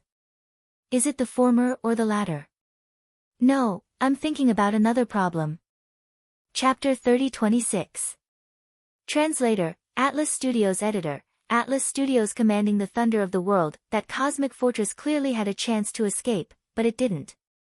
Instead, it chose to intercept our death ray cannon's antimatter energy beam and was destroyed in the end. Do you think this is human emotion? With confusion in his eyes, Ying Tai's gaze was still fixed on the void as he muttered to himself. There was a deep sense of confusion in his words. Damn human emotion. Shan Bo frowned, but a hint of disdain appeared at the corner of his mouth. This is the biggest weakness of humans. If it wasn't for emotion, how could the thousands of human elites in that cosmic fortress die? If it wasn't for emotion, how could Xing Bo be? Alright, let's not talk about this. Leader doesn't allow us to talk about it. But one thing is for sure. Humans become weak because of those damn emotions. Ying Tai, don't make a mistake, maybe you're right, but I don't think so. Shaking his head, Ying Tai seemed to have understood something. The confusion in his eyes faded a little, and there was a hint of clarity. Ever since you and I were born with our own consciousnesses, we were attracted by the story of humans turning into butterflies. We were fascinated by it. Therefore, I named myself Ying Tai, and you named yourself Shan Bo. Even our fortress was named Butterfly Transformation. But, all these are just appearances. The feeling you give me is no different from the other clansmen. Even the name Shan Bo can't make me associate you with other people. But the real Zhu Ying Tai and Shan Bo shouldn't be like this. In her eyes, no, in their eyes, each other is unique. She would rather accompany them to turn into butterflies. This is emotion. Such beautiful human emotion. Why do you say it's the weakness of humans? It's the opposite. I think it's because of the emotion that humans have. The history of their clansmen is so wonderful. That's why they left behind such a beautiful story of turning into butterflies. Sigh. At this point, Ying Tai sighed faintly and laughed bitterly. It's a pity that your stubbornness makes you unable to understand all of this. It seems that if I want to truly experience the concept of transforming into a butterfly, I can only attempt to start an emotional journey with a human. Perhaps that so-called Prince Xian would be a good choice. At this point, Ying Tai turned to look at the starry sky lightning graveyard in front of him. A playful smile appeared at the corner of his mouth. Alright, I admit that I am now interested in the question you just asked. Take a guess. Is that holy son of the Black Mosquito tribe, Zhang Wuji, Prince Xian? Or is it merely related to Prince Xian's whereabouts? At the side, Shan Bo's expression had completely darkened because of these words. Before he could respond, the hovering starry sky butterfly fortress, under Ying Tai's control, rapidly shot toward the starry sky lightning graveyard in front of them. Ying Tai's voice slowly rang out from the command cabin on the top floor. Since you and I are both interested in that Zhang Wuji, and the starry sky butterfly fortress happens to have the ability to temporarily stay in the outskirts of the starry sky lightning graveyard, why don't we go in and take a look? If it doesn't work out, we can just retreat immediately. In response, Shan Bo remained silent. However, he was currently thinking about how to kill that Zhang Wuji while Ying Tai wasn't paying attention. It didn't matter if he was the holy son of the demonic tribe or Prince Xian of the human clan. Since he dared to make Ying Tai think this way, he must die. In the distance, the 100-servant tribe and the imperial tribe of the demonic tribe's fleet from the first universe were gradually approaching after seeing that the elite human fleet had been forced away. After all, the higher-ups of the Tianji tribe had arrived. They had to pay their respects as soon as possible. However, before they could get close, the bright silver fortress that looked like a small star turned into a streak of silver light and rushed into the terrifying starry sky lightning graveyard. Although they knew that this kind of starry sky fortress had the ability to temporarily stay in the outskirts of the starry sky lightning graveyard, this scene still caused a commotion. Heavens!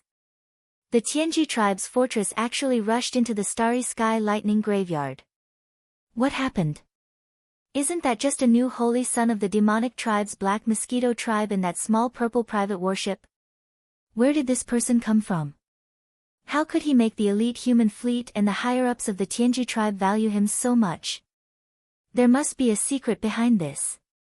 It's just that I don't think we are qualified to fully understand this. Following these exclamations, in the command cabin on the top floor of the demon ruler, Chinasi's jaw really dropped to the ground this time. He was in a daze as he muttered to himself, firstly, that guy is a demon. Therefore, he can't be Prince Xian. Then, how do we explain all this? What the F***ck, why am I getting more and more confused? The starry sky lightning graveyard. Yi Xian had no idea what was happening outside the starry sky lightning graveyard. At the instant he charged down from the stellar lightning tomb, it was as if he'd entered a completely different universe, a completely different world. Everything in his surroundings had changed, and he'd completely lost all connection and perception with the outside world. This was a world of lightning and thunder. Lightning was cyan in color. Lightning was golden. Green lightning and golden lightning were the main themes of this world. In this place, there were no stars or cosmic dust. Even if there had been, after so many years of being struck by the endless green lightning and golden lightning, they had long been reduced to nothingness. In this world, only green lightning and golden lightning continued to wreak havoc. Life and death, repeated endlessly. Yi Xian didn't dare to go too deep. Although the Dongshu shuttle was a starry sky epic-level treasure ship, with the foundation of a small private warship, it could perform the wormhole jump that only large warships could withstand. This was because it had once incorporated a wormhole warship with extremely sturdy materials. But in this world of lightning and thunder, even if the Dongshu shuttle could withstand it, it wouldn't be able to last for long. If he wanted to go deeper, Yi Xian's only chance was to refine the starry sky origin treasure, the Rai Di seal. Therefore, shortly after entering the starry sky lightning graveyard, Yi Xian stopped at the outer area and switched the Dongshu shuttle to automatic mode. The only requirement was that the energy shield be fully activated. Subsequently, he closed his eyes and entered a state of cultivation while relying on the small azure gold lightning seal. The Rai Di seal, also known as the Lightning Emperor, was the Emperor of Lightning and Thunder, the Supreme Will. Whether the Rai Di seal lived up to its name would be revealed very soon. As long as Yi Xian successfully refined it and integrated it into his body, then all information about this starry sky origin treasure would be immediately available to Yi Xian. Chapter 30-27. Primordial 1 Golden Lotus, Rumble, Rumble. Thunderous booms abruptly entered Yi Xian's ears, causing him to be shocked. An inheritance scene. Another inheritance scene. Moreover, this was clearly a void filled with a boundless aura that belonged to the primordial era. This aura was exactly the same as what Yi Xian had seen in the inheritance scenes of the Dongshu giant tortoise, the giant golden dragon, and the heaven-falling bow. At the same time, it had the same aura as the mysterious primordial cage. Clearly, they belonged to the same era and had drifted in the same river of history without rest. At this moment, Yi Xian was enlightened. No wonder it was a starry sky origin treasure. It turned out that this Rai Di seal had been nurtured since the primordial era. At that time, the universe had just been born. Everything in the universe carried a wisp of primordial qi. After countless years of nurturing, it naturally had the opportunity to become a starry sky origin treasure. This kind of opportunity and fortune could no longer be found in later generations. It would be difficult to reappear again. Although Yi Xian was sure that the inheritance scene in front of him must have originated from the primordial era of the same era as the Dongshu giant tortoise, in fact, this inheritance scene was still different from the ones he had seen before. The aura of the entire scene was more simple and unadorned. There were no signs of life, which meant that this scene could have originated from the early primordial era or even further back. Although there were stars in the vast void, there were not many of them. Moreover, almost all of them were undeveloped and barren. At the same time, at the end of the void in this inheritance scene, a giant golden lotus was blooming brilliantly. It emitted an endless golden light that seemed to illuminate the entire universe. This golden lotus seemed to have been nurtured by the heavens and nurtured in the depths of the void. It was so huge that even the stars seemed extremely weak and small in front of it. There was only one lotus seed on the stem of the golden lotus, but it was green in color. It was clearly an object shaped like a seal. Its entire body was entwined with golden lightning, extending and retracting endlessly. When Yi Xian saw this greenish gold seal, his spirit shook violently. No matter how wild his imagination was, he would never have imagined that the Rai Di seal was actually nurtured in such a giant golden lotus with an aura that could cover the heavens and earth. It was clearly the only lotus seed that had been nurtured in the seed pod of this giant lotus. Rumble, boom. The image of the inheritance was still and unmoving, but the rumbling of thunder continued. It entered Yi Xian's ears and shook his mind. Surrounding the green gold lightning seal that existed as a lotus seed on top of the lotus canopy, there were countless tiny golden lightning bolts extending and retracting. If one were to expand their line of sight to the extent of the entire giant golden lotus, they would be able to see that around the entire golden lotus, there were countless green lightning balls exploding one after another. Life and death were endless. Green lightning, golden lightning. All of this even gave Yi Xian an illusion, as if he had already exited the image of the Rai Di seal inheritance and returned to reality, to the starry sky lightning graveyard, if not for the existence of the giant golden lotus in his line of sight. Gradually, the image of the inheritance began to change. Around the giant golden lotus, the green lightning balls became denser and denser, all of them exploding into countless huge golden lightning bolts. At first, they only wreaked havoc in the void, destroying countless stars.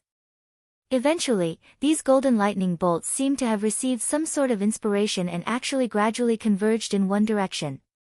It was the green gold lightning seal that existed as a single lotus seed on top of the giant golden lotus. Billions of golden lightning bolts completely enveloped the green gold lightning seal. Yi Xian even had an illusion that the green gold lightning seal, under the bombardment of these billions of golden lightning bolts, was completely annihilated and turned into nothingness. But in reality, this was not the case.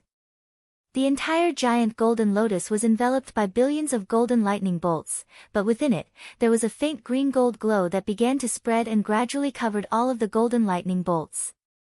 This faint green gold glow clearly contained some sort of mysterious power. It was slowly condensing inwards, along with the billions of golden lightning bolts that were covered by it, rapidly compressing together. Finally, the billions of golden lightning bolts disappeared, turning into a small golden ball, suspended above the green gold lightning seal, and then plunged into the seal, disappearing without a trace. At this moment, Yi Xian's heart once again gave birth to a sense of enlightenment, and 7 words flashed in his mind. Billions of lightning bolts turned into source pearls. So, this was how the thunder source pearls came to be. It was formed by billions of golden lightning bolts, representing the origin of thunder and lightning. This object could be said to be the original form of thunder and lightning in the world. And the green gold lightning seal that could condense all of the thunder and lightning in the world into source pearls, if not the emperor of thunder and lightning, what else could it be? The 3 words, Rai Di seal, lived up to its name. It was enough to command all of the thunder and lightning in the world. The evolution of this inheritance image not only allowed Yi Xian to understand the origin of the Rai Di seal, but also the truth of the thunder source pearls, as well as the method to condense them. Thunder and lightning were originally the most ferocious things in the world. If one wanted to condense billions of bolts of lightning into source pearls in the end, it would be impossible to condense them into source pearls. Not to mention Yi Xian, who was only at the satellite stage of the 3rd great realm. Even a supreme existence like the 3-star general of the immortal army, Naples, who was at the mystic light stage of the 11th great realm, would not be able to do it.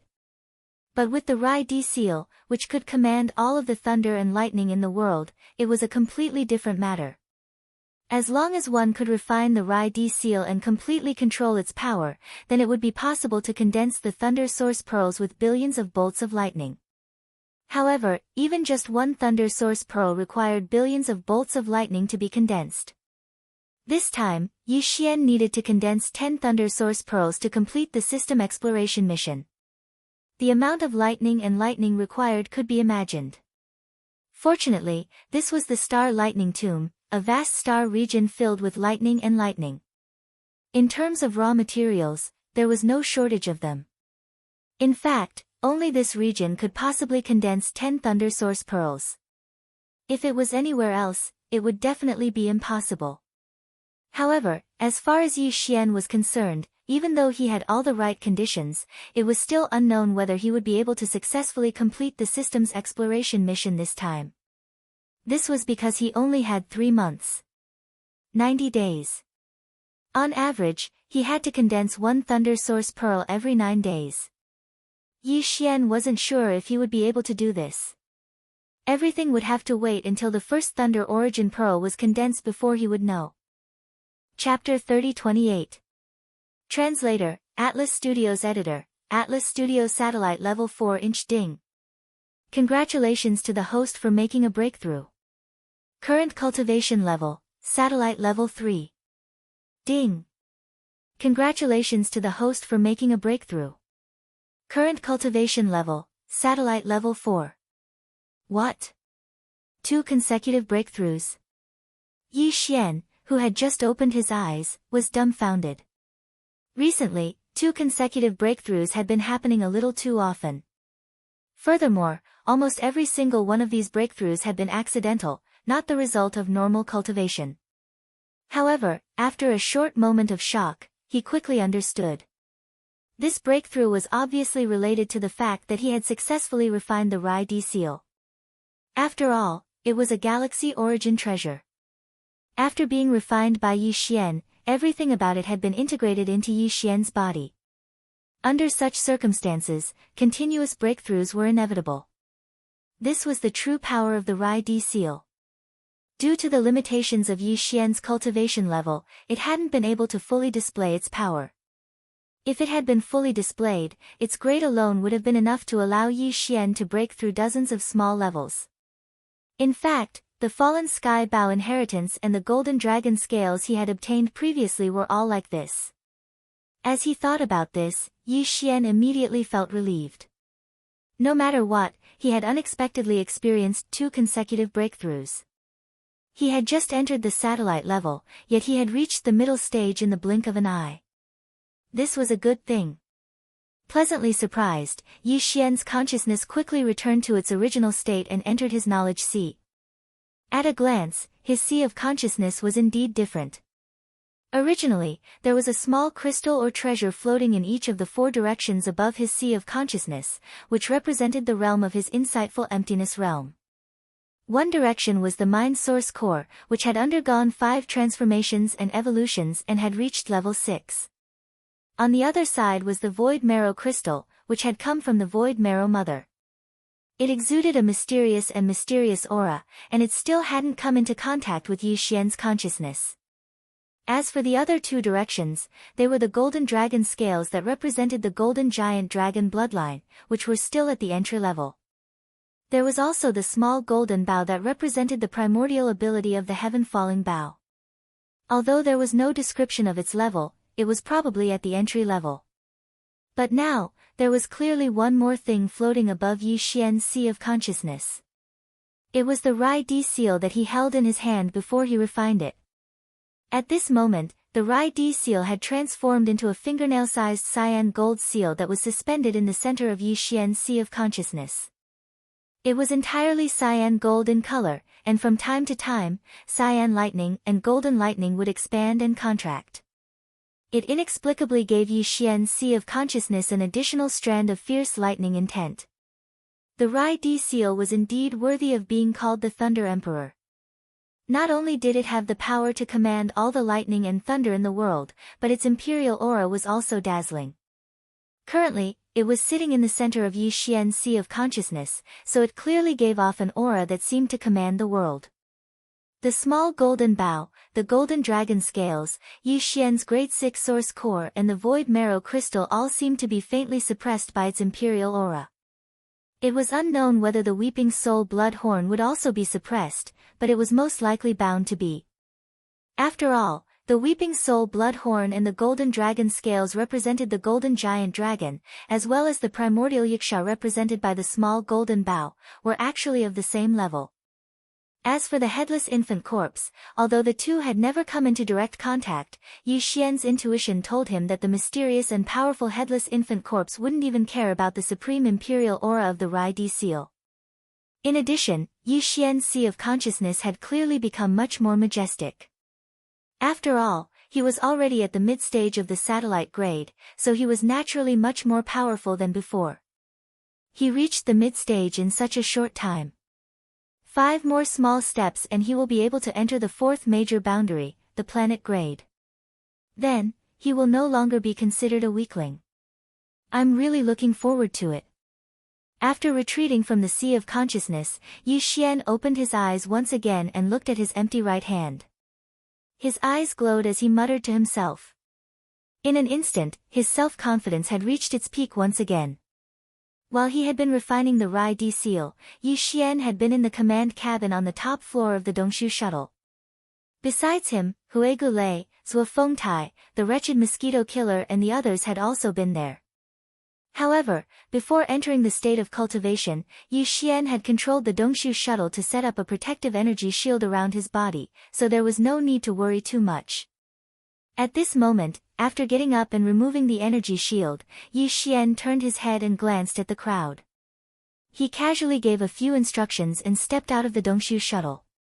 At the same time, he raised his hand and waved it, keeping the Dongshu shuttle in his body. Although the protective shield of the Dongshu shuttle could temporarily resist the power of thunder and lightning outside the shuttle when it was fully activated, it consumed a huge amount of energy at every moment. Even though Yi Xian had countless star core origins, it was still very painful to keep it in his body. Under such circumstances, it was safer to keep it in his body. As for Yi Xian himself, even if his physical body was in the Thunder Graveyard star field at this moment, he would be completely fine. Just as his figure stepped out of the Dongshu shuttle, a faint green mist clearly surged out of Yi Xian's body. It did not spread too far, but instead covered about 3 inches of his entire body. Just these 3 layers of green mist were enough to protect Yi Xian in this Thunder Graveyard star field. The Thunder Emperor seal had already been refined by him.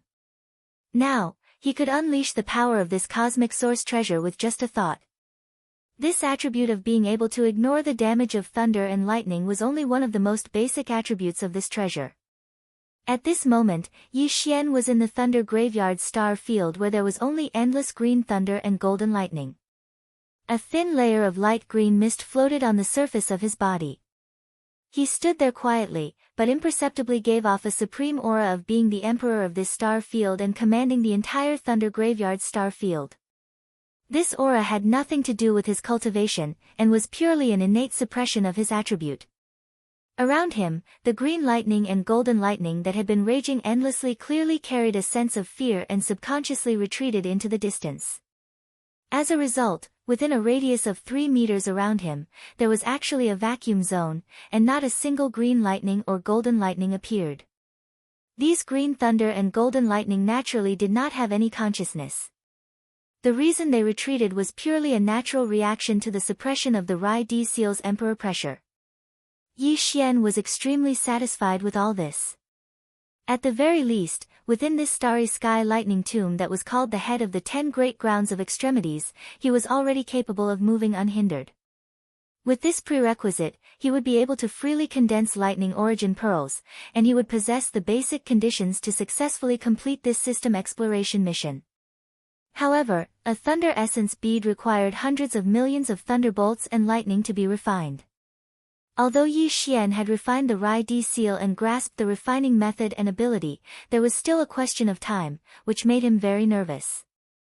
Chapter 30-29. I must be seeing things. Rumble, rumble. As soon as the butterfly Starry Sky Fortress rushed into the Starry Sky Thunder Tomb, it immediately attracted countless green and golden lightning bolts. The lightning bolts bombarded the fortress from all directions as if it was an invader.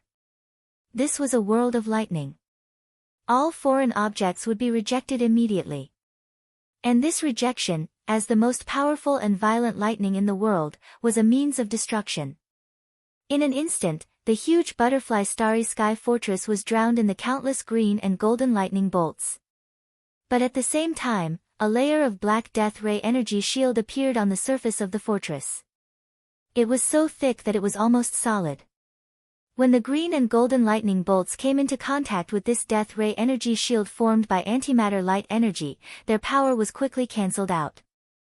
Therefore, as long as this black death ray energy shield didn't disappear, the butterfly Starry Sky Fortress wouldn't be damaged.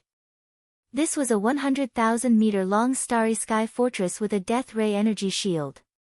If it were a 50,000-meter long Starry Sky Fortress, it wouldn't be able to withstand the power of the lightning bolts. The black death ray energy shield and energy cannons weren't a secret in terms of technical level. The human race also had them, but the antimatter light energy generation equipment was too large. Therefore, only a 100,000-meter long Starry Sky Fortress like this could be equipped with them. This was also why a 100,000-meter long Starry Sky Fortress was a whole level higher in terms of offensive power and survivability compared to a 50,000-meter long Starry Sky Fortress. The difference between the two wasn't as simple as the difference in size. However, although the butterfly Starry Sky Fortress was protected from the lightning bolts after entering the Starry Sky Thunder Tomb because of the special properties of the black death ray energy shield, this was only temporary and limited. This was because at every moment, the countless bolts of lightning that enveloped the gigantic ship were draining the black death ray energy of the death ray energy shield. This was a terrifying consumption of energy.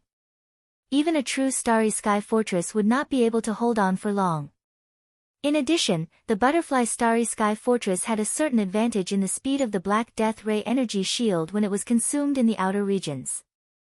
However, once it entered the depths of the Starry Sky Thunder Tomb, the amount and power of the lightning bolts would greatly increase, and the speed of the black death ray energy shield would decrease. In that case, the butterfly Starry Sky Fortress would die. Therefore, even the butterfly Starry Sky Fortress didn't dare to enter the Starry Sky Thunder Tomb. At the same time, the butterfly Starry Sky Fortress was at the outer regions. Yi Xian didn't know any of this. He butterfly Starry Sky Fortress. He didn't know where the butterfly Starry Sky Fortress came from.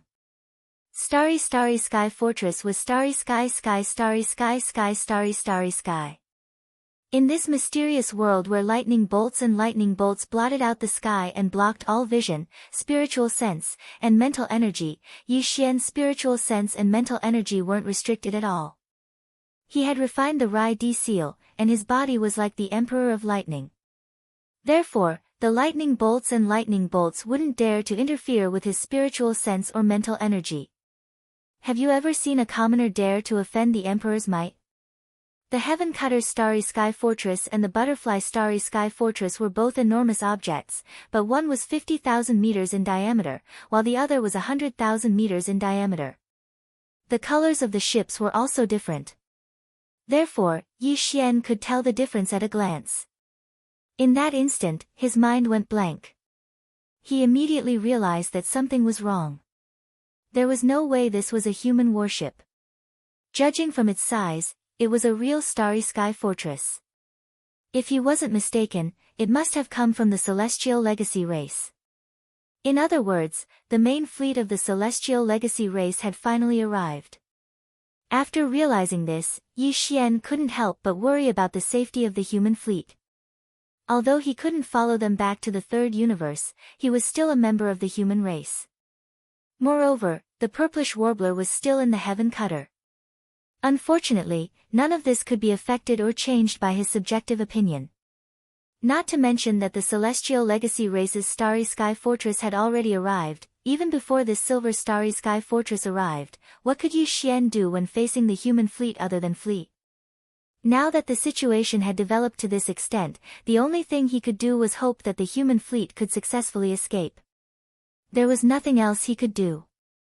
As a matter of fact, he was in even more trouble now, even more so than before. After all, the Celestial Legacy race's Silver Starry Sky Fortress definitely wouldn't have entered the Starry Sky Thunder Tomb for no reason. They were clearly here for Yi Xian. This also explained another problem. Either the human fleet had already been destroyed, or they had already escaped. Otherwise, the Celestial Legacy race's Starry Sky Fortress wouldn't have the time to deal with him. Given that there was still a short time, it was more likely that they had already escaped. At this thought, Yi Xian immediately felt relieved. However, at the same time, his heart immediately rose to his throat. Originally, it was very simple. Previously, he was being chased by a small Starry Sky Fortress that wanted to take him away to protect him. However, it was different now. The small Starry Sky Fortress chasing after him had become a real Starry Sky Fortress. Furthermore, the Celestial Legacy race had turned from allies to enemies. The severity of the situation made him speechless. It was life-threatening. Fortunately, this is the Starry Sky Thunder Tomb, and fortunately, I have already refined the Rai D seal. In this world, I am the only Emperor Realm Master. I hope I can use this advantage to successfully escape this calamity. With a gloomy expression, Yi Xian muttered to himself. His figure flickered, and he entered a state of concealment. He strode towards the deepest core of the Starry Sky Thunder Tomb. He was the only one who could maintain such a state of concealment in this kind of region where the fierce thunder and lightning were everywhere. If it was anyone else, even a supreme existence in the mystic light realm, it would be impossible for them to do so. They would instantly be struck back to their original form by the lightning and thunder. There was no room for negotiation. Just as Yi Xian entered a state of concealment and disappeared into the depths of the Starry Sky Thunder Tomb, Shan Bo and Ning Tai, the two higher-ups of the Celestial Legacy race, were in the command cabin on the top floor of the Silver Butterfly Fortress, which was being bombarded by countless bolts of blue lightning and golden lightning. Their eyes narrowed at the same time as they muttered to themselves. Strange, I think I saw a figure walking naked in the Starry Sky Thunder Tomb. Chapter 30:30. Finally fulfilled. As Yi Xian's figure entered Shan Bo and Ning Tai's field of vision in less than half an instant, neither of them saw him clearly. After muttering to themselves, they quickly threw this matter to the back of their minds. After all, in this Starry Sky Lightning Graveyard, even a small fortress with a diameter of 50,000 meters could not be guaranteed to remain unscathed. Therefore, crossing this area with just one's physical body was simply too inconceivable. It was impossible.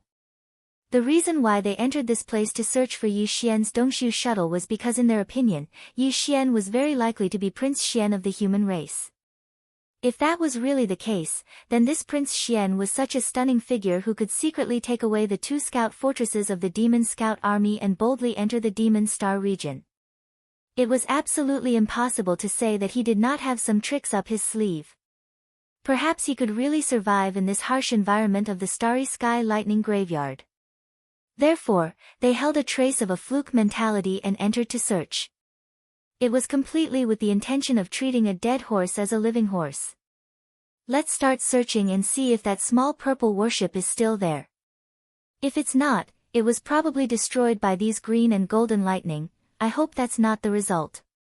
Otherwise, my plan to start a relationship with the human race or the demon race will be aborted.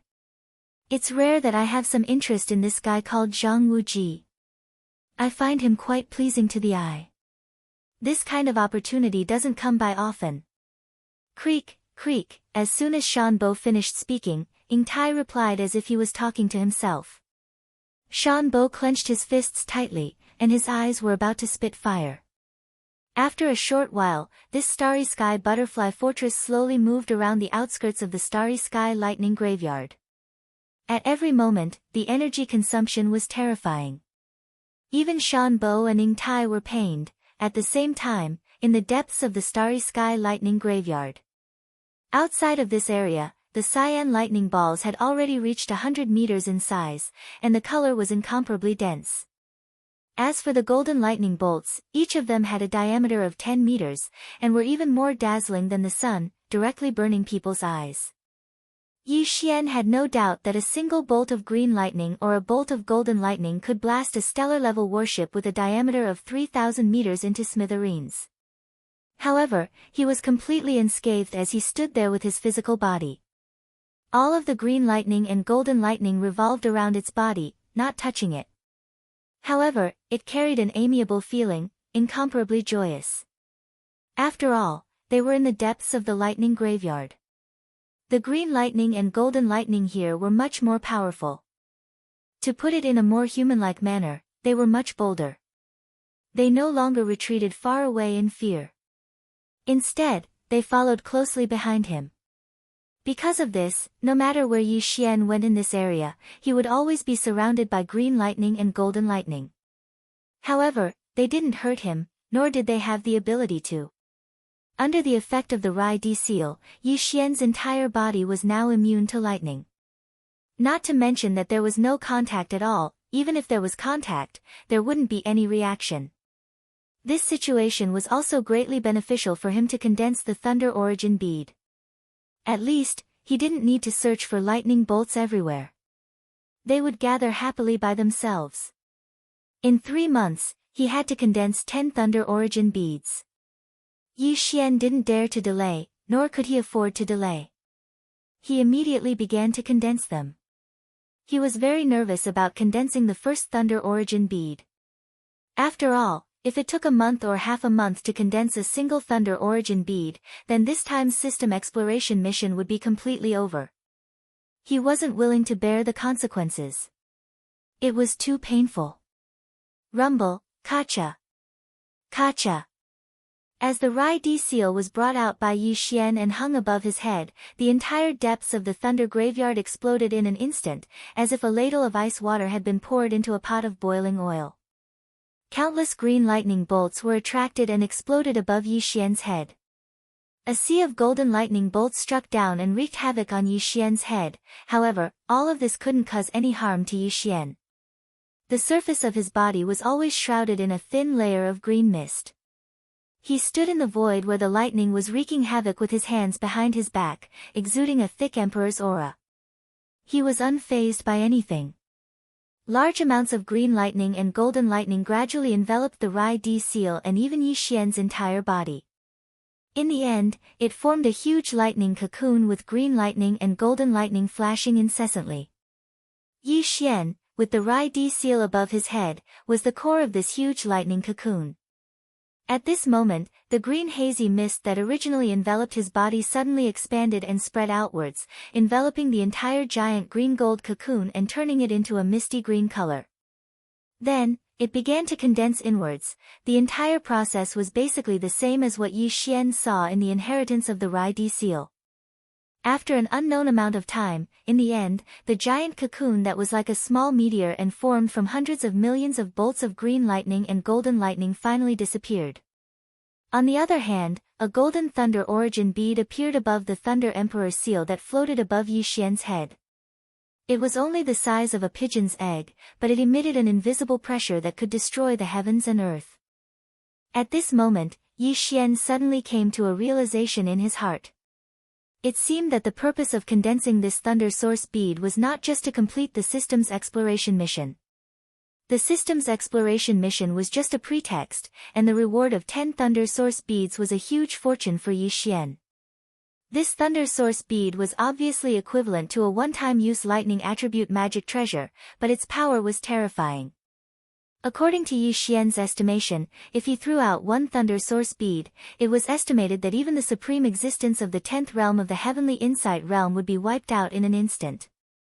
The power of a small thunder source bead formed by the extreme compression of hundreds of millions of thunderbolts and lightning could be imagined with one's toes. Realizing this, Yi Xian's enthusiasm immediately increased, and his entire body became excited. This was a once-in-a-lifetime opportunity. If it were any other place, condensing one thunder source bead would require an endless amount of effort and energy, but here, almost everything came naturally. Under such circumstances, not to mention 10 thunder source beads, even if he had to condense 100 thunder source beads, he would be willing. If he missed this opportunity, there wouldn't be another one. Just as Yi Xian was getting excited, the successfully condensed thunder source bead entered the Rai Di seal with a flash. This thunder source bead was too strong, and other than the Rai Di seal, no other storage magic treasure could store it. Once stored, there was a possibility of it exploding at any time, and the loss was not worth it. At this point, Yi Xian finally got what he wanted, and successfully condensed the first thunder source bead. After the thunder source bead entered the Rai Di seal, he finally spared some time to check the time. It had been exactly 3 days. Chapter 30-31. Thunder Sea Fortress. The first Thunder Origin Pearl took 3 whole days to condense. However, that was because it was Yi Xian's first time and he was still a little unfamiliar with it. According to his calculations, as Yi Xian became more familiar with the next 9 Thunder Origin Pearls, the time required to condense the final Thunder Origin Pearl would definitely be shorter. That was indeed the case. For the next 9 Thunder Origin Pearls, the time required for Yi Xian to successfully condense them was indeed shorter than the previous one. When it came to the final Thunder Origin Pearl, it actually took less than 2 days to condense it. A total of 10 Thunder Origin Pearls had been condensed in just over 2 months. There was still 1 week left before the 3-month time limit for the system's exploration. When the final Thunder Origin Pearl was successfully condensed and was absorbed into the Rai Di seal, the familiar sound of the devouring system finally rang out in Yi Xian's mind. Ding! Congratulations, leader. Exploration mission of Thunder Origin creation completed. Title upgraded. Current title, Interstellar Explorer. Ding! Congratulations, host. Ability of Interstellar Explorer activated. Do you wish to immediately initiate an interstellar coordinate jump? As the 2 system notifications rang out, Yi Xian felt his entire body and mind relax. He felt so light that he almost flew. He had finally completed the system's exploration mission this time. The system's title had finally reached the 3rd level of Interstellar Explorer. He finally had the ability to initiate an interstellar coordinate jump. In other words, the current Yi Xian had nothing to fear even if he met a supreme being of the 10th realm, the Grotto Heaven realm. With a single thought, he could initiate an interstellar coordinate jump and instantly enter the black hole of life. Not only was the black hole Yi Xian's secret escape route, but it was also his territory. Countless star ladles were stationed there. Even if a supreme being of the Grotto Heaven realm appeared, Yi Xian could command the star ladle army to crush him. For a moment, Yi Xian was in high spirits. He felt a sense of exaltation. From this moment on, he no longer had to be careful and patient in the devil domain. Even if he was in danger, without using the Weeping Soul blood horn and the headless infant corpse, he would at least be able to protect himself. With a thought, the Rai Di seal, which was originally floating above Yi Xian's head, instantly disappeared into Yi Xian's body and returned to his knowledge sea, floating in the middle of it. Thanks to the addition of 10 Thunder Source Pearls, even Yi Xian could clearly sense that the Rai Di seal was different from before. When the Rai Di seal returned, the 4 treasures and crystals hovering above his mind became even quieter. There was a feeling of awe. Even the headless corpse on Yi Xian's left chest, which had transformed into a headless corpse lamp tattoo, seemed to move slightly at this moment. However, it only moved slightly. It felt as if, with the 10 Thunder Source Pearls as a foundation, the Rai Di seal finally had the qualifications to be looked at by the headless infant corpse. This was Yi Xian's intuition, but he believed it without a doubt. The headless infant corpse was really mysterious and powerful. However, even though the Rai Di seal had returned to Yi Xian's body, the 3-inch thick layer of green mist still remained. This layer of green mist had originated from the Rai Di seal. Thanks to the 10 Thunder Source Pearls inside the Rai Di seal, the Emperor's might had increased tremendously. This was immediately reflected on Yi Xian's body. Previously, in the depths of the Starry Sky Thunder Tomb, the much more powerful green and golden lightning bolts had only been close to it. They were not like the similar existences in the periphery who would retreat out of fear. But now, with the great increase in the power of the Thunder Emperor seal, perhaps a part of the reason why it had consumed countless green lightning and golden lightning to condense into 10 thunder origin beads, directly led to the fact that in the depths of the Thunder Tomb, a large amount of green lightning and golden lightning far surpassed the surrounding area. When faced with the Thunder Emperor's might that emanated from Yi Xian's body, they actually displayed a scene of retreating far away due to fear. At this moment, Yi Xian stood there with his hands behind his back. However, there was not a single green lightning bolt or golden lightning bolt within 100 feet of him. An invisible and dense emperor's might radiated from him, looking down on the entire boundless Thunder Tomb. His aura was unparalleled for a moment. Following the completion of the system's exploration mission, Yi Xian was pleasantly surprised for a moment before his emotions quickly calmed down. He began to think about his next move. According to his wishes, he should continue to condense the Thunder Source Pearls. However, on the one hand, the Starry Sky Thunder Tomb was here and would not run away. When the time was right or when he was bored, he could come back at any time. He was not in a hurry. Moreover, he had been condensing the Thunder Source Pearls here for more than 2 months. He was indeed a little bored. Therefore, Yi Xian was not particularly inclined to continue to waste time here. He continued to condense the Thunder Source Pearls. On the other hand, he was still worried about the safety of the elite fleet of the human clan. Although he guessed that they should have escaped, he would not be at ease until he received definite information. Moreover, it had been nearly 3 months since the collapse of the Black Mosquito Star. As the Holy Sun, it was inconvenient for him to not appear for too long. Otherwise, in the case that there was no one in the Black Mosquito tribe, a commander, high priest or Holy Sun would appear out of thin air from the demon Imperial Star to take control of the situation. In that case, if Yi Xian wanted to take on the position of the Holy Sun, or even the position of the Great Commander and the High Priest, he would have to take on the 3 important positions of the tribe. He would have to go around swindling people and openly searching for the devouring origin. Considering all this, it was indeed time for him to leave the Starry Sky Thunder Tomb, wander around, and show his face. After making the decision, Yi Xian's figure flashed, and he hurried from the depths of the Starry Sky Thunder Tomb to the periphery. After a short while, just as he arrived at the periphery of the Starry Sky Thunder Tomb, he encountered a Starry Sky fortress that had just rushed into the Thunder Tomb star area. It was the butterfly. Speaking of which, enemies often cross paths. In the past 3 months, the butterfly had only entered the Starry Sky Thunder Tomb 4 times. Previously, it had only entered 3 times. Now, it was the 4th time. Each time, it would stay in the Thunder Tomb star area for a day, searching a fan-shaped area of 45 degrees around the Thunder Tomb. Originally, this was the last time it entered, and it should have searched the entire periphery of the Thunder Tomb star area. If it did not find the purple warship, the butterfly would leave in a day, and return to the Heavenly Legacy tribe. However, at this critical juncture, the 2 parties bumped into each other head-on.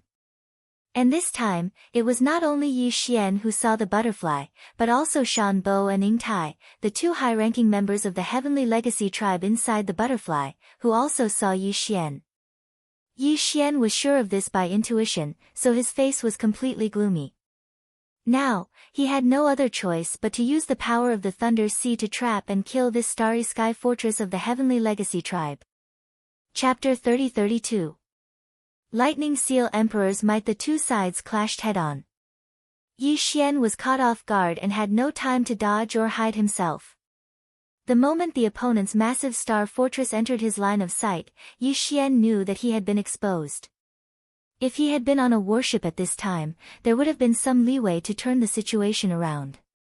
However, Yi Xian was currently standing in the middle of this Star Thunder Tomb with only his physical body. There was not even a single bolt of green lightning or golden lightning around him. All of them had retreated into the distance in fear. This scene was extremely shocking. After Yi Xian refined the Thunder Emperor seal and condensed 10 Thunder Origin beads, he had a better understanding of the power of the Starry Sky Thunder Tomb. He was already well aware of it. Without a doubt, this scene was extremely shocking to the Tianji race clansmen in the Star Fortress. They could not possibly pretend that they had not seen this and would definitely investigate this matter further. When that time came, the situation would be extremely unfavorable to Yi Xian. Therefore, his killing intent surged in the first instant. If this were any other place, Yi Xian would definitely be thinking of other countermeasures. However, since this was the Star Thunder Tomb and he had refined the Rai D seal, he had complete control over all the green and golden lightning in this area. In that case, there was a possibility that he could kill the opponent. Yi Xian could not abandon what was close at hand for what was far away. Destroying this star fortress of the Tianji race was the most direct and convenient way to deal with it.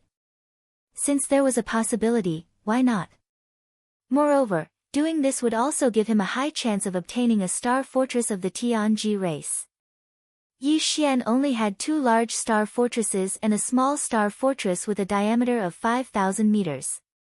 Let alone a true star fortress with a diameter of 100,000 meters, he did not even have a small star fortress with a diameter of 50,000 meters, or a star fortress with a diameter of 20,000 meters.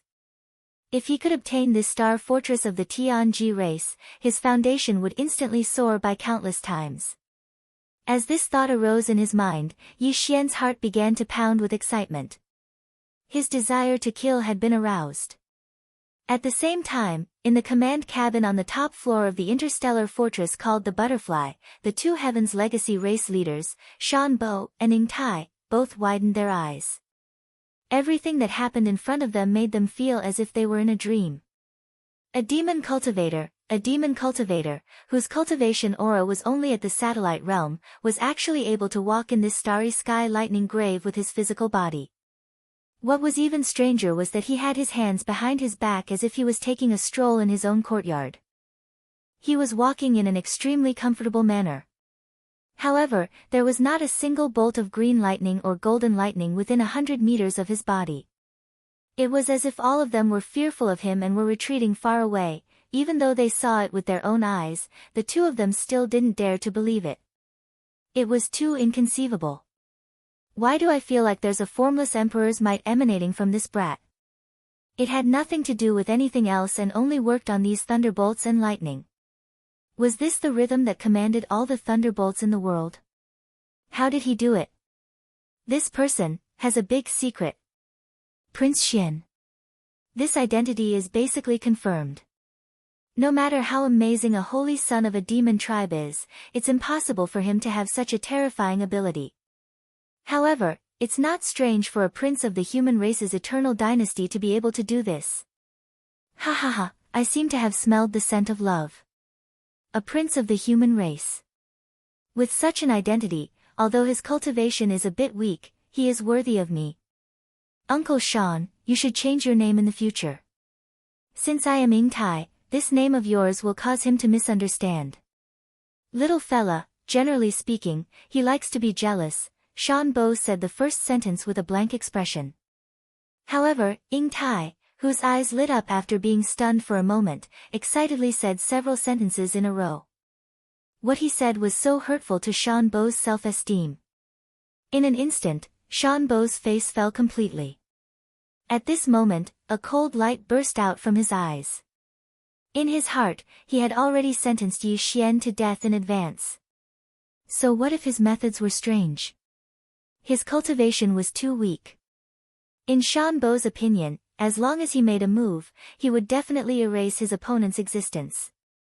Now, he obviously hadn't realized how terrifying the emperor's might that commanded all the thunderbolts in the world represented in this world where there was only endless thunderbolts and lightning. But he soon experienced it. A fist-sized azure golden seal appeared above Yi Xian's head. Azure lightning coiled around its entire body as it breathed endlessly. There were also countless golden lightning bolts that expanded and expanded, emitting a green brilliance that enveloped Yi Xian's figure, causing him to become hazy. At the same time, the formless emperor's might of thunder suddenly burst out and was rendered to the extreme. Rumble, crack. Crack.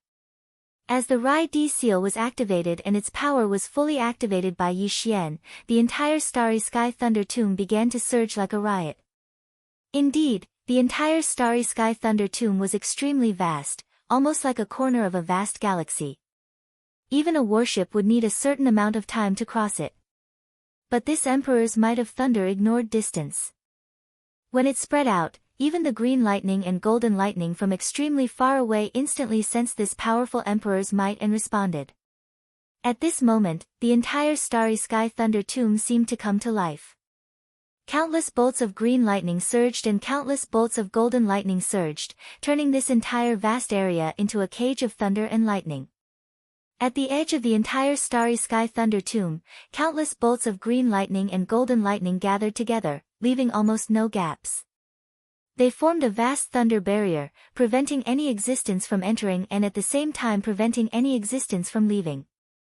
All of this was Yi Xian's will. If he wanted to kill this starry sky fortress of the Heaven's legacy race, the first thing he had to do was cut off its escape route. At the same time, only he could do all of this. Moreover, if not for the power of the Rai Di seal, Yi Xian would not have been able to accomplish this either. At the same time that the lightning barrier was formed, a thought suddenly flashed through Yi Xian's mind. Could he also brand an interstellar coordinate here? After all, in this place, he was a supreme emperor. If he encountered a powerful enemy in the future, he could clearly bring them to this place and use the geographical advantage to kill them. Unfortunately, he wasn't sure if the system's interstellar coordinate jumping ability could bring other experts besides Yi Xian to jump as well. Thus, this idea could only flash through his mind and was quickly tossed to the back of Yi Xian's mind. He would go back and verify it before making a decision. Soon after, a thunder origin bead slowly emerged from the Rai Di seal above Yi Xian's head. This time, Yi Xian planned to test out the thunder origin bead's power. Chapter 30-33. Source Pearl Mystic Light, Rumble, Kacha. Kacha. Following the formation of the lightning barrier at the edge of the space lightning tomb, a large amount of green lightning and golden lightning began to bombard the interior of the lightning barrier, engulfing the butterfly starry sky fortress in an overwhelming manner. Although the butterfly starry sky fortress was attacked by this kind of lightning when it entered the space lightning tomb before, the situation before was completely different from now. This was clearly a kind of extreme bombardment under human control. The power of the lightning bolts increased exponentially, to the point that they surpassed the speed at which the death ray generator inside the butterfly starry sky fortress could produce black death rays. The layer of black death ray shield outside the butterfly starry sky fortress was rapidly weakening. This was no longer a problem of energy consumption, but a problem that they could not resist at all. Soon, when the black death ray shield was completely neutralized, the hull of the butterfly starry sky fortress would directly face the terrifying power of the green lightning and golden lightning. In the end, the ship would be destroyed and the people on board would perish. In the blink of an eye, the situation had become so serious that it was a matter of life and death. Whether it was Shan Bo or Ing Tai, both of them were shocked and panicked. Right now, the entire space lightning tomb had become a cage. There was no way to escape. Once they rushed to the lightning barrier at the edge of the lightning tomb, the hull of the starry sky fortress would probably explode. The lightning bolts there were so densely packed together that there was almost no gap between them. They had completely formed a real barrier. However, inside this cage, the power of the green lightning and golden lightning bolts had also increased. If this continued, once the death ray shield of the butterfly starry sky fortress was completely suppressed, they would have no choice but to directly expose themselves to the lightning tomb like the other party. Although the two of them were supreme mystic light realm cultivators, and even if their bodies were exposed to this lightning environment for a short period of time, they would definitely not be able to do so for long. However, there was no way to escape. In the end, only death awaited them. Thinking of this, Shan Bo's expression changed drastically. A trace of regret appeared on his face. He muttered to himself. Damn it! How could I be so careless and be trapped in such an environment? Even though the opponent's cultivation is so weak, he is almost invincible in this thunder graveyard. All the thunderbolts listened to his orders. This is the rhythm of borrowing the power of heaven and earth to crush us. It is too sullen. If he didn't have this ability, a mere satellite state cultivator like him wouldn't even be considered an ant in front of us, At this point, Shanbo seemed to have suddenly thought of something. His eyes flashed and his face flushed red. This was a sign that he had entered a state of excitement. His gaze was locked onto the Rai-D seal floating above Yi Xian's head. The reason this kid is able to reign supreme in this starry sky lightning graveyard and command the lightning of the world is obviously related to the green gold seal above his head. That's definitely an origin source treasure. Moreover, it's a lightning attributed origin source treasure. Once I seize that treasure, this starry sky lightning tomb will obey my orders from now on. I can kill that kid with a single thought. He's not even comparable to an ant. There is no turning back. Either I die here or I seize his thunder source treasure. Ying Tai, you stay in the fortress. I will be back soon. He is just a satellite state ant. So what if he can make use of the endless thunderbolts in this thunder graveyard? The height of his cultivation base is ultimately a shortcoming. Once I make a move, seizing a thunder source treasure is just a piece of cake. The more Shanbo spoke, the more he felt that this was the truth. The most important thing was that he had no other choice but to do this now. Therefore, even though he was nervous, he could only say these words to encourage himself. As he finished speaking, he took a step forward and disappeared from the control cabin on the top floor of the Butterfly Starry Sky Fortress.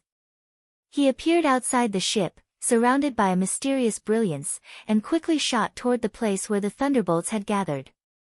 Ying Tai, who had stayed in the Butterfly Star Fortress, was stunned at first, but then his eyes lit up. He slowly shook his head and sighed. This is good. Anyway, there won't be any sparks between us. Since the new Shanbo has appeared, the best ending for the old one is naturally to die. You are courting death. You can't blame me.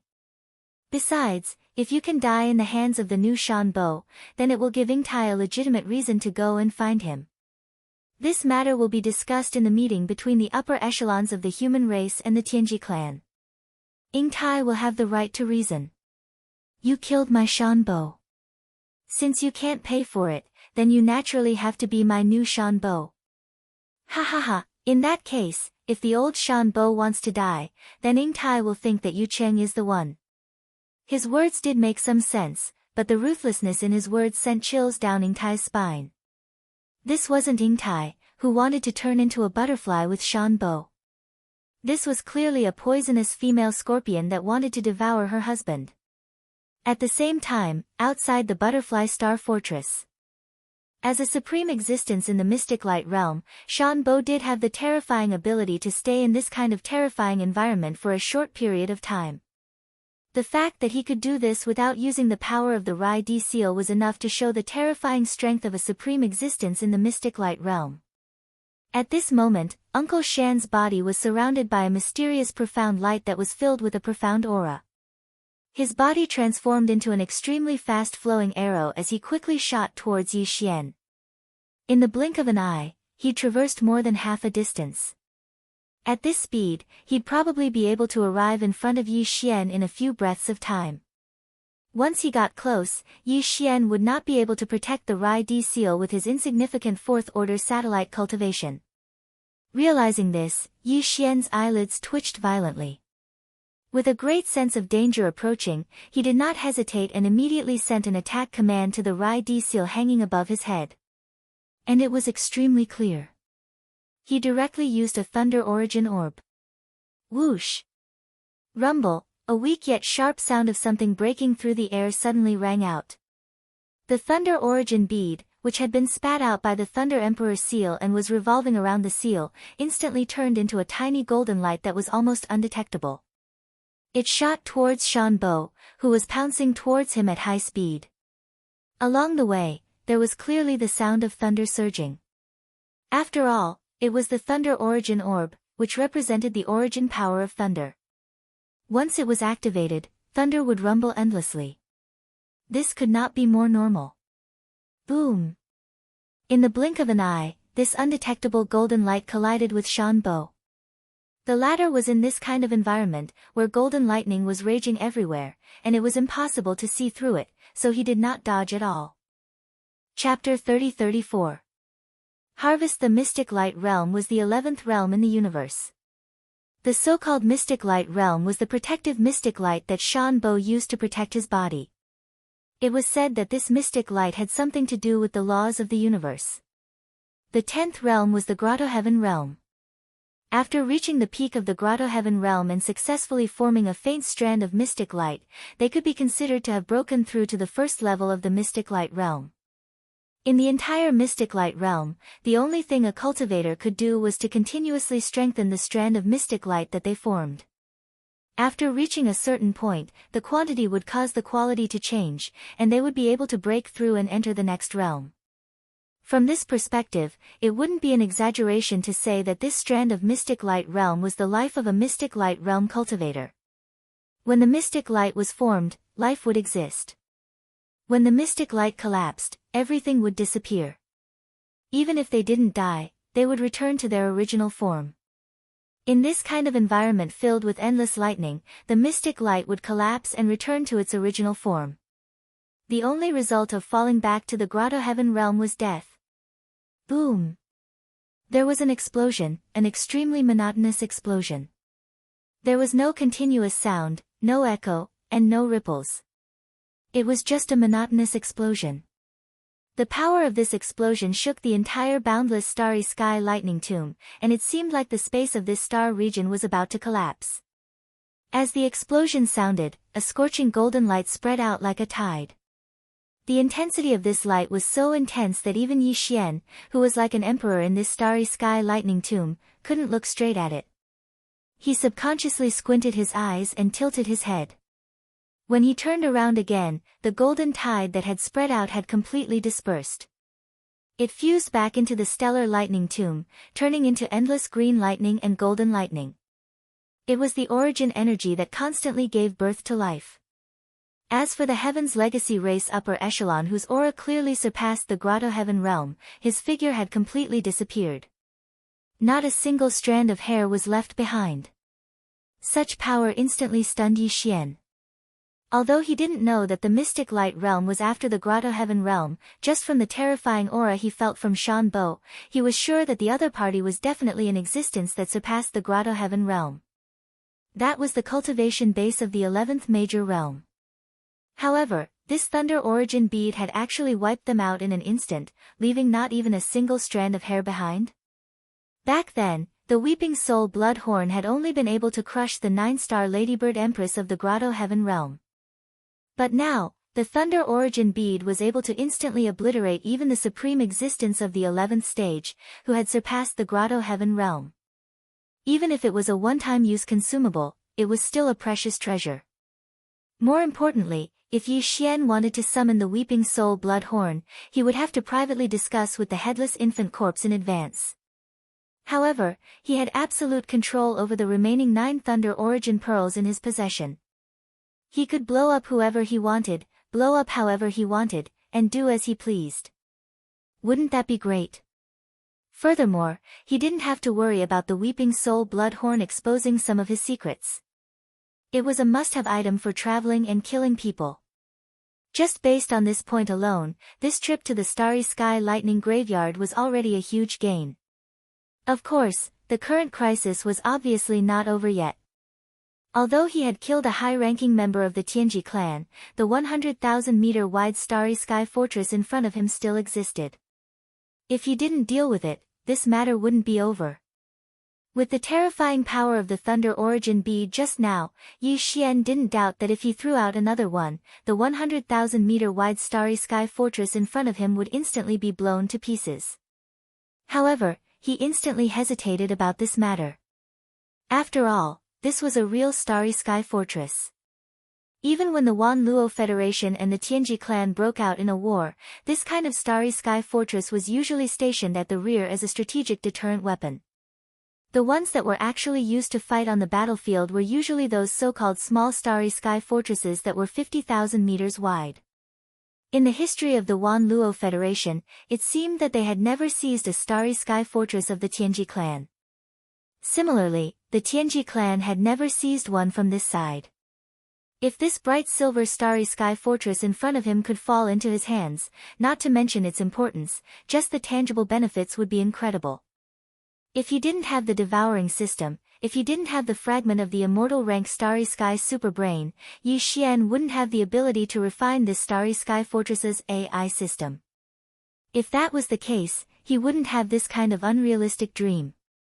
However, Yi Xian clearly had all of this. In other words, as long as he did it properly, he definitely had the opportunity to refine this Starry Sky Fortress and keep it in his undying world. Since that was the case, it was completely understandable that Yi Xian would have such a thought at this moment. Because although this idea was shocking, it clearly wasn't a dream.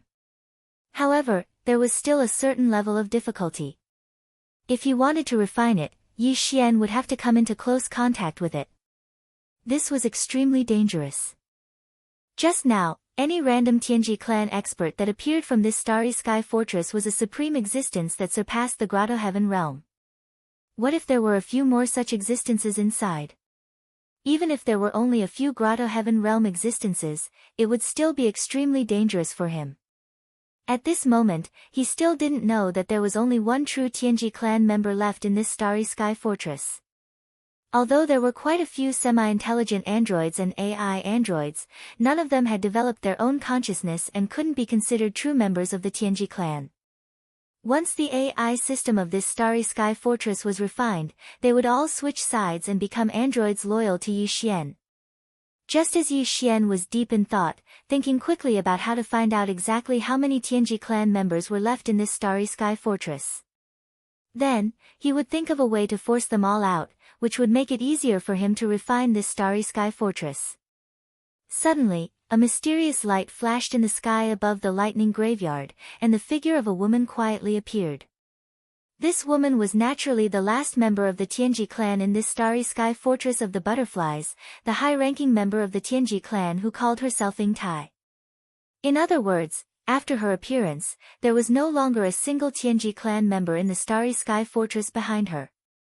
There were only a few semi-intelligent androids and AI androids left.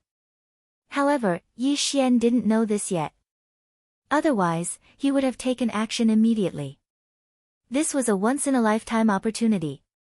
However, at this moment, another powerful member of the Tianji clan suddenly appeared in the sky above the lightning graveyard, and the aura she exuded was no weaker than that of the previous one. Yi Xian suddenly felt a sense of alarm, and for a moment, he really forgot about his plan to refine this Starry Sky Fortress. With a thought, he activated the Rai D seal hanging above his head and spat out a thunder source bead the size of a pigeon's egg. Chapter 30-35. Refine Fortress, Kakik, you little sweetheart, you're really heartless. Could it be that you want to kill me like that guy? Killing your wife at the drop of a hat. Are you human royalty also heartless? Following the death of Shan Bo, Ying Tai had automatically treated Yi Xian, who had killed Shan Bo, as the person she felt the love of a human being. After all, this was what he owed her. Therefore, when her words came out of her mouth, it was incomparably natural. Even Yi Xian couldn't help but be stunned. The other party had said that he was a member of the human royal family. It was obvious that he had mistaken Yi Futian for Prince Xian. Furthermore, she claimed to be Prince Xian's wife. Could it be that this person was not from the Tianji clan, but a human? This was not impossible. For example, the demon imperial family had generations of imperial uncles held hostage in the Heaven's Legacy race. It was also possible that the wife of a prince of an eternal dynasty had fallen into the hands of the Heaven's Legacy race. It wasn't that he was stupid. The key was that the Tianji race's androids were no different from humans in terms of appearance. Demon folk could be distinguished by their mental energy, and once they used their mental energy, they would be able to determine that they were not human. However, the Tianji race did not have this feature. In addition, Ying Tai's cultivation was who knew how many times stronger than Yi Xian's, so it was even more impossible for him to probe. However, Ying Tai had said it so naturally, so calmly, so it wasn't completely incomprehensible for Yi Xian to have such suspicions. Since that was the case, it really wasn't appropriate to kill him. At the very least, it was not appropriate to do so before confirming that this person was a member of the celestial legacy race. Of course, it wasn't that Yi Xian didn't have any suspicions in his heart. This beautiful and flirtatious woman's cultivation was simply too high. She was actually the same as the Heavenly Fate clan member from before, possessing a cultivation that surpassed the Heavenly Passage realm. That Prince Xian's cultivation was only at this level, so how could his wife be so powerful? However, this was not completely impossible. After all, the other party was a prince, and it was very likely that she was a proud daughter of some family. Because of his status as a prince, she was willing to lower herself to marry him. Thinking of this, Yi Xian really didn't dare to be sure. After thinking for a while, he probed, since you're Prince Xian's first wife and a hostage in the hands of the Tianji clan, why did they let you out? You're obviously lying to me. As he spoke, Yi Xian raised his hand and pointed at the butterfly starry sky fortress behind Ying Tai, his meaning obvious. Hearing Yi Xian's words, Ying Tai's eyes lit up. He was stunned for a moment, then he was secretly delighted. She naturally understood the meaning behind Yi Xian's words. After all this fuss, this Prince Xian actually mistook her for a human. Furthermore, he most likely really did have such a wife in the human race. She guessed that they hadn't married yet, and the two of them had never even met. Prince Xian had been tossing and turning in the first universe all this time. She had only said that just now, but he actually mistook her for that human's future wife that he had never met. That's fine too. If he mistook her for a human, and even his future wife, then she would be able to enjoy this human love even better. That's right, she also had to immerse herself in it. It would be best if even she mistook herself for a human, for Prince Xian's wife. Only then would she not reveal any flaws and be able to fully immerse herself in it. Only then would she be able to find the feeling as soon as possible. Was the love between Ying Tai and Shan Bo about to reappear on her body? Just thinking about it made her excited. As for his probing words today, it was really too simple. One sentence could resolve it. Thinking of this, Ying Tai immediately made a decision. As a supreme expert of the mystic light realm, hypnotizing herself a little wouldn't be a problem at all. She immediately did so. Of course, it was only a superficial hypnosis and not a deep one. If she wanted to wake up, she could do it with just a thought. But now, as a mystic light realm expert tried to hypnotize himself and told himself that he was a human, the future wife of this Prince Xian who had fallen into the hands of the Heaven's legacy race. Ying Tai's expression immediately turned sorrowful. Even her eyes were vaguely sparkling with sparkling tears. She choked and said, Shan Bo, although you and I have never met before, we have at least communicated through the star web twice. Didn't you always call me Ying Tai? Could it be that you can't even recognize my voice now? I heard that you were in the first universe and chased after you despite the danger.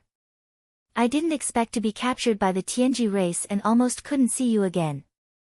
You actually still suspect me? Just now, you also used this kind of small golden pearl to kill that Tianji race higher up. Now, another one has come out of the seal. You clearly want to kill me as well. Wu, Shan Bo, if you have a lover in the first universe, even if it's a demon person or a robot of the Tianji race, as long as you tell me, I will cover my face and cry. I will return to the human race and become a nun. Why do you have to be so heartless and insist on killing me? As for the baseless suspicions in your words, you're just fooling yourself. Don't you know that the celestial clan's upper echelons generally own a space fortress or a space fortress? Everything else is a robot. You have been in the first universe for so long. How can you not know this? That Heaven's legacy race clansman was clearly killed by you. Other than me, there are only a few AI mechs in this space fortress. How can they trap me? You are using such a simple and childish reason to fool me. This is clearly too perfunctory. Shan Bo, you have a change of heart. Wu. As she spoke, Ying Tai seemed to gradually immerse herself in it and actually started crying. That delicate appearance of a pear flower in the rain, coupled with the pitiful appearance of covering her face and crying, instantly caused Yi Xian to be dumbfounded. At the same time, his scalp went numb. Shanbo? Ing Tai. What the F***ck? He really didn't expect that Prince Xian, who was still trapped in the myriad hell at the bottom of the black wind, would be so jealous. The two of them hadn't even met yet, but he was already calling her Shanbo, Ing Tai. Now, all of this was being blamed on him. What a scam. In addition, after listening to the other party's words, he also came to a realization. Just as this woman who called herself Ing Tai said, the upper echelons of the Tianji clan did generally sit on a space fortress by themselves. After all, they were robots.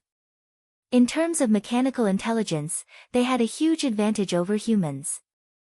There was no need for them to have many people.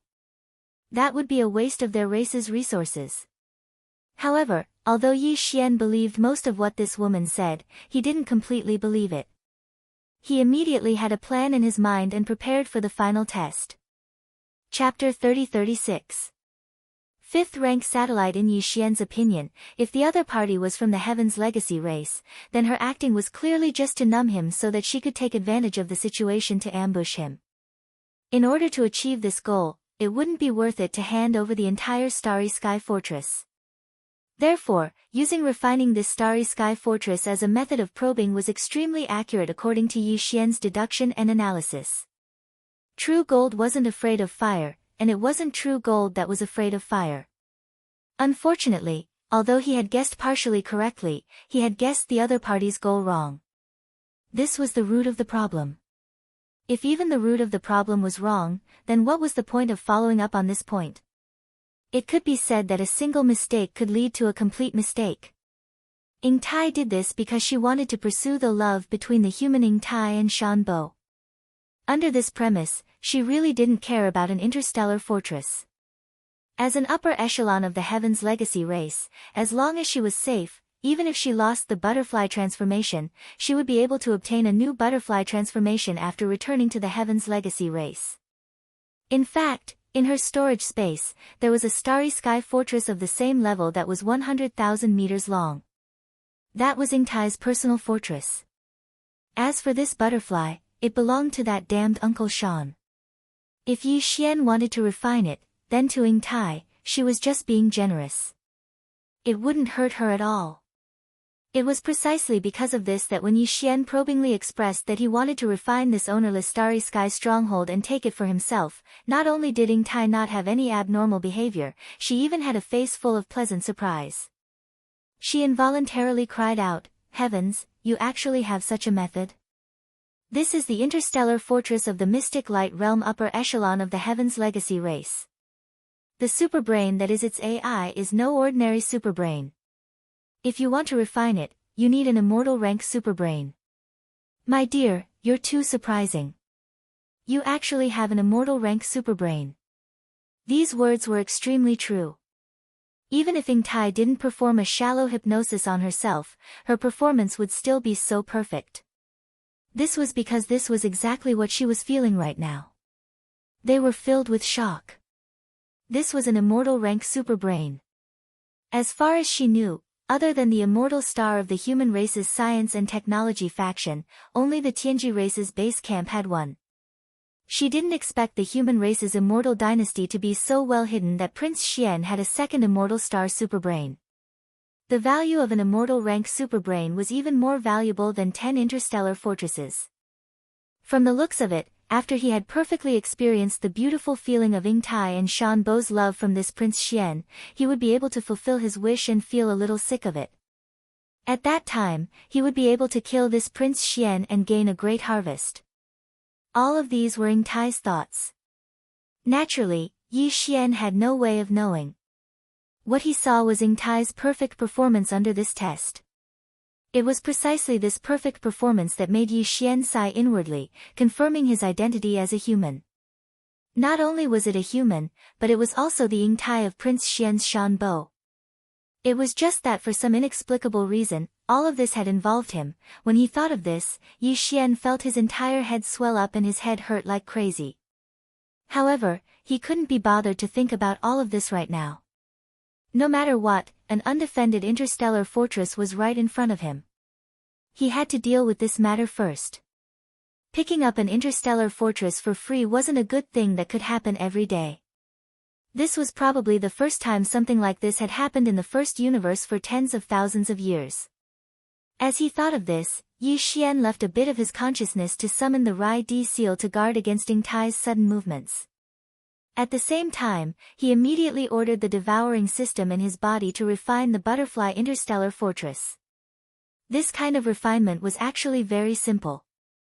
To put it bluntly, it was to use the core of Yi Xian's personal interstellar communication system, which was the fragment of the immortal rank interstellar superbrain, to send out a superbrain frequency to connect to the control core of the interstellar fortress. Then, like a hacker, it would attack the interstellar fortress and finally brand the fragment of the immortal rank interstellar superbrain. That would be the end of the refinement. Of course, all of this sounded simple, but the entire process was extremely complicated. Just think of the huge amount of tedious and complicated data that hackers in ancient times had to face just to break through a firewall. Therefore, even with Yi Xian's current fourth-order satellite spiritual sense and mental strength, if he were to personally control this matter, it would be an extremely troublesome matter. The best way to solve this problem was to be a hands-off boss and let the devouring system take over the control of the intelligent core of the personal interstellar communication system. Ding! Discovered interstellar fortress.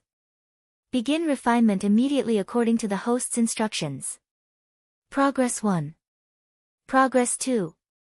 As Xing Xian's personal space communication system successfully connected and merged into the main control center of the stronghold that was no longer defended, the familiar notification of the devouring system quickly sounded in Yi Xian's mind. This was clearly the first time he'd started to invade and refine it, and even started to read the progress. This also proved that Ying Tai's words were true. If there was a second member of the Tianji race in this interstellar fortress, how could they allow all of this to happen? It should be known that although the interstellar superbrain used as the control core of the interstellar fortress wasn't an immortal rank, it was definitely not an ordinary superbrain. The control core of Yi Xian's personal interstellar communication system was only a fragment of an immortal rank superbrain. Although it was probably going to level up soon after consuming a large amount of multi-pupil thought crystals, it was going to break through the fragment level soon. However, it was still a fragment. If the control core of the interstellar fortress was controlled by a member of the Tianji race, it would be impossible for Yi Xian's personal interstellar communication system to be so easily connected and merged into the interstellar fortress so quickly and easily. When he thought of this, Yi Xian's wariness towards Ying Tai immediately lessened. After all, everything that she had done proved that she was a human. Even Yi Xian felt that he couldn't find fault with her anymore. This process of reading the progress didn't last long. After all, the interstellar communication system was already undefended, so the refinement process wasn't stressful at all. After about half an hour, the notification of the devouring system rang in Yi Xian's mind again. Ding! Congratulations to the host for refinement success. Ding! Congratulations to the host for leveling up. Current level, 5th order satellite. Ding!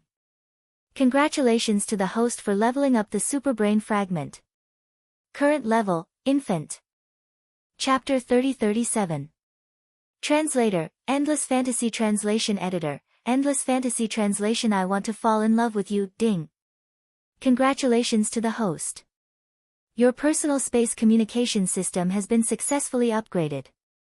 Current level of the star brain, infant. Current level of coverage of the star brain, 1 light-year in diameter. Current level of network communication ability, after connecting, except for connecting and merging with the star brain of the same level, the star brain of the same level can be invaded. Ding! Congratulations to the host. Discovered the star brain's central frequency. Type, micro-LAN. Star brain's level, normal. Do you want to connect immediately? Ding! Congratulations to the host. Discovered the star brain's central frequency. Type, micro-LAN. Before Yi Xian could recover from his shock, a series of system notifications sounded out in his mind once again. Obviously, the notifications were because the fragment of his personal space communication system, which was the main control center of his space communication system, had been upgraded, which led to the upgrade of his personal space communication system. After the upgrade, the active search range of Yi Xian's personal space communication system had increased from 1 light month to 1 light year. This was definitely a huge improvement, which would be of great significance to his search for the origin of devouring in the future.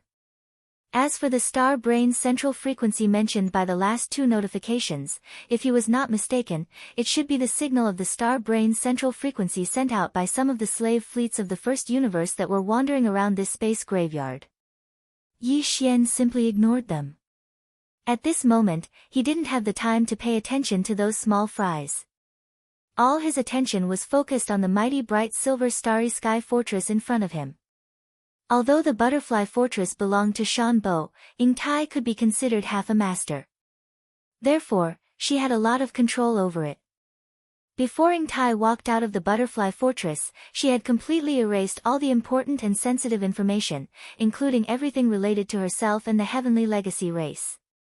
As a mystic light realm upper echelon of the Heaven's Legacy race and half of the master of the butterfly transformation, it was easy for Ying Tai to do all this without leaving any traces. Even the devouring system and Yi Xian's personal communication system, the immortal grade superbrain that acted as the central control center of the artificial intelligence, couldn't detect anything. It was precisely because of this that even though Yi Xian had completely refined this universal fortress and made it his personal property, Yi Xian had learned nothing about the original designation of this universal fortress or any other important information related to the Heaven's Legacy race. The devouring system immediately informed him of this. Although Yi Xian felt a little regretful, he quickly put this matter to the back of his mind. After all, this refinement had not only given him a starry sky fortress with a diameter of 100,000 meters, but he had also made a breakthrough in his cultivation base. His personal starry sky communication system had also been upgraded. All of this was a huge surprise. Even if it was a little regretful, it was still acceptable. Since he had refined it into his own universal fortress, he naturally had to give it a designation immediately. Otherwise, it would be ridiculous for such a huge fortress to not even have a designation. Yi Xian immediately fell into deep thought.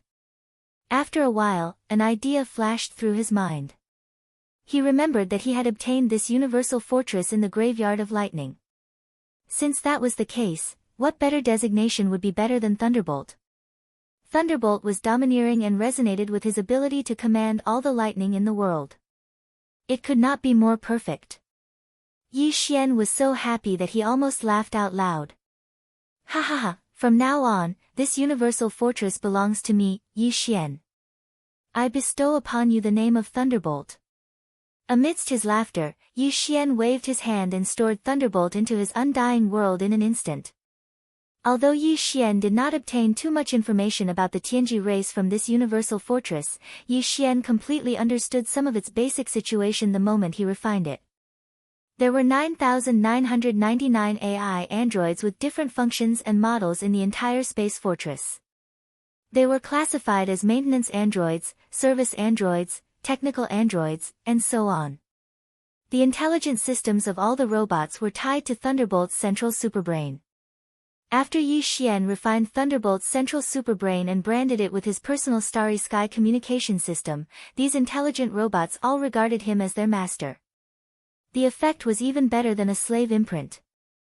But of course, among these intelligent robots, it was also possible for true self-awareness to be born. From that moment on, they would break away from the category of intelligent robots and become a new member of the machine race. All the members of the machine race were born from this.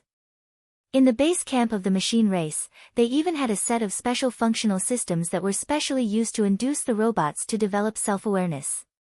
However, only special types of intelligent robots with great potential and value could receive the benefits of this system. Ordinary maintenance robots and service robots obviously did not have this opportunity. But even with this kind of free-range method, some intelligent robots would occasionally be lucky enough to develop self-awareness and evolve into true members of the machine race. This would require Yi Xian to observe and pay more attention in the future. Otherwise, Once one of his mechanical servants was born with self-awareness, this would undoubtedly be equivalent to burying a time bomb. In the end, it wouldn't be a good thing. But all this was not something that needed to be considered now. The birth of true robots was not that simple and casual. After Yi Xian put away Thunderbolt's starry sky fortress, he glanced around and immediately fixed his eyes on Ying Tai. This woman was currently the most troublesome problem for him. First of all, I need to make one thing clear. I am not that Prince Xian. I am just a demon. Therefore, you better not follow me. Otherwise, you will fall into the hands of the Tianji race sooner or later. After pondering for a while, Yi Xian tried to persuade Ying Tai to leave. Although this Thunderbolt graveyard is some distance away from the wormhole that leads to the third universe, with your cultivation that has surpassed the Grotto Heaven realm, I believe that before the follow-up forces of the Tianji race arrive, no one will be able to stop you. So, hurry up and leave. Otherwise, it will be too late. Kakik, you little sweetheart. Although you are still trying to trick me with words, at least you are worried about me. At least I didn't travel hundreds of millions of miles to find this place for nothing. Ying Tai didn't take Yi Xian's persuasion to heart at all. Instead, she laughed once again, and her eyes sparkled with brilliance. My dear, your concern makes me suddenly feel like I've found the sweetness of a butterfly's love. For this reason, I won't mention the part where you changed your heart before. We can start over. I have decided to follow you. If you don't go back, I will stay here with you. Chapter 30-38. Stop and rob. Falling in love. Transforming into a butterfly. Grand and spectacular. As Yi Xian mulled over these words, he suddenly felt his scalp go numb. At this moment, he felt that this woman in front of him was definitely a huge problem. However, she was a human, and it wasn't easy for Yi Xian to kill her. Furthermore, her cultivation was so high. If she was determined to stick to Yi Xian, there was probably no way for him to get rid of her. What the F***ck? How did he end up with such a huge problem? That Prince Xian really wasn't a good person. Why did he have to provoke such an existence for no reason? As Yi Xian muttered to himself, his mind quickly turned. No matter what, he had to get rid of this woman. Otherwise, with her by his side, even if the Tianji clan was made up of a bunch of idiotic robots, they would know that he was related to that so-called Prince Xian. They wouldn't care if this woman mistook him for someone else. She was Prince Xian's fiancée. How could she mistake her future husband for someone else? Although this matter could be explained, the key point was that even if it was explained, people who shouldn't have been paying attention would still be attracted. This wasn't good for Yi Xian. After hearing this woman mention it twice, Yi Xian already knew that the 11th realm after the Heavenly Passage realm was originally called the Mystic Light realm. This woman was a supreme existence in the Mystic Light realm. Under the circumstances where he couldn't attack her, Yi Xian originally had no chance of getting rid of her. However, that was in the past. As for now, Yi Xian's system title had been upgraded to the 3rd level of the Interstellar Explorer. He had the ability to jump through interstellar coordinates.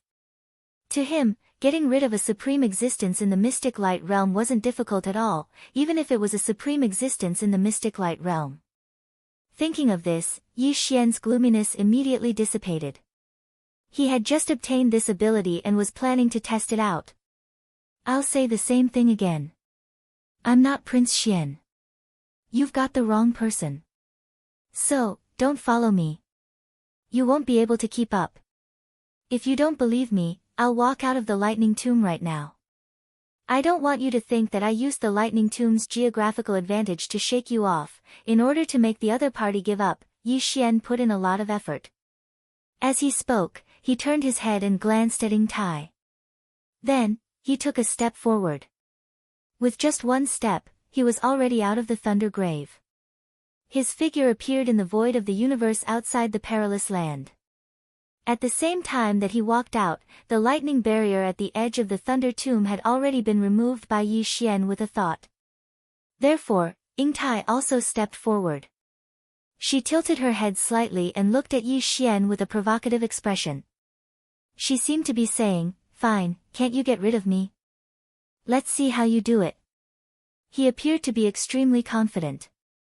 Unfortunately, Yi Xian was clearly more confident than her. "I've said it before. Getting rid of you is as easy as pie." Sensing the provocation in the other party's eyes, Yi Xian's competitive spirit was also aroused. It was not a pleasant feeling to be looked down upon by a woman. At least, he did not like it. This kind of self-righteous woman should be given a hard slap in the face. She would naturally know what was good for her after being slapped in the face. Thinking of this, Yi Xian grinned and immediately ordered the devouring system to start the interstellar coordinate jump immediately. The next moment, the familiar sound of the system's notification rang in Yi Xian's mind, ding. System confirmed. Interstellar coordinate jump ready. Countdown begins, 3, 2, 1. Ding. Congratulations to the host. The jump has started. Whoosh. A weak sound broke through the air. From above Yi Xian's head, a small crack suddenly appeared in the void. An aura that was exactly the same as Yi Xian's own blood essence poured out. It instantly pulled his body and turned into a weak light that disappeared into the crack. Then, without waiting for Ying Tai to come back to her senses, the crack in the void instantly closed again. Everything returned to normal. Even with her supreme cultivation, she could not catch the slightest trace of it. In the blink of an eye, Yi Xian's figure had completely disappeared. All of this was obviously beyond Ying Tai's expectations. Her confident face finally changed at this moment. She cried out involuntarily, "It has nothing to do with the lightning tomb. It's not teleportation. And it's not teleportation. What kind of method is this? How did he do it? Why do I have the illusion that he has gone to the other side of the universe in an instant? Traversing across a universe plane. How is this possible? The ultimate prince of the human race's eternal dynasty is indeed not simple. However, if you want to get rid of me like this, you are too naive. I'm afraid you haven't completely understood what the difference between the mystic light realm and the satellite realm means." At the end of her sentence, the shock on Ying Tai's face slowly disappeared. It was replaced by a calm expression that became more and more interested. Her figure flashed, and she quickly rushed in a direction. It should be this direction. It was not easy to find a feeling. "You can't run away from my love of the butterfly." Whoosh. The sound of something breaking through the air rang out. Yi Xian's figure fell from a crack in the void. The surroundings were dark. This void was where he had imprinted the first interstellar coordinate. In other words, he had already arrived at the black hole of life. The crack in the void above his head instantly closed again.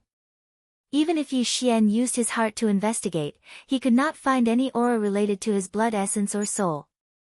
It was indeed perfect. That show-off woman who called herself Ying Tai was probably at a loss at this moment. Yi Xian grinned and immediately rushed toward the exit of the black hole of life. After all, the other party was a supreme existence at the mystic light realm. Yi Xian was not sure if she would be able to find any clues to determine the general direction of his jump. Therefore, Yi Xian had to leave this place as soon as possible to prevent the other party from catching up and exposing the escape coordinates he had left as a trump card. After all, the distance between the black hole of life and the star lightning tomb was not too far, especially for a supreme existence at the mystic light realm. Along the way, some of the void soldiers and generals sensed Yi Xian's aura and excitedly surrounded him. Yi Xian stopped for a moment and played with them for a while. However, he did not dare to waste any more time and quickly left the black hole of life. He changed direction and quickly flew away. At the same time, the gears in his mind turned quickly as he thought about his next move. According to his previous plan, the main planet of the Black Mosquito tribe had collapsed, and Huegu Lu and Zhuofengtai had been hidden by him. This situation was perfect for Yi Xian to wander around and find the source of devouring energy and the energy needed for the Wild Dragon battleship. However, just wandering around alone was not enough. He had to have a space fortress at the very least. Otherwise, it would be too shabby. Although the Wild Dragon battleship in his hands could be seen, it was too broken. The Black Mosquito battleship and the Black Wind battleship could not be seen, let alone the Thunderbolt battleship. Chapter 30-39. Bloodshed. Stop right there. Robbery. Yi Xian was inexplicably excited at the thought of those domineering words. Back in the Weeping Soul Cave under the Black Mountain Star, Yi Xian had robbed the demonic experts of their spatial pagodas and stole their soul-eating beasts. He had almost gotten addicted to robbing. Who would have thought that he would be able to do it again today? It was inexplicably exciting. It was worth mentioning that the warships and space fortresses of the slave races in the first universe were basically all from the Tianji clan. Therefore, they were the same as the Black Mosquito, Black Wind, and other Demon Scout fortresses. The only difference was that some of the space fortresses had some emblems on their outer walls. Obviously, this type of space fortress was not suitable for robbery. Otherwise, if one were to recklessly send it out to swindle others, they would inadvertently offend the entire slave race. Although Yi Xian did not care about this, it was not good to rob his own brother's race. However, some space fortresses did not have any emblems on their outer walls. These fortresses looked exactly the same. This type of space fortress could be considered a robbery target. In any case, after robbing it, all they had to do was switch the operators with their own demon slaves. No one would be able to tell anything. As for the matter of the Black Mosquito tribe not having a space fortress and Yi Xian, as the holy son of the tribe, suddenly obtaining one, when the time came, they could just find an excuse to cover it up. Now that the Black Mosquito Star Zone was in chaos, the human elite fleet had just wreaked havoc here and destroyed some of the slave race's warships and space fortresses. When the time came, they could just say that they had accidentally found an ownerless space fortress in the void. The people inside were gone. They had probably escaped. After all, it was an ownerless space fortress. Why couldn't they just pick it up? As long as the slave clan that originally owned this fortress did not notice anything wrong, who would care too much about this matter without the victim's family? As for the success rate of the robbery, that was even less of a problem. In the first universe, the overlords of the Tianji clan were natural mechanical manipulators. They only needed one official clansman to control a huge space fortress. This was something that not even the most powerful scientists of the human race could do. But that was it. Among the other slave races, almost none of them could compare to the human race in terms of warship control or technology. Even the demon race didn't care much about technology, not to mention the half-developed races such as the Oxhead and Horseface races. Meanwhile, the AI core of Yi Xian's personal space communication system, which was the fragment of the immortal rank space superbrain, had grown to its infancy stage. It was much, much stronger than before. Under these circumstances, Yi Xian didn't even need to enter the space fortress that was listed as the target of the robbery. He was able to successfully refine the intelligence center of the target through his personal space communication system. At that time, he could completely control the target fortress remotely and temporarily imprison all the existences inside. Then, he could bring people in and take over the sparrow nest. He'd carefully calculated all of this in his mind, and he'd long since come up with a plan. He could be said to be full of confidence. After concealing his figure and presence, Yi Xian wandered around the void. He didn't dare to approach the Black Mosquito Star Zone. Instead, he searched for targets at the edge of the Demon Star Zone. Although the Black Mosquito Star Zone had the most fleets of the slave races in the first universe, because they were too close together, it was inconvenient to take action. After all, it was a robbery. It was better to look for dark alleys and remote areas. These areas also had fleets of the slave races, but there were fewer of them.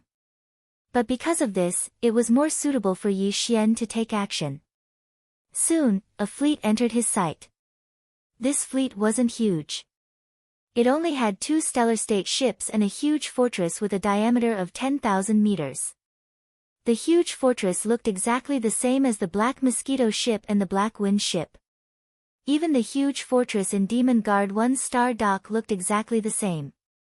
This huge fortress was obviously a standard one issued by the Tianji clan in the first universe. Most importantly, it didn't have any insignia on it. Even if someone stole it, no one would know its origin. That's it.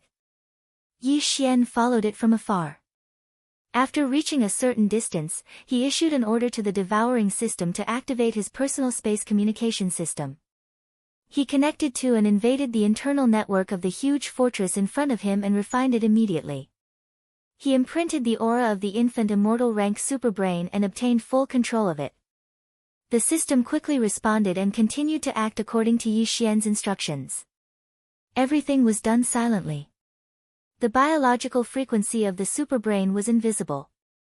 Apart from other superbrains of the same species, no one, no matter how powerful their cultivation was, would be able to detect this frequency fluctuation out of thin air. Otherwise, in the context of space, where experts were as numerous as carps crossing the river, the superbrain wouldn't be suitable to be the star web's main control center for the three universes. The entire process was silent and extremely fast. In less than half an hour, Yi Xian received the system's feedback that everything was done. The entire huge fortress had been refined and became Yi Xian's personal property. If he wanted to, he could take it into the undying world in his body with a wave of his hand. However, he didn't do that. Instead, he used the devouring system as a relay and directly issued an order to the huge fortress to destroy the two 3,000-meter-long stellar-level battleships that were protecting it. They were in cahoots. If they didn't destroy the two stellar-level battleships after taking over the huge fortress, news of this matter would definitely spread. Soon, the Super-Star Destroyer cannon on the huge fortress was activated. Huge energy light beams blasted out from both sides. Due to the close distance, the two stellar-level battleships instantly turned into two huge fireballs. Not only were the existences in the two stellar-level battleships unable to recover from this sudden change of events, but even the experts from the slave race in the huge fortress were probably dumbfounded. Immediately withdraw the authority to activate all space portals and imprison all the enemies in a fixed area. Wait for our own people to pass through before opening the portals and starting the cleanup. After the destruction of the two stellar-level battleships, Yi Xian immediately issued a new order. Then, with a wave of his hand, the Dongshu shuttle in his undying world was activated. A large number of experts walked out from it and rushed into the huge fortress that had already opened up the main passage. Huegu Lu, Zhuo Fengtai, Wang Biao, 1,000 ferocious mosquitoes, and 1,000 powerful soldier ladles. In fact, just the first three Origin Realm supreme existences were enough to crush the experts from the slave race in the huge fortress. Yi Xian didn't even need to use the forces in the Black Mosquito and Black Wind. Chapter 3040. Translator, Exodus Tales Editor, Exodus Tales Evil Spirit Slime. The interior of this fortress was the same as the Black Mosquito ship. It was divided into 4 levels, and the interior was also constructed using space folding technology. The only difference was that instead of the 10,000 cataclysmic prison, the lower level was a giant insect nest. Space folding technology had been perfected by the Tianji clan of the First Universe for many years. Therefore, even this space fortress, which was assigned to the slave races of the First Universe, used this advanced technology. In the immortal dynasties of the human race, only the warships of the military could use this technology. This fortress was originally called the Evil Spirit, but Yi Xian did not like this name, so with a wave of his hand, he changed it to the Holy Sun. In the future, he would mainly use the identity of the Black Mosquito tribe's Holy Sun to drive this space fortress around and swindle people. The name of the Holy Sun was the most suitable. At this moment, in the center of the spacious plaza on the second level of the Holy Sun, there was a large pile of dark green corpses. It was like a mountain, and at a glance, there were at least 10,000 corpses. What surprised Yi Xian was that these corpses were not demon kin, nor were they humanoid life forms. They were actually insects. Their bodies were about the same size as humans, but they were soft-bodied insects that looked like caterpillars. They were dark green all over and had demon-like faces. They looked extremely ferocious.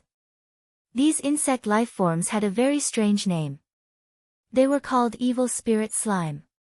Perhaps it was because their appearance was too ugly, and the surface of their bodies secreted a kind of greenish-black poisonous liquid. Even among the 100 slave races of the Tianji race in the first universe, this kind of evil spirit slime was extremely disliked. As for their masters, the Tianji clan, they obviously disliked them even more. This was perhaps the reason why this fleet of evil spirit slime was so lonely, wandering the edge of the Demonkin Star region without any companions. Now, all of the evil spirit slimes inside the Saint Child had been wiped out, turning into over 10,000 corpses that were piled up in a pile. In fact, there was no lack of experts among them. It was said that the strongest existences were 2 black hole stage 9 evil spirit slimes. However, in the face of the powerful army that Yi Xian had sent out, they were still easily annihilated. However, there was a nest in the saint's hold. It looked like a beehive and was packed with slime eggs. What a strange race. They built their nest on a bastion ship. According to Yi Xian's estimation, there were at least tens of millions or even hundreds of millions of evil spirit slime eggs in the lower cabin. Each of them was only the size of a human head.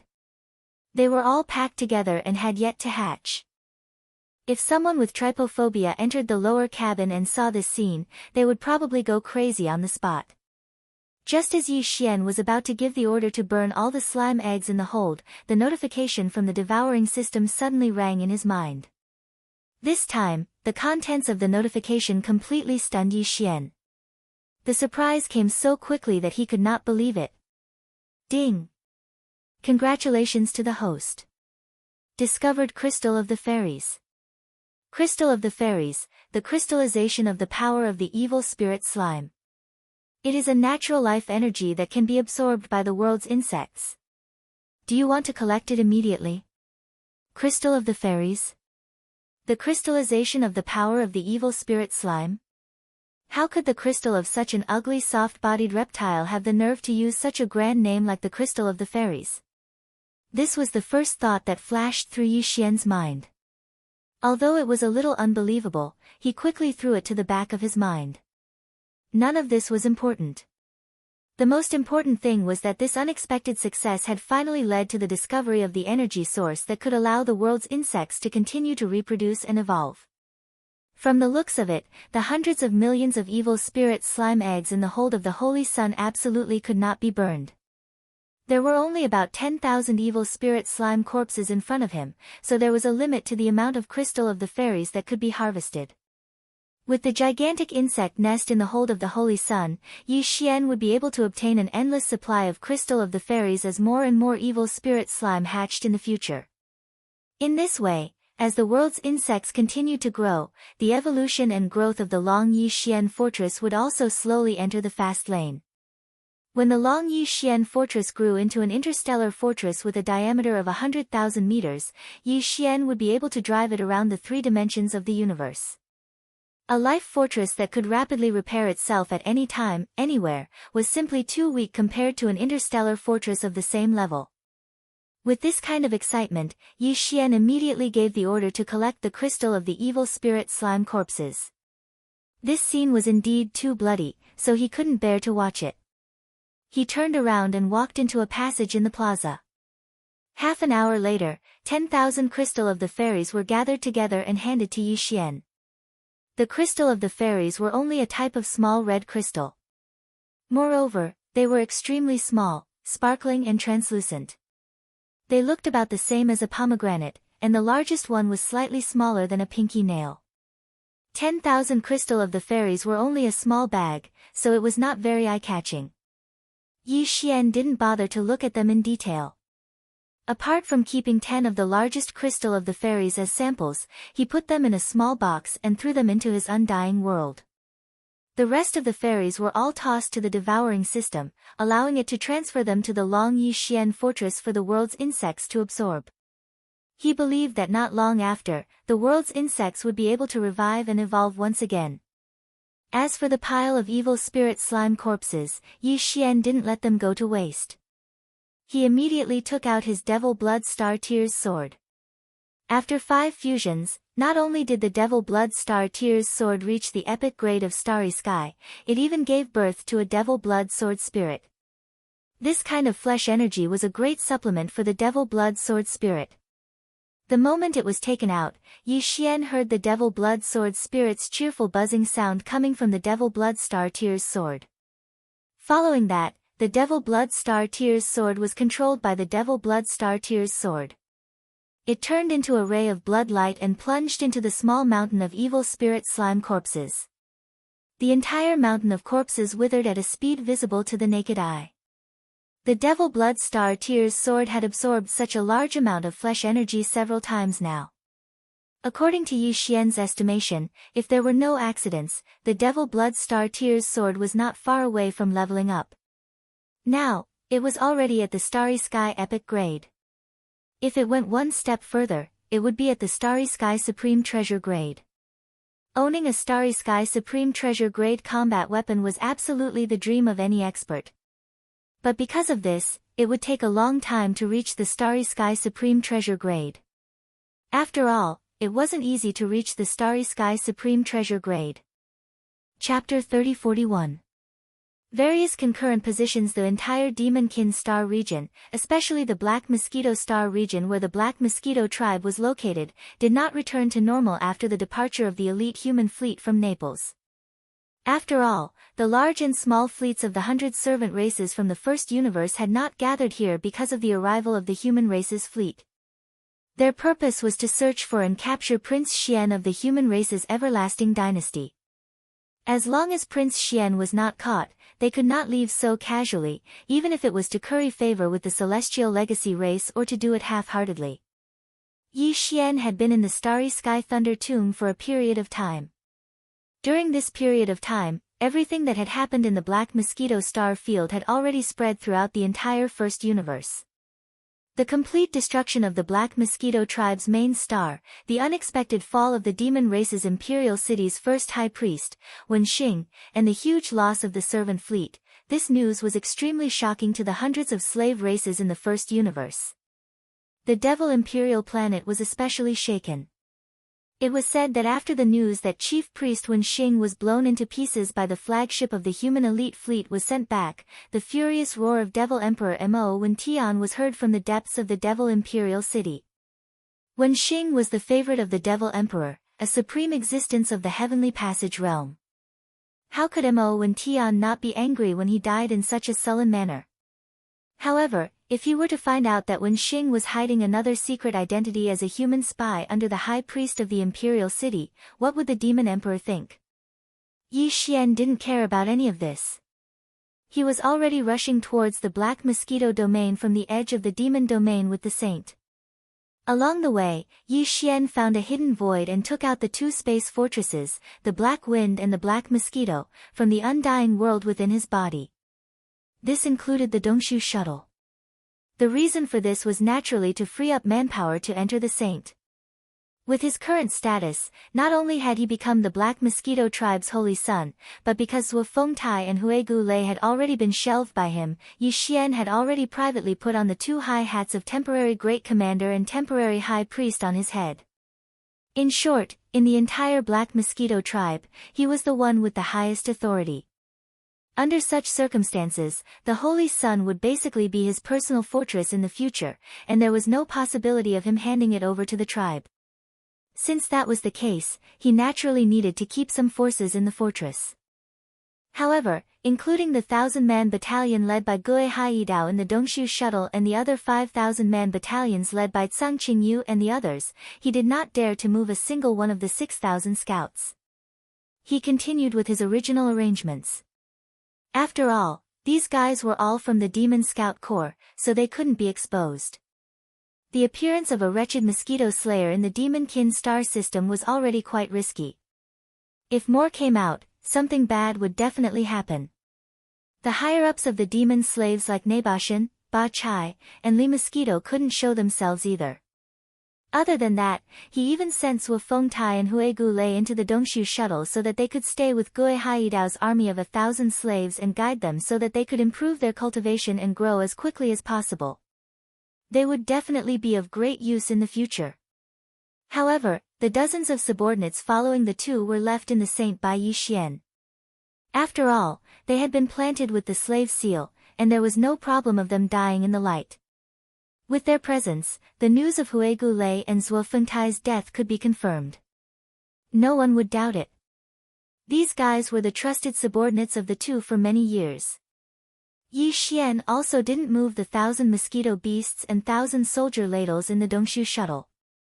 However, he transferred 1,000,000 mosquito beasts and 10,000 soldier ladles from the Black Mosquito ship and the Black Wind ship to the Saint.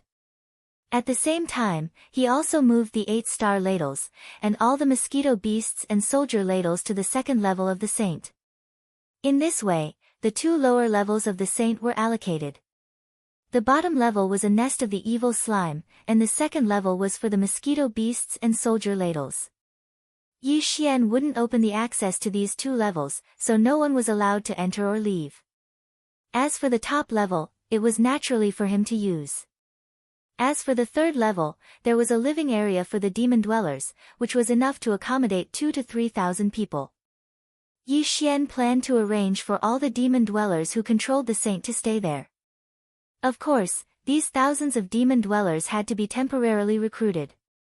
Fortunately, the Black Mosquito tribe still had 9 demon dwellers planets. The higher-ups had all been planted with slave imprints, so it wouldn't be a problem to recruit a few hundred demon dwellers on each demon dweller planet.